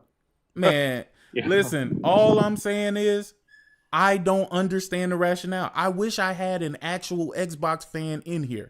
Like a real Xbox fan, not you pretend Xbox fan. I wish I had a real Xbox fan in here so he or she can explain to me how whatever they think Asha is doing, because again, I feel like they're putting words in Asha's mouth. Is there any link to any of this shit that they're saying that Asha's supposed to be doing? Yeah, it was You got it? Post that link. Post that link. We're gonna go through it. Did an interview recently with somebody. Yeah, that was it was an interview that popped up. Was it a video interview or was it just a text? It was a printed interview. Okay, send me a link to the text interview. I'm with it. I'm for it. I'm for it, nigga. I'm for it. Let's do it. And she said that they were considering Xbox exclusives. Yeah. She never said that they were gonna actually have Xbox exclusives. No, so I think that she should go back to Xbox. I think she should go back. I'm for it. Yeah, look at TSC. Because I think this is one of those examples of people asking for things that they definitely don't want. Agreed. I think that gamers online ask for a lot of shit that they don't really want. Oh, this is good. Oh, this is real good. Oh, this is good. Okay, Matt and Asha. Okay, Steven Totillo, is that the interview you're looking at? No. This is from Xbox Wire. Xbox. Okay, she did one with Steven Totillo 2 days ago too. Let me see this. Okay, so dear team, Xbox has always been different. We started with a simple idea. Games should bring people together through shared experiences that led to the first Xbox in 2001, Xbox Live in 2002, and new ways to connect, from friends lists and achievements to parties and play across devices. Today, Xbox reaches over 500 million players around the world. That particular stat alone should scare you niggas with exclusives. That should scare you. Listen to what she says. Xbox reaches over 500 million players alone around the world. So then let's take out all of the PlayStation fans within that ecosystem. What does that bring that down to? Because we got 150 PS4s and what, like close to 100 PS5s? Mm-hmm. Deduct that. Let me say about now 250. Ask yourself this question. Do you think that they want to come out and be like Xbox reaches over 300 million players around the world? Or do you think they want to come out and say Xbox reaches over 500 million players around the world? Mm-hmm. I'm just 500. I'm just going through this, and because I know a lot of people can't comprehend shit when they read it, and most people don't read shit. They just go based off of what a nigga told them. And what y'all don't understand is these influencers that are out there nowadays, they are only there to manipulate you. They are only there to put thoughts into your head about a product. Instead of you making your own decision, you are allowing somebody to influence what your decision is on said thing. So from the beginning, Xbox was built by people willing to try things that others wouldn't. We placed a consumer bet inside an enterprise company because we believed gaming would define the living room, and we were at risk of missing it. That spirit has carried us through the last 25 years, and it is required to carry us forward. We have work to do. Players are frustrated. New features drop on console have been less frequent. Our presence on PC isn't strong enough. That should terrify you. Because you want exclusives, right? Our presence on PC isn't strong enough. Does that sound like somebody prepared to give you exclusives? Sound like the opposite. Yep. Why is you she sounding talking like about that a nigga whole from nother the Wild Thornberries, nigga? Why is she talking about a whole nother platform? That's not they don't own PC. Listen, it's crazy. Pricing is getting harder for people to keep up with, and core experiences like search, discovery, social, and personalization still feel too fragmented. Developers and publishers are asking for more too. Better tools, better insights, and platform that helps them grow faster. At the same time, a new generation of players is coming online with different expectations. Their time is split across games, media, and everything else competing for attention. They expect more content in familiar places, want to shape the worlds they play in. Wait, they expect more content in familiar places. That should scare you. They want familiar places. Listen, that's where they already they are. expect more content in familiar fucking places. What are we doing here? Like, what are we doing here, yo? When did you niggas drop out of school, bruh? No. Time ago. When did you niggas drop out of school, my nigga? You should have went back. You should have got your GED, aka your GED, nigga. If you couldn't finish the high school, you should have got your GED, nigga. Cause what the fuck is this, dog? At the same time, a new generation of players is coming online with different expectations. Their time is split across games, media, and everything else competing for attention. They expect more content in familiar places, want to shape the worlds they play in, and want to create and socialize together, not just play together.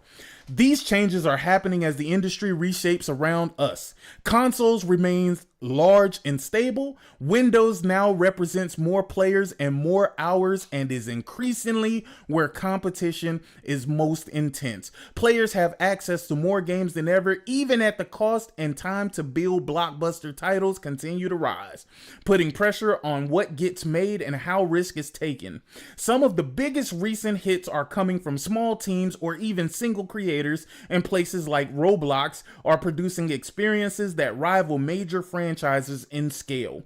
More players are also choosing subscription services. They had to add this one because that's where they lie. Anyway, choosing subscriptions and services as their primary way to play. That's what's wrong with you PlayStation niggas. I just told you, PlayStation niggas, man.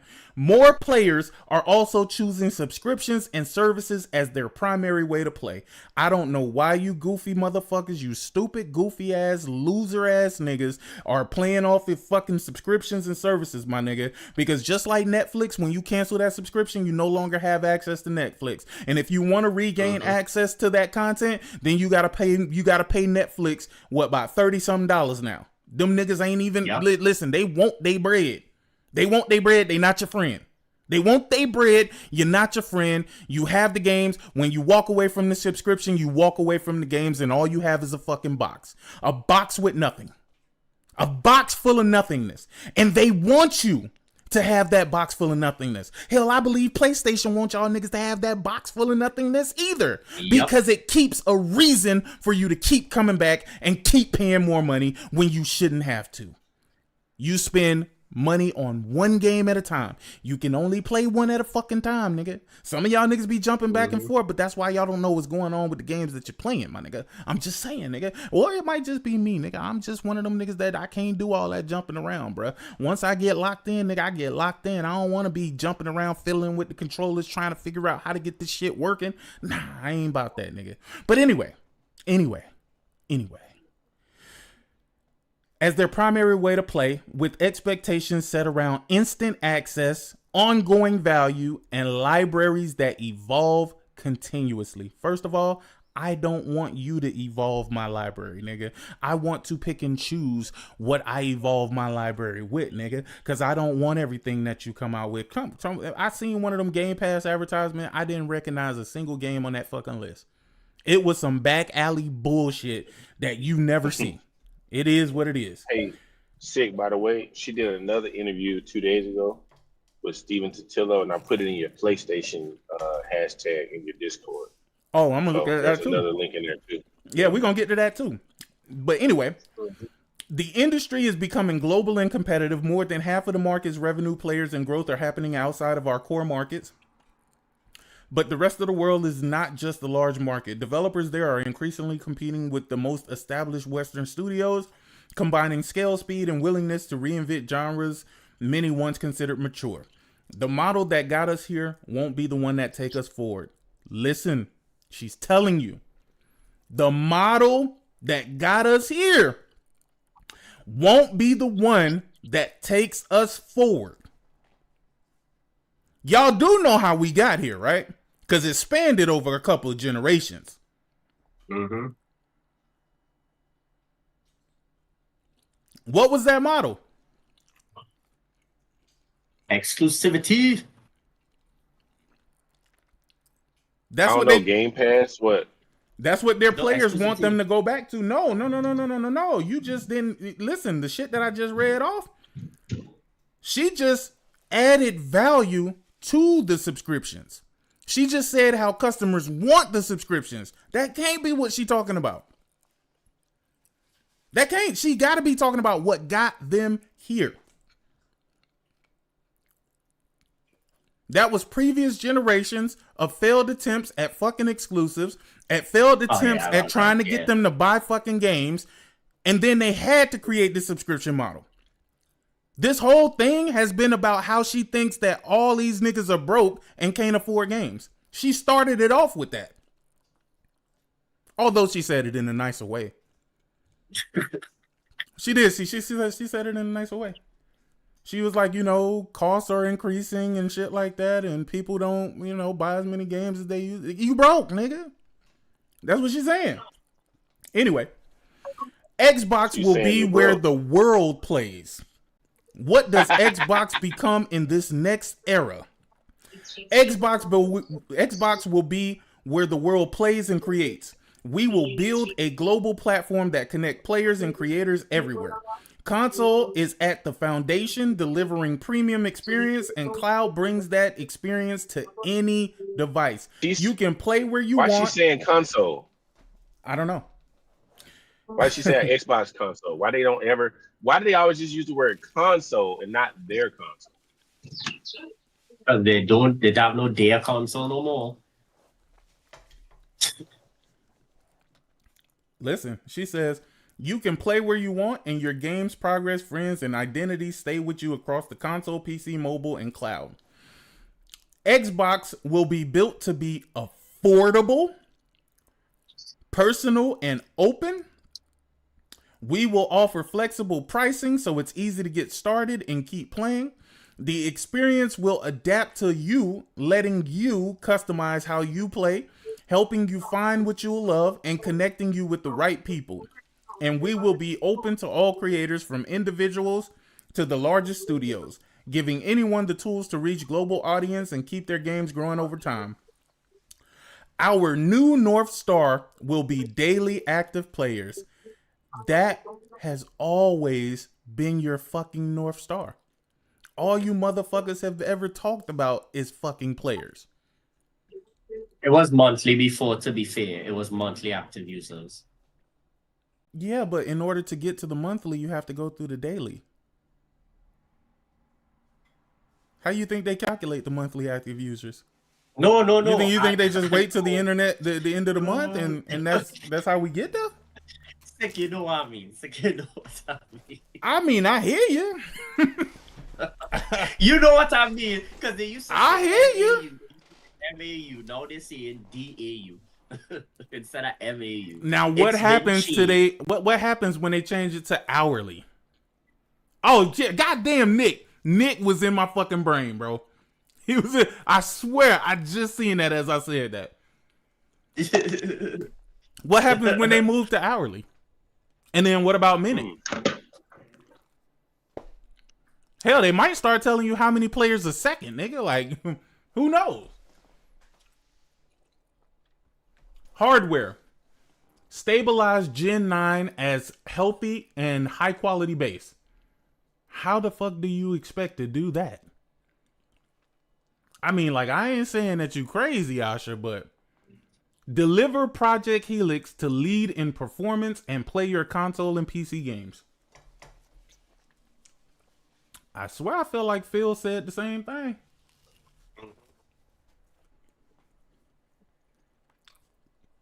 Isn't that what the Series X is supposed to be? Yep. S. The S and X?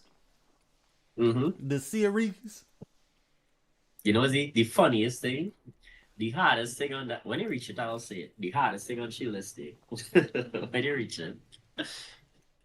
Listen to what she says. Build a strong ecosystem that expands choice and reach.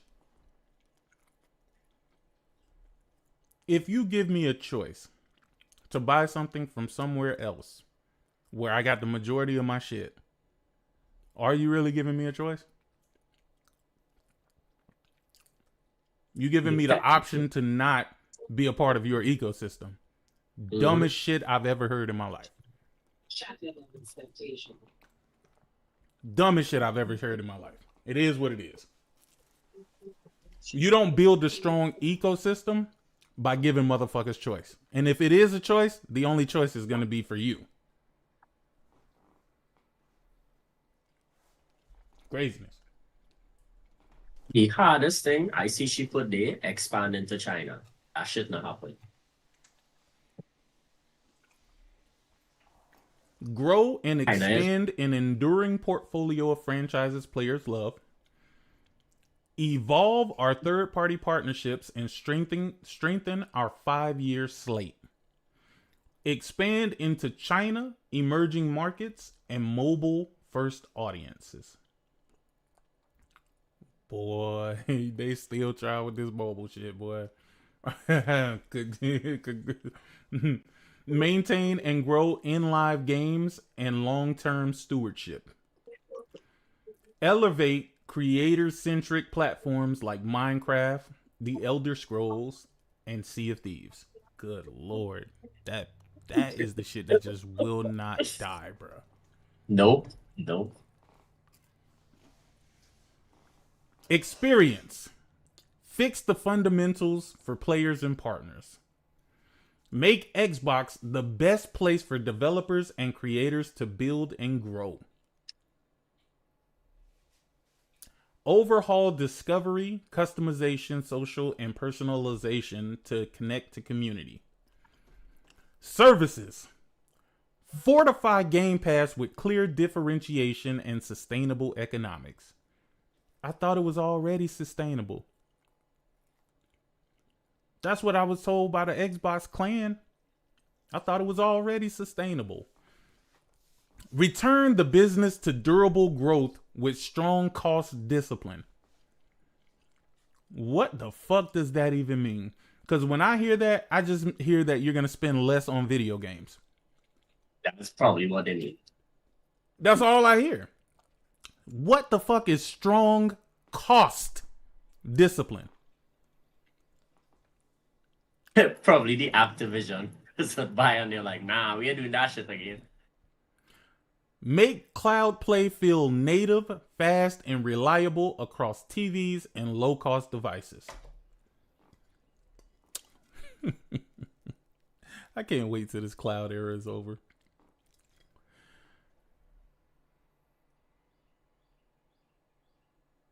Make cloud play. Oh, no, I'm sorry.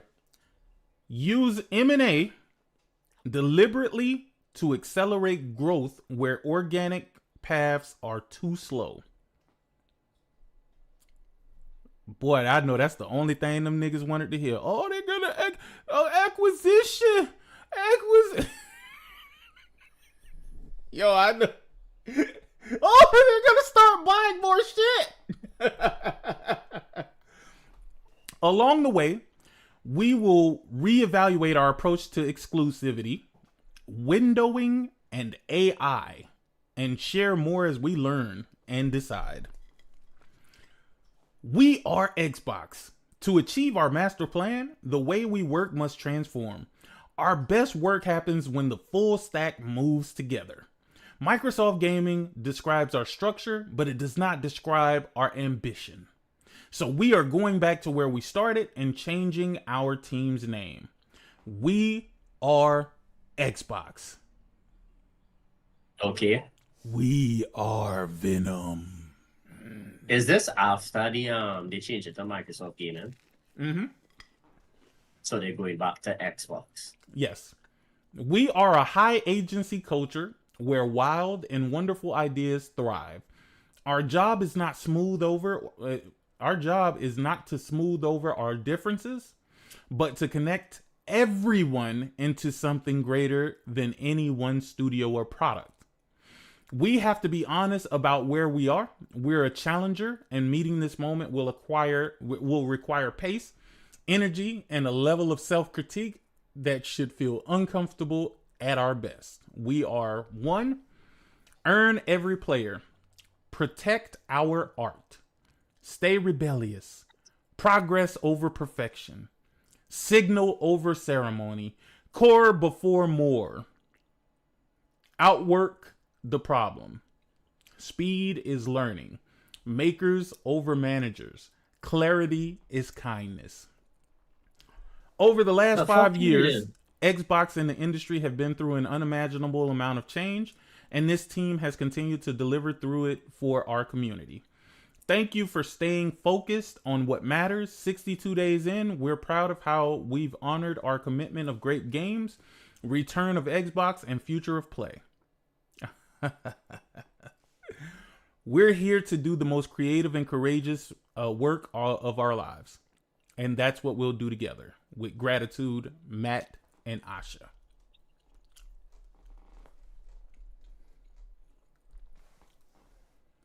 Them niggas said, yo, we gonna change the name and just continue doing what the fuck we been doing. Yep. They could have literally said that in that way, and it would have been the same shit. Yeah. What they did with this is they released the carrot. They released the carrot. We might do it. We might not. You might get the carrot. You might not. But it's here. We're going to try to reach for it. They're dangling the carrot. They're dangling the carrot. They're keeping hope alive. They are literally keeping hope alive for these niggas. Like, that is exactly what this is. What this is hope. What we hope. We need you to have faith in Xbox again. It's the same play-by-play they did when Phil took over. That is absolutely true, John. Again, what do they tell you? What do they tell you about history? It's doomed to repeat. If you don't learn your history, you're doomed to repeat it. And these niggas are doomed to repeat it. Unfortunately.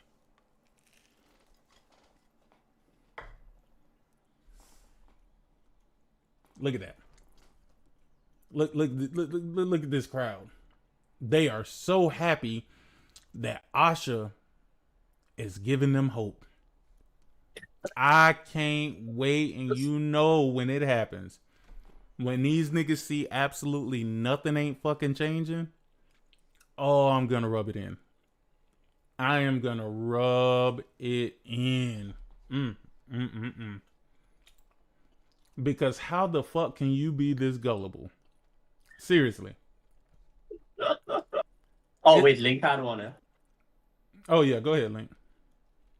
No. He sent a Link sent a link. Let's see. Where is it? Oh, He said it was the Steven PlayStation, Totilo. right? Gotcha. Yep.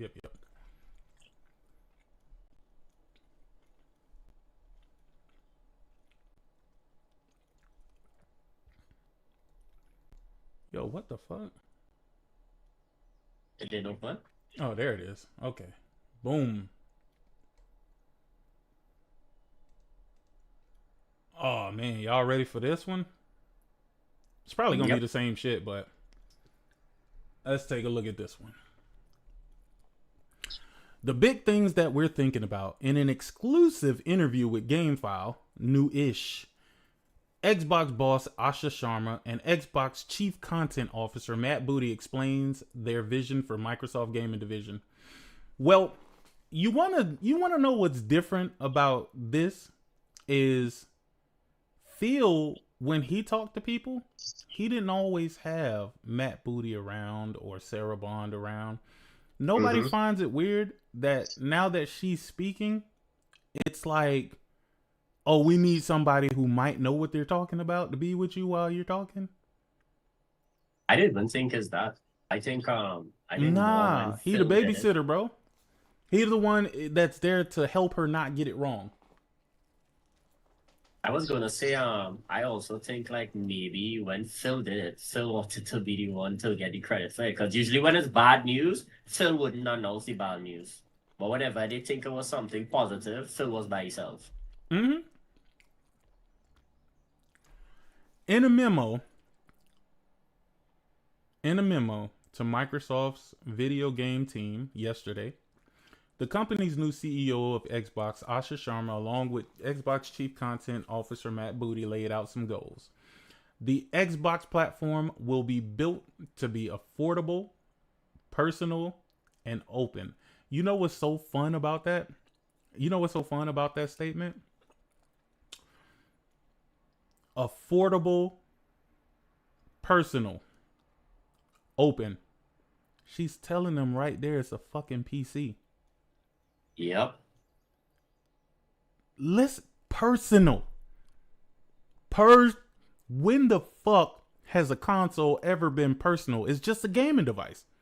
It has one thing, and that's to play games. All of them are the same. No matter how many you buy, it's the exact same shit. The Xbox platform will be built to be affordable. That's a lie. Personal and open. That's a big lie. The affordable part, but again, I guess affordable is subjective, right? Affordable is dependent on the person. But saying affordable, that's bullshit. And what's crazy, huh? Oh no, go ahead. She says the Xbox platform, the platform, not the console, the platform. Does that include the console?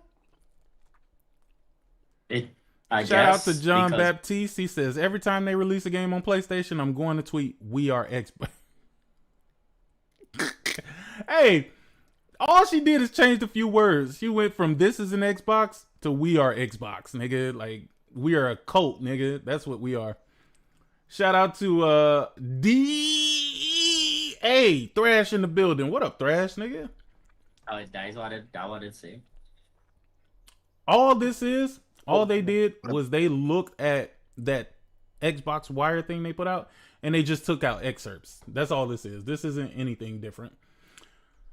Their team would be called Xbox again, dropping the Microsoft Gaming moniker of recent years. That Xbox team would, among other things, work to fortify Game Pass with sustainable economics. What is sustainable economics for something that's already sustainable? Because they told me that it was already fucking sustainable. I feel like they lied to me now. They said it was sustainable. And now all of a sudden, it's going to be sustainable now? So were we right when we said it wasn't sustainable before? I'm just talking about saying. the economics. I'm saying. Meaning they lost a lot of subscribers, bro. Check this out, Thrash.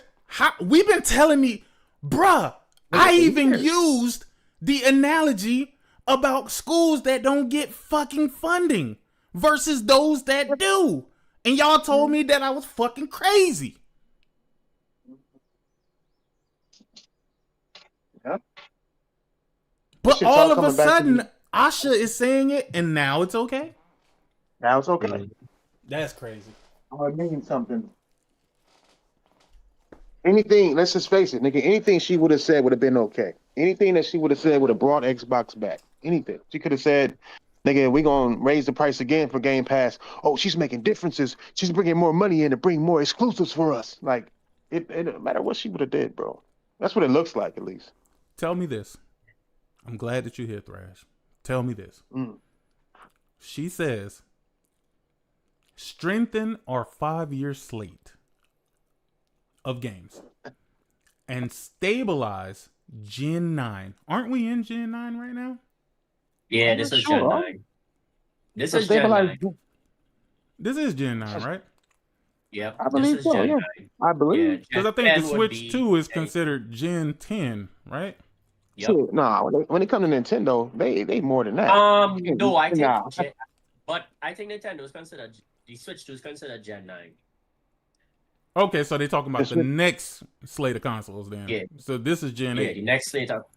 No, this is Gen 9. But the Switch 2 is considered the PS5. Okay, well, think about it. Well, count it then.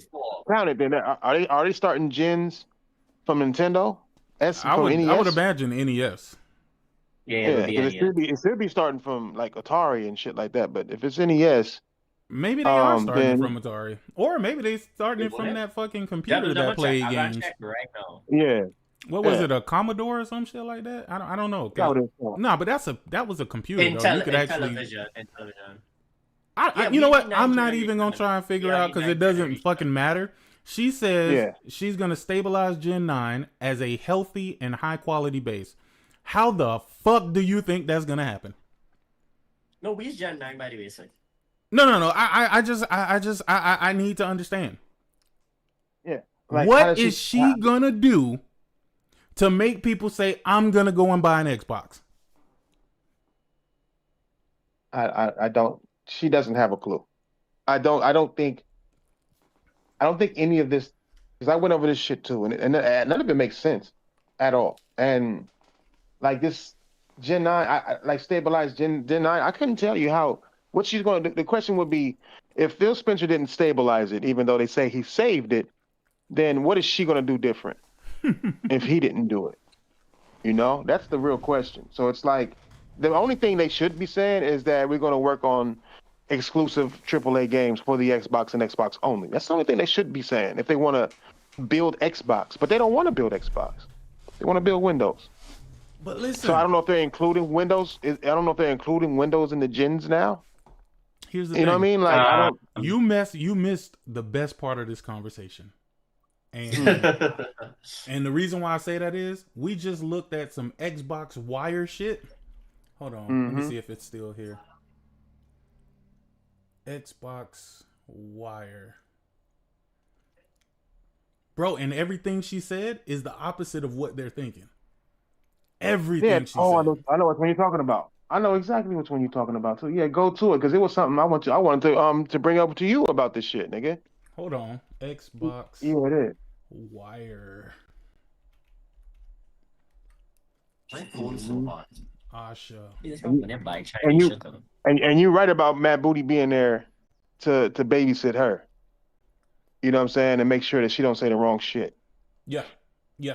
That's You know what clear. I'm talking about. All right, so Yeah. listen right here. So this paragraph today, this paragraph here, it says paragraph sentence. Fuck, I'm tripping. Today, Xbox reaches over 500 million players around the world with some of the most important franchises in entertainment. Now, if what they're thinking is true, are they willing to change that to today Xbox reaches over 300 million players? Wait. What do you mean? Like, wait, what does she mean by? Okay, today Xbox reaches 500 over million 500 players million is because of around the world. ABK. Is because of ABK, Right. Minecraft. All anything Xbox, basically anything that's related to Xbox. No. Even a sixth cousin. She's talking about all of the platforms together, Nintendo, Right. PlayStation, because you can't reach over 500 million players without them. That's what I'm saying. It's impossible. That's what I'm saying. Like anything related to Xbox. When I say Xbox, I mean like their games, their anything, in their fucking Activision. I mean the Call of Duty on cell phones that weren't even made by Activision, but still had the name. Yeah. Like okay. I mean, that had to be what she had. There's no other way that this is true without including that. Without including all of those. But then is that 500 million? Is that half a billion? Yes, it's half a billion. Yeah. Yeah, half a billion. PC and PC, Switch, PlayStation, and Xbox. Listen to what they say now. We have work to do. Players are frustrated. Not Xbox players are frustrated. No, players just straight players are frustrated. New features drop on console new feature drops on console have been less frequent. Our presence on PC isn't strong enough. What? Yeah. I went over this. I got a whole video on this. I know. That confusion was confusing me as well. Because it's like, okay, our presence on PC isn't strong enough. Y'all motherfuckers is Windows. What you mean Xbox? Y'all trying to make Xbox the presence? Y'all Windows. It's Windows on every PC. And on top of that, they got to be talking about Windows gaming. Yep, they talk about Steam. Remember? It gets worse. It gets worse because if you want exclusives, that's impossible if games are still on PC. Exactly. It's impossible. I think I've been telling people, bro. I think that this is all because Steam machine. Did you hear the news today about Steam? Bro, I ain't even been on Twitter yet, bro. No, I didn't even see it on Twitter. I was going to Google to look up something, but then that shit came up. And now Steam has a new update for Steam OS, and the title of it is No More Windows or Bye Bye Windows. Oh yeah. I know you're talking about. That? You could run Steam without Windows now. It's full Linux. You could load it up on a computer if it just built for gaming and just use Steam directly. You don't need Microsoft anymore. And it's going to work on the Asus machine, so the Asus Xbox. You don't need Windows.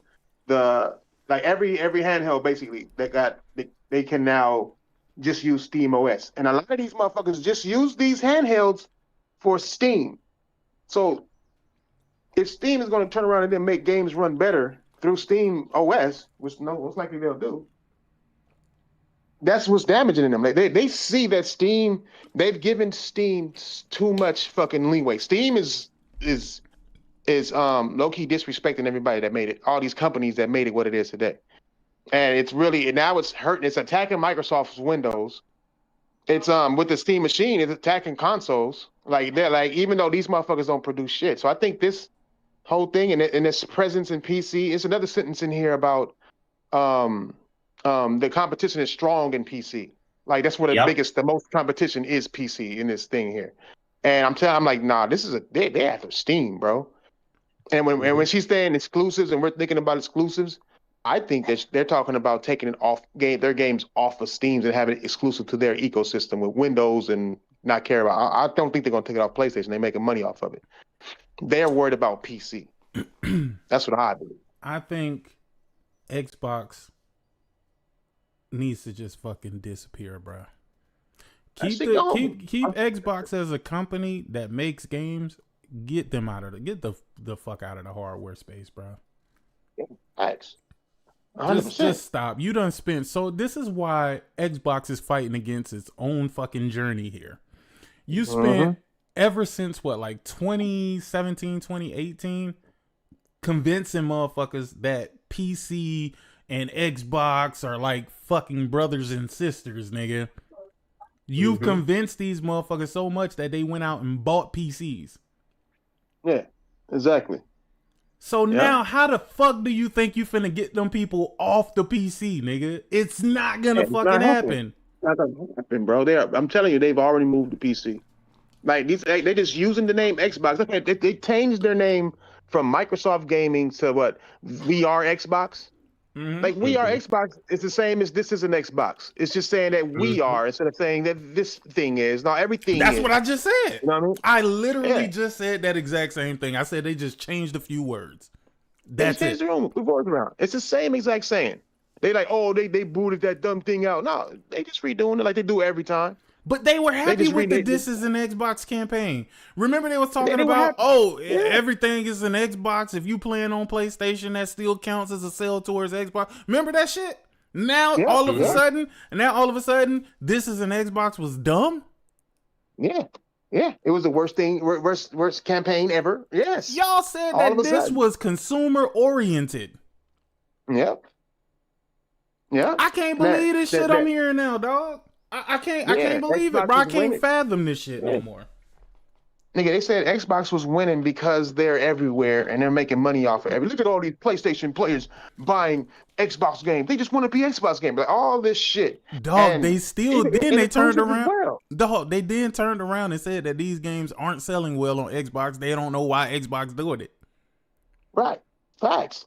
they contradict themselves in order to make content, it seems.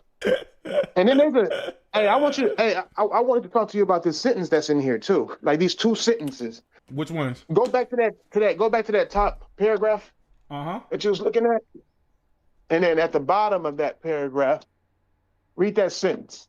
Which one? This one, that spirit has carried us through the last 25 years, and it is required to carry us forward. All right, repeat that for the slow niggas in the chat real quick, just so they know. Well, let me go a little bit above, just so I can get full context here. From the beginning, Xbox was built by people willing to try things that others wouldn't. What? Make a game system? Put it in the living room? Right. It's all right. We placed a consumer bet inside an enterprise company because we believed gaming would define the living room, and we were at risk of missing it. That spirit has carried us through the last 25 years, and it is required to carry us forward. What? That you were gonna miss the living room? No. That's not even it, right? So that the main thing is that spirit has carried us through, right? The spirit of Xbox has carried us through the last 25 years, which is the Xbox years, right? Not Windows years, Xbox years. And it's required. These are the key words. And it's required to carry us forward. It is required to carry us forward, like into the future. Now scroll down. Scroll down two paragraphs, I think it is. All right. Watch. 1, 2, right here at the same time, a new generation. No, keep going. No, keep going down. Until you see like it's like a single sentence again. Keep going down. Oh, that model got us here. The model that... Oh, yeah. I was talking about this one, too. How does this make sense? Why are we contradicting ourselves, bro? Why are we contradicting ourselves? Yo, that's funny as fuck, dog. That's funny as fuck. And I always thought that was funny, too, because they say the model that got us here won't be the one that take us forward. So I feel like they're already telling these dudes, bro. They already telling us, dog, the model that got us here won't be the one that takes us forward. So what is Asha fixing? It doesn't sound like she's fixing anything. It sounds like she's just continuing whatever the journey was. Man, I'm telling you. She has there's no change. Just like Phil Spencer, there was no change with what Don Matrick was saying. Don Matrick was like, "Hey, the future's gonna be fucking, you know what I'm saying, motherfuckers gonna be online, digital. Like it's like the Xbox One is a connected device, right? And then Phil Spencer comes in, and if you look at Xbox, it still was a connected device. You still needed to plug in your shit to even have these games work. And then now they're pushing Game Pass, which is still forcing you to be a connected device. Like everything he said, it's the same exact thing. They're just doing it in different languages. They're retrying their shit, and they're just letting somebody else tell it to them in a different way. Nah, check this out. Our new North Star will be daily active players. Daily active players. That sounds You know what that means? real exclusive friendly. No? No. Fuck. Hell no. No, that sounds the opposite of exclusive. Because when you say users, you mean they're using something of yours. You're no longer counting users, you're counting players. So they don't gotta be. It could be on a PlayStation, they on a Nintendo, they on everything. And that goes back to that 500 million users. You know what I'm saying? It's on every device. These motherfuckers are taking away the shit like it's fucking exclusives. And it's like, bro, I'll tell you, I said in the video, I'm like, these niggas did not read this thing. They took one little piece out and chose to say, oh, exclusives are back. They bent it to whatever they were feeling. Facts. That's it. And the thing is, business it doesn't give a fuck about your feelings, man. No, it really don't. No, not at all. And the thing is, I understand what Asha is doing. She has to make the perception be that she's doing something, because these niggas and we was all laughing at this shit on Twitter. They were getting happy that Game Pass was going to be going down to $22.99, but that they would be losing Call of Duty within Game Pass. The most valuable game on Game Pass. The most and the thing is, I'm gonna be honest with you.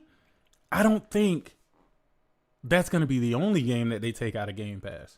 Oh no, that's the beginning. No way. The fact they've opened that door. Oh. They see that these idiots sucked it up when they opened that door. Yes, exactly. The fact that these fucking idiots sat there and said, "Yay!"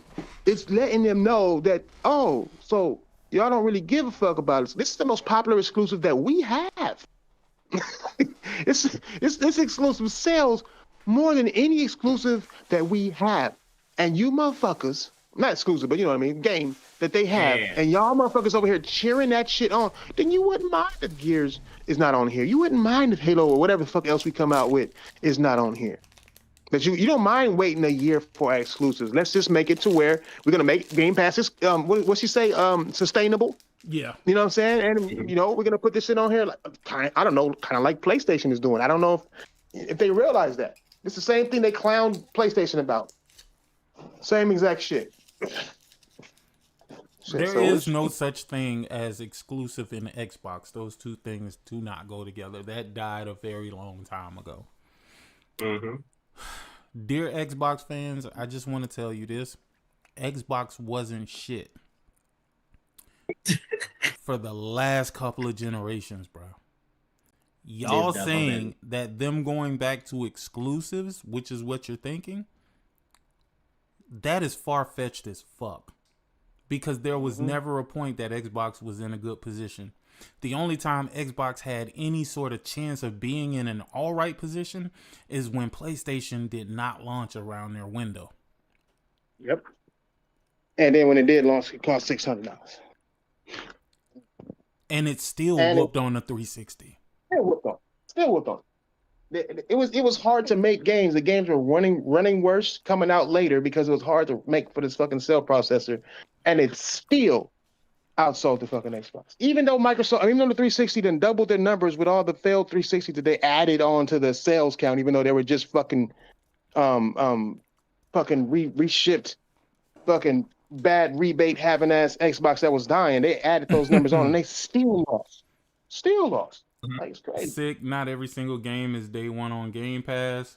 Game Pass lower tier just got south of midnight. Oh, word? Bro, I'm telling you, I've been so far removed from the Game Pass situation. I don't even know how this shit work no more, bro. No, it's the they made the tiers kind of like PlayStation do. They made tiers, and then the ultimate tier is day and date. That's the draw to the ultimate tier is day and date. I think they're just gonna get rid of day and date in its entirety, but they need to find a reason for ultimate to be worth it without day and date. They should have definitely got rid of day and date, my nigga. Yeah, that was the biggest thing that was been saying this But for here's years. the problem, though. Here's the problem. If they get rid of day and date on Game Pass, they are not gonna stop putting games on PlayStation. They can't. At this point, right now, they can't. That's People why. are celebrating. Bruh. But that's the reason Stores why are I'm still laughing, going. dog. That's the shit that I Yeah. don't understand. Y'all do understand. Y'all have not been sustaining your own ecosystem. Microsoft had to move out, go to PC, moved out, go to Nintendo, and now moved out and going to fucking PlayStation because it hasn't been enough. No. Their games are so unattractive that they have to go full multi-plat and still have problems selling that shit. The nigga when Forza, I told Xbox niggas this a long time ago. I said PlayStation is going to have y'all games because PlayStation gamers buy more games than you, and PlayStation and Nintendo are gonna be more important franchises to Microsoft than Xbox is. Yep. And right now, Forza Horizon has sold more on PlayStation than it did on Xbox, and it came out on Xbox first Of course. already. So like you're seeing, like they think exclusives is gonna like people like these people give a fuck about y'all YouTube channels. You know, y'all need games to go exclusive for your YouTube channels. That's it. You know what I mean? These motherfuckers don't even play it. You know, Replace came out on Game Pass, day and date, and ain't nobody talked about it. Remember Replace that pixel art game that looked tight as fuck, that badass game? Yeah, bro. They haven't even talked about it, bro. Did it come out? It's out, right? Yeah. Like they haven't. I haven't seen a person like post any fucking gameplay. I haven't seen a video on it. Remember Nothing. those lists that used to come out with games? Mm-hmm. Yep. That's all Xbox niggas like. That's it. Yeah. That's all. They don't care about the games. They just care about the games to the extent to be like, Xbox has this game. Yes. I think Xbox fans for the longest didn't realize that they were fighting a console war by themselves. They were fighting against themselves. They were just with themselves. Yeah, that's it. They have to make up scenarios to talk about a console war, and it's like I had guys telling me, "Oh, you a console warrior?" I'm like, no, you can't tell me I'm a console warrior because I've been telling y'all what was exactly going to happen with Xbox. That's not console war. That's telling y'all information. Nah, I hate that deflection, bro. That deflection that you talking about. I hate that deflection because it usually is console warriors that's telling you that you a console warrior. Exactly. Like, this nigga Gaz was on there talking about to bring the console war back. I'm like, why would anybody want the console war back, bro? Like, that shit didn't do nothing for Xbox. It didn't do nothing for nobody. Like you want the console war back, and you don't even know what the console war is. You just want to argue with niggas, and y'all too scared to argue with niggas. That's it. They don't. I done told Gaz 3 weeks in a row. Come on, he keep talking that shit. Come through. I'm gonna come through. When it's time to come through, oh, something came up. But then next thing you know, he's doing a fucking podcast on his channel. You know what I'm saying? It's like, y'all niggas is scared. Y'all talk a lot of shit, but y'all gotta talk that shit with your homies and no, like nothing but yes men. You gotta talk shit with your homies. You know what I'm saying? Because you know I was gonna carry him, but once he said if he had something to say on some shit, well, he had some shit to say, so I had some shit to say too. Now I'm gonna tell you. I'm gonna be clear with y'all. Niggas be talking about Xbox tax and all of this other bullshit. The hate for PlayStation goes well beyond that. Put my shoes on. It goes well beyond that. Let me explain to you why I say that. Right.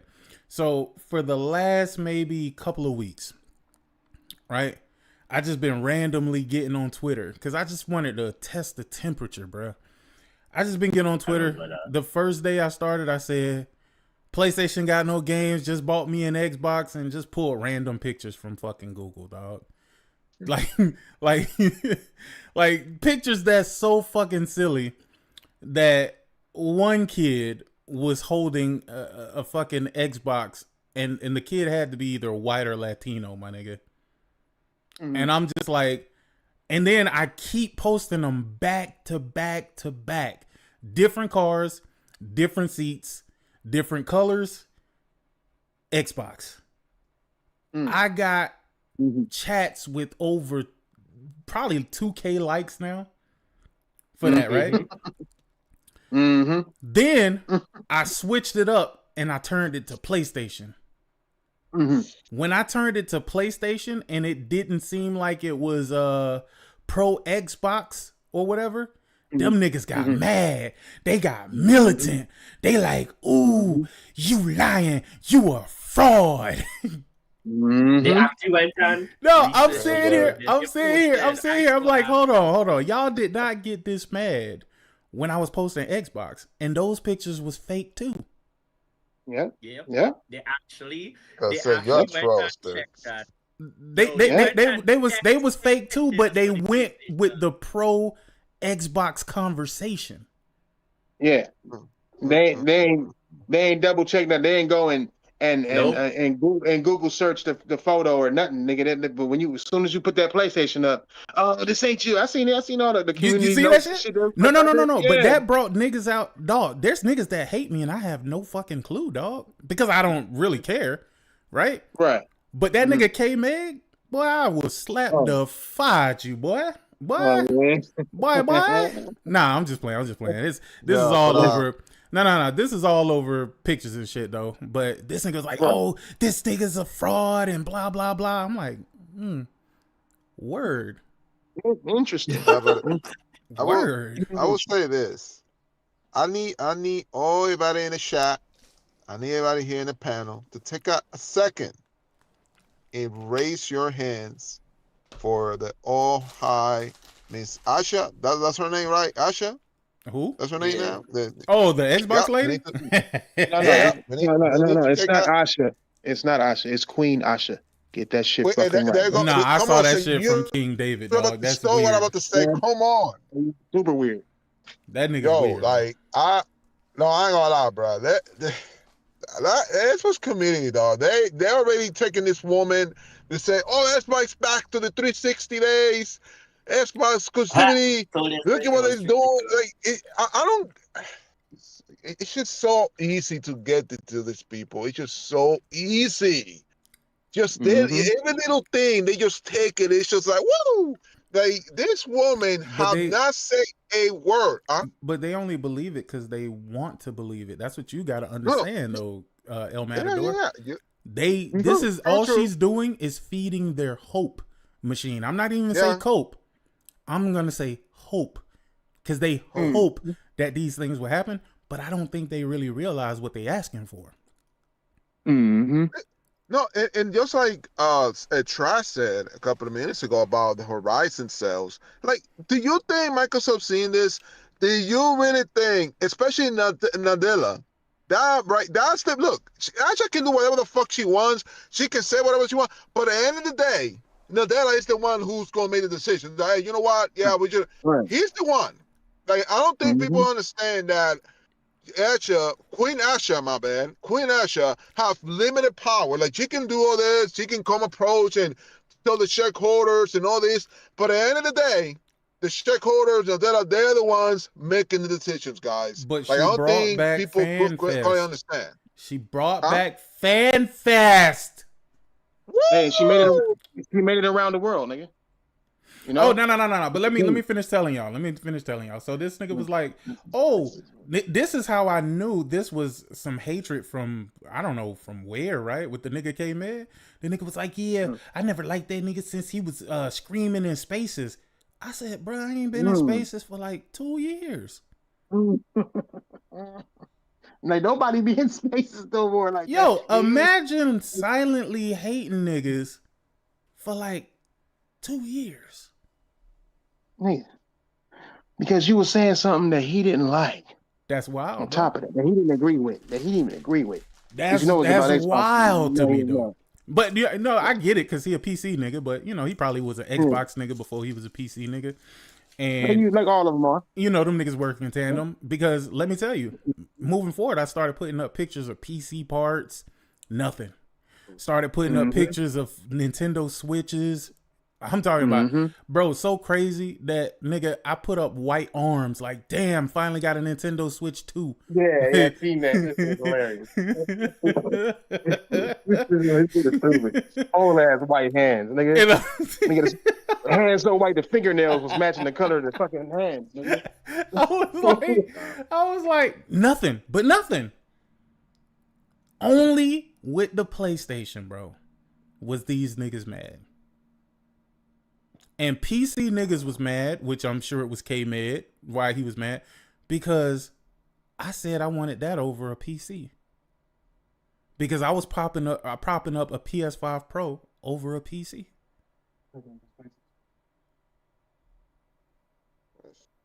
I thought that was hilarious. Dog, the PS5 Pro has really put fear in the heart of these niggas, bro. You gotta tell your mods to go check his community, man. Shit, Jemiah don't claim no niggas.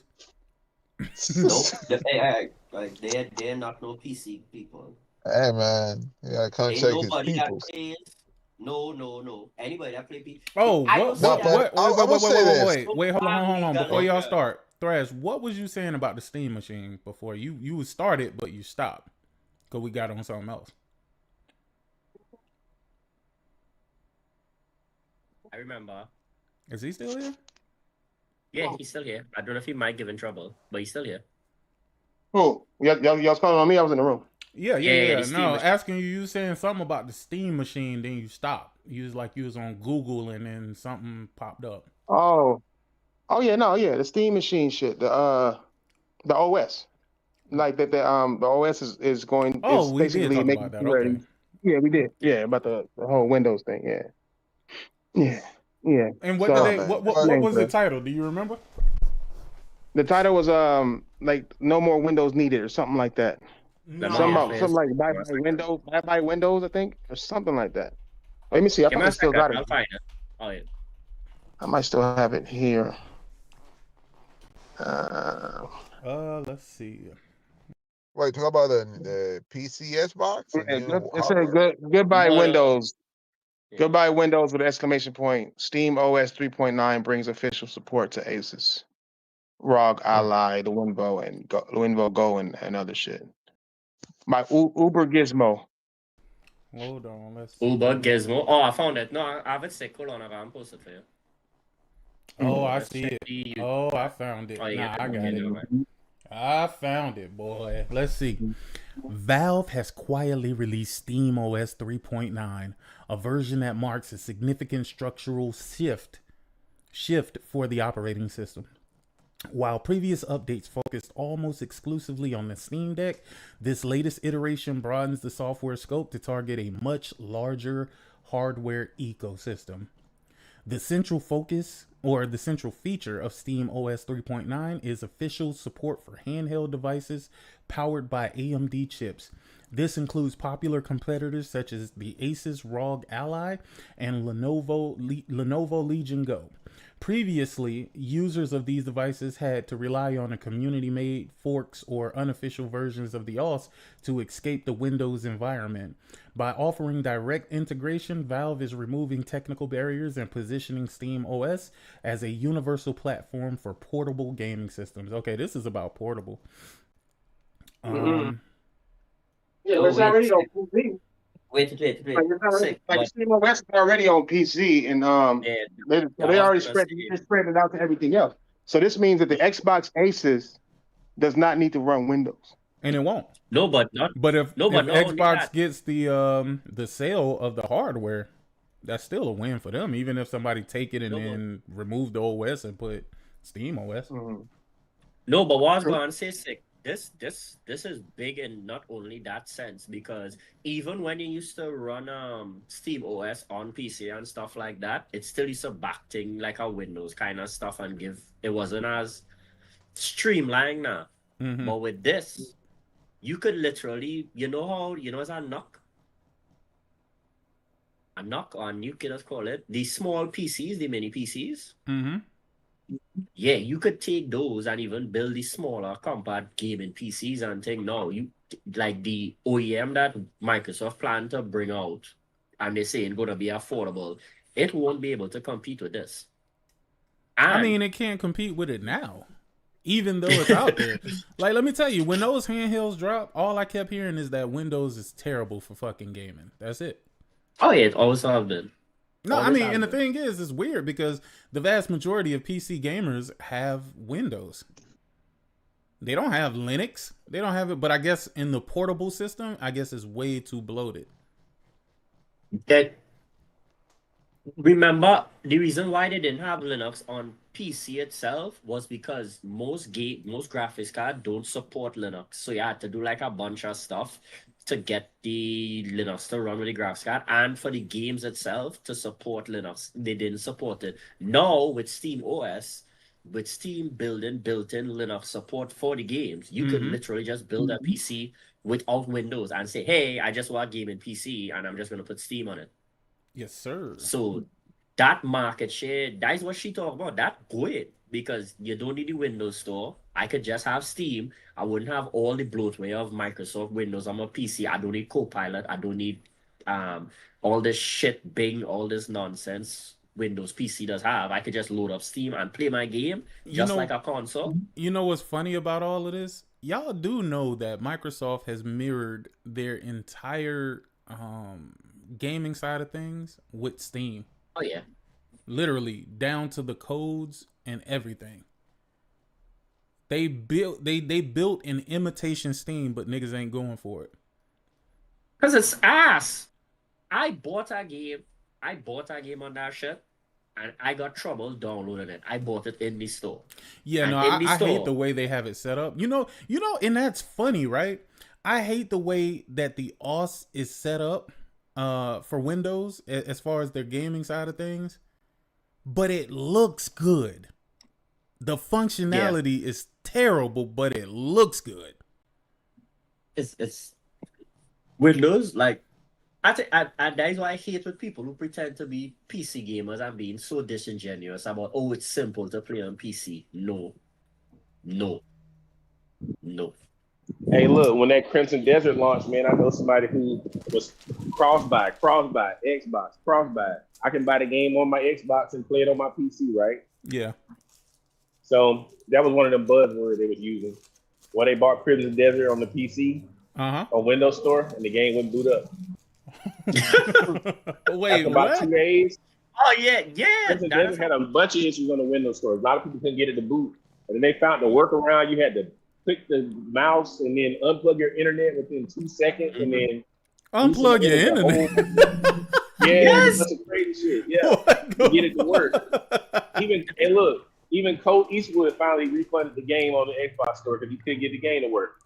They ended up refunding the game on Windows and just buying it on Steam. That's crazy. I said, this is the company y'all gonna rely on to have a good Windows PC. This how Thrash gonna be in the future trying to use his PC. This is you think they're gonna have hold on. You think they're gonna have all these issues resolved when they launch this project? Fuck no. Gonna be using Windows Store. Fuck no. Nigga, that PC ain't been on. That PC ain't been on since we had that podcast, nigga. Man, you better boot that shit up, man. What you talking about, man? Nigga, go ahead and download Steam, bro. Hey, you guys see EA put something out this morning, so they got path tracing to work on the PS5 Pro. Oh yeah, so talk about that. Yeah, that's the F1 wait, some F1 game, yeah. They got path tracing running on the PS5 Pro. Yep. Probably at 30 frames or less. 30 frames, 1080p upscale to 4K with PSSR. But they're just getting it going. They're you know what I'm saying? I'm not saying that this generation, but dudes are saying the PS5 Pro couldn't even do path tracing at all. Yeah, Gas was one of them. Yeah. Here's the thing, though. They say that because it hurts their feelings, bro. You know how bad I would feel if I spent so much money on a PC that I put my entire identity behind, and then come to find out a fucking $700 machine is capable of doing the same fucking thing? Mm-hmm. And do these guys really have these 5090 rigs? They don't. No. Are they doing all this path tracing and all this stuff? They Because a lot of them talk about running games at 1080p at 120. You know what I'm saying? So,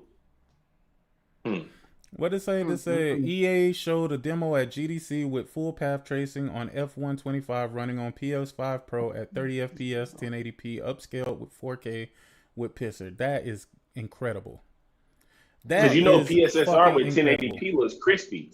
Because a lot of these games that are running PSSR, like Final Fantasy VII Rebirth, Resident Evil, Resident Evil 9, Crimson Dead. A lot of these games are running at 1080p, but they're giving you a 4K like image. So you can drop it down to 1080p, and then they were saying like Digital Foundry speculated if they drop the resolution a little bit lower, they can probably get 60 with craft tracing on the PS5 Pro, the upscale with PSSR, and still have a good image quality. So I'm trying to see if I can find a video from GDC. I don't know if they put out some screenshots. I don't know if they. I see screenshots. That's it. I don't think they put out a video. When GDC was a minute ago, that nigga should have been saying that a while ago. I don't know why it's just now coming out. I would say this: Xbox is going to destroy PlayStation next year. That's all I gotta say. Yeah, just like they did this year. Okay, I got you. Well, Asher at the helm. Yeah, of course, anything's possible with Asher. Now, PlayStation might destroy PlayStation if they gonna be better than if they really drop a 5.6 T-flop handheld that's supposed to be able to run all the games. We might be in some trouble. Sick is that? I'm telling you, I don't even. Destroyed that. I don't even want that shit to. I don't even want that shit to exist. But I'm not too worried about it. You know why? Because the PS5 and the PS5 Pro ain't the same. You know what I'm saying? Like they're close. They're close, but they have that dedicated chip and shit in it, the fucking AI shit. And we're seeing what it's capable of doing versus the PS5. So maybe after PlayStation seeing how miserably fucking Microsoft failed at it, maybe PlayStation can do it right. Maybe that light, what they call it, the lightweight mode or something like that. That you can enable. Maybe that's the only change that happens, is that it just drops the recommended specs. Yeah. If that's the case, then that means that the original code doesn't need to be altered. Pick up the big bro. Yeah. Yes, sir. Mm-hmm. Spider-Man 2. Asha, the queen of Kama Sutra? This nigga wild. Yo, they're wild in chat though. Damn. Hold on. Let me see if I can find anything else. Anything else y'all got to speak on? If not, we can go ahead and wrap it up too. Cause I've been at 6 hours, nigga. Oh, here it is. Xbox is back. On PlayStation. I'm very much a actions man rather than a words man. Like reevaluating just means we'll have a look at it. We reevaluated and the answer is no. I know. By no means is this them saying we're going to drop exclusivity, but by just hinting at it, they're going to get the hardest of hardcore back on board, going, oh, they're back. I think they had a problem in the last regime of spending too much time focusing on the absolute hardcores of the hardcore and playing to an audience that went absolutely berserk when they started putting their games on PlayStation. I don't think much has changed at all. I think it's very disingenuous. I think that's exactly what they're doing that you just said. I think they're playing a dangerous game where they are playing to the core, core fan base. But I don't think that's entirely consistent with what they clearly seem to be doing. They're dedicated to consoles, but they want to be everywhere. Yeah. You know, they're considering exclusivity, but they're also considering not doing exclusivity. Well, yeah, they're exclusivity, but they're also about daily active players. Yeah. But the most telling line is their new North Star, right? The daily active players. Yo, that man left IB journeying into the fucking abyss. There is an element, some of this, and not just this statement, but ever since Ash has come into it, there's a lot of PR fluff. Like you have to sort of cut. So when they said the return of Xbox, I've been saying that a lot. I still don't quite know what that means. But I actually think it's just a marketing tagline.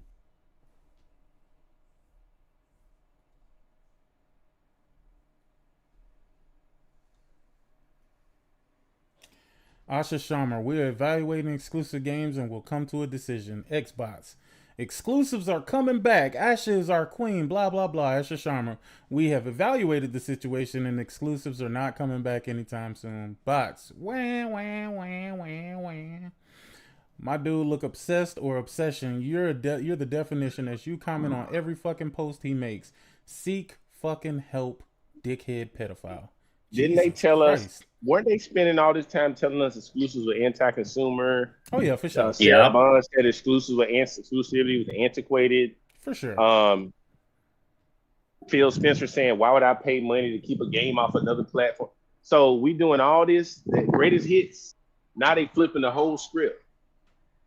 I can't believe it. But I shouldn't be surprised though. Nah, you shouldn't. Not at all. There's so much flip flopping going on in that community. That's why they don't get what they want, man. Because they flip and flop back and forth constantly. Again, I hope that they do. I hope that maybe that'll finish off the Xbox brand completely if they do that. I listen, I'm all for it. Like, you feel me now. Let's go ahead and let's just nip this shit in the bud. Let's get these niggas the fuck out of here. I think it's an easy enough move.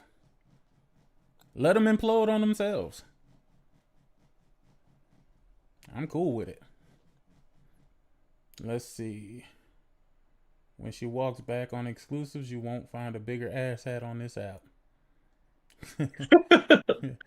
Industry leading. I knew Sorrows would be good, but wasn't expecting it to be this good. It's next level. It's a must fucking play. Yo, I can't wait to play Sorrows, dog. Yes, I've been sir. waiting, Tuesday I've been waiting on midnight. that shit.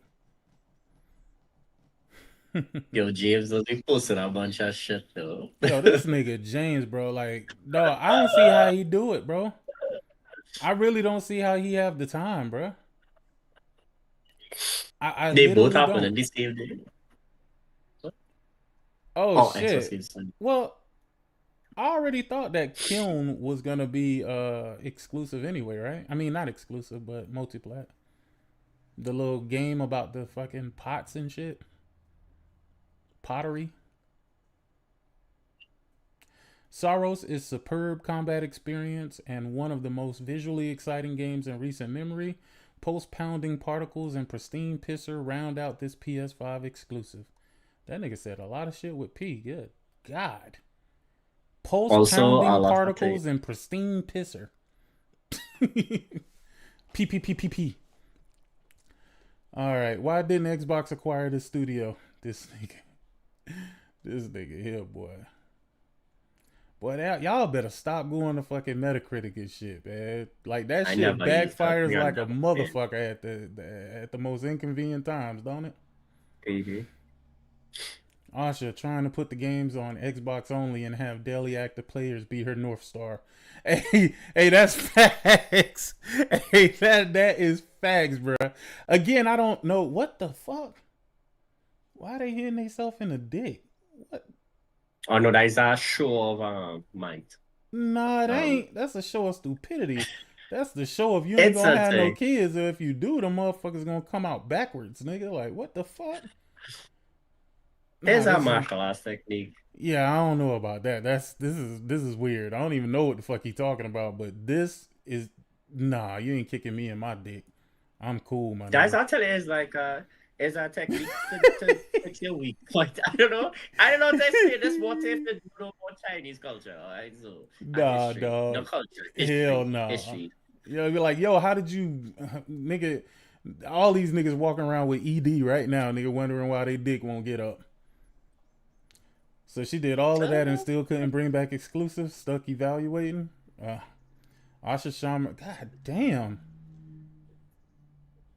This man is bored. I'm already bored. It takes all over. The best word on the street is Starfield is available on PS5 for the first time ever. Get it now, Bethesda UK. Black Flag resynced. Oh, did y'all see that? That Black Flag resynced? Oh yeah. Video. Yeah, but we talked about looks that good. last time. Yeah, it looks good. I ain't fucking with it. Really? That is universally considered the best Assassin's Creed game ever made. Nigga, Microsoft will offer voluntary retirement to thousands of employees. What the fuck? Nigga, what? That's to get them out. They're getting rid of redundancy. They can't Yeah, just keep either you firing take the people. retirement or we firing you, nigga. It's on you. Yep, that's what they're saying. That's crazy. Yo, Oh. I still laughing to this day because I said that shit. I say every time they buy Activision Blizzard, they're gonna be wiping out half of y'all. Half of y'all. Go on. Bro, they really showing what their approach is, though. Watch that video, sick. Was the one before that when the fella was crying by the table? The Xbox fanboys who told me COD will grow Game Pass. That's what they said. That's exactly what they said. I said that would not work. I think we all said that would not work. To be exclusive. What about Forza? Let me tell you, the best these folks can hope for, and I'm gonna be logical here, right? The best these folks can hope for is timed exclusivity to make them feel comfortable for, I don't know, what, 6 months, a year? A temporary win? Yeah, I guess. Listen, at the end of the day, the only way you could save Xbox is if y'all could go back in time somehow, and that Bethesda deal never happened, and all Phil did was just buy exclusivity. That is it. You didn't need to acquire those studios. If he had bought the exclusivity, the $7 billion would have been enough to buy so much exclusive deals that you'd have made Xbox a platform. But didn't do that.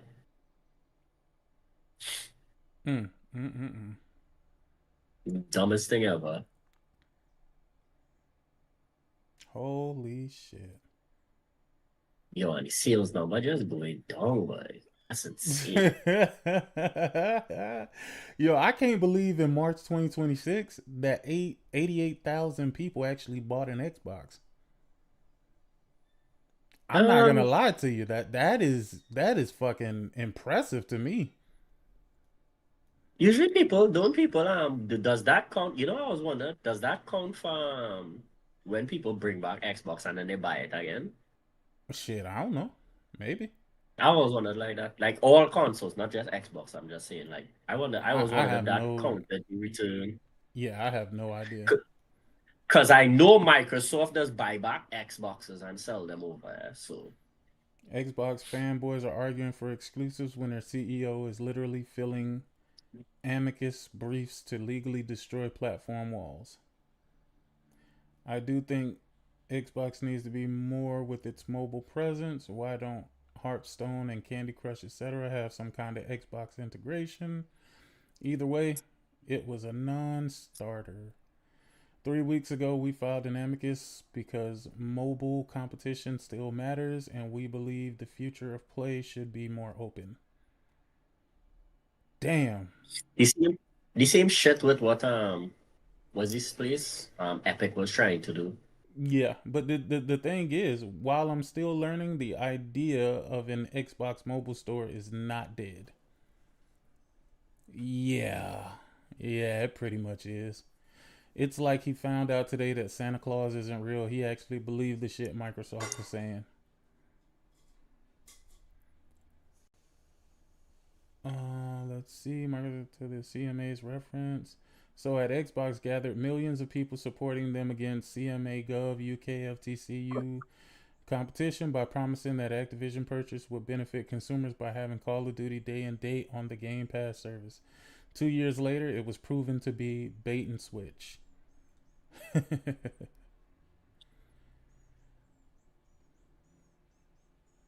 Sony's PlayStation 5 is $200 off for the first time since December. Oh, they trying to move them units now, boy.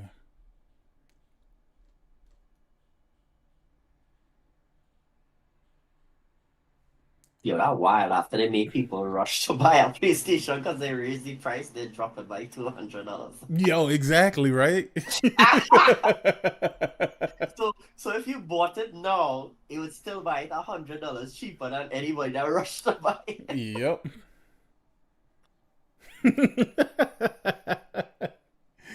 Oh boy. Time reveals bozos.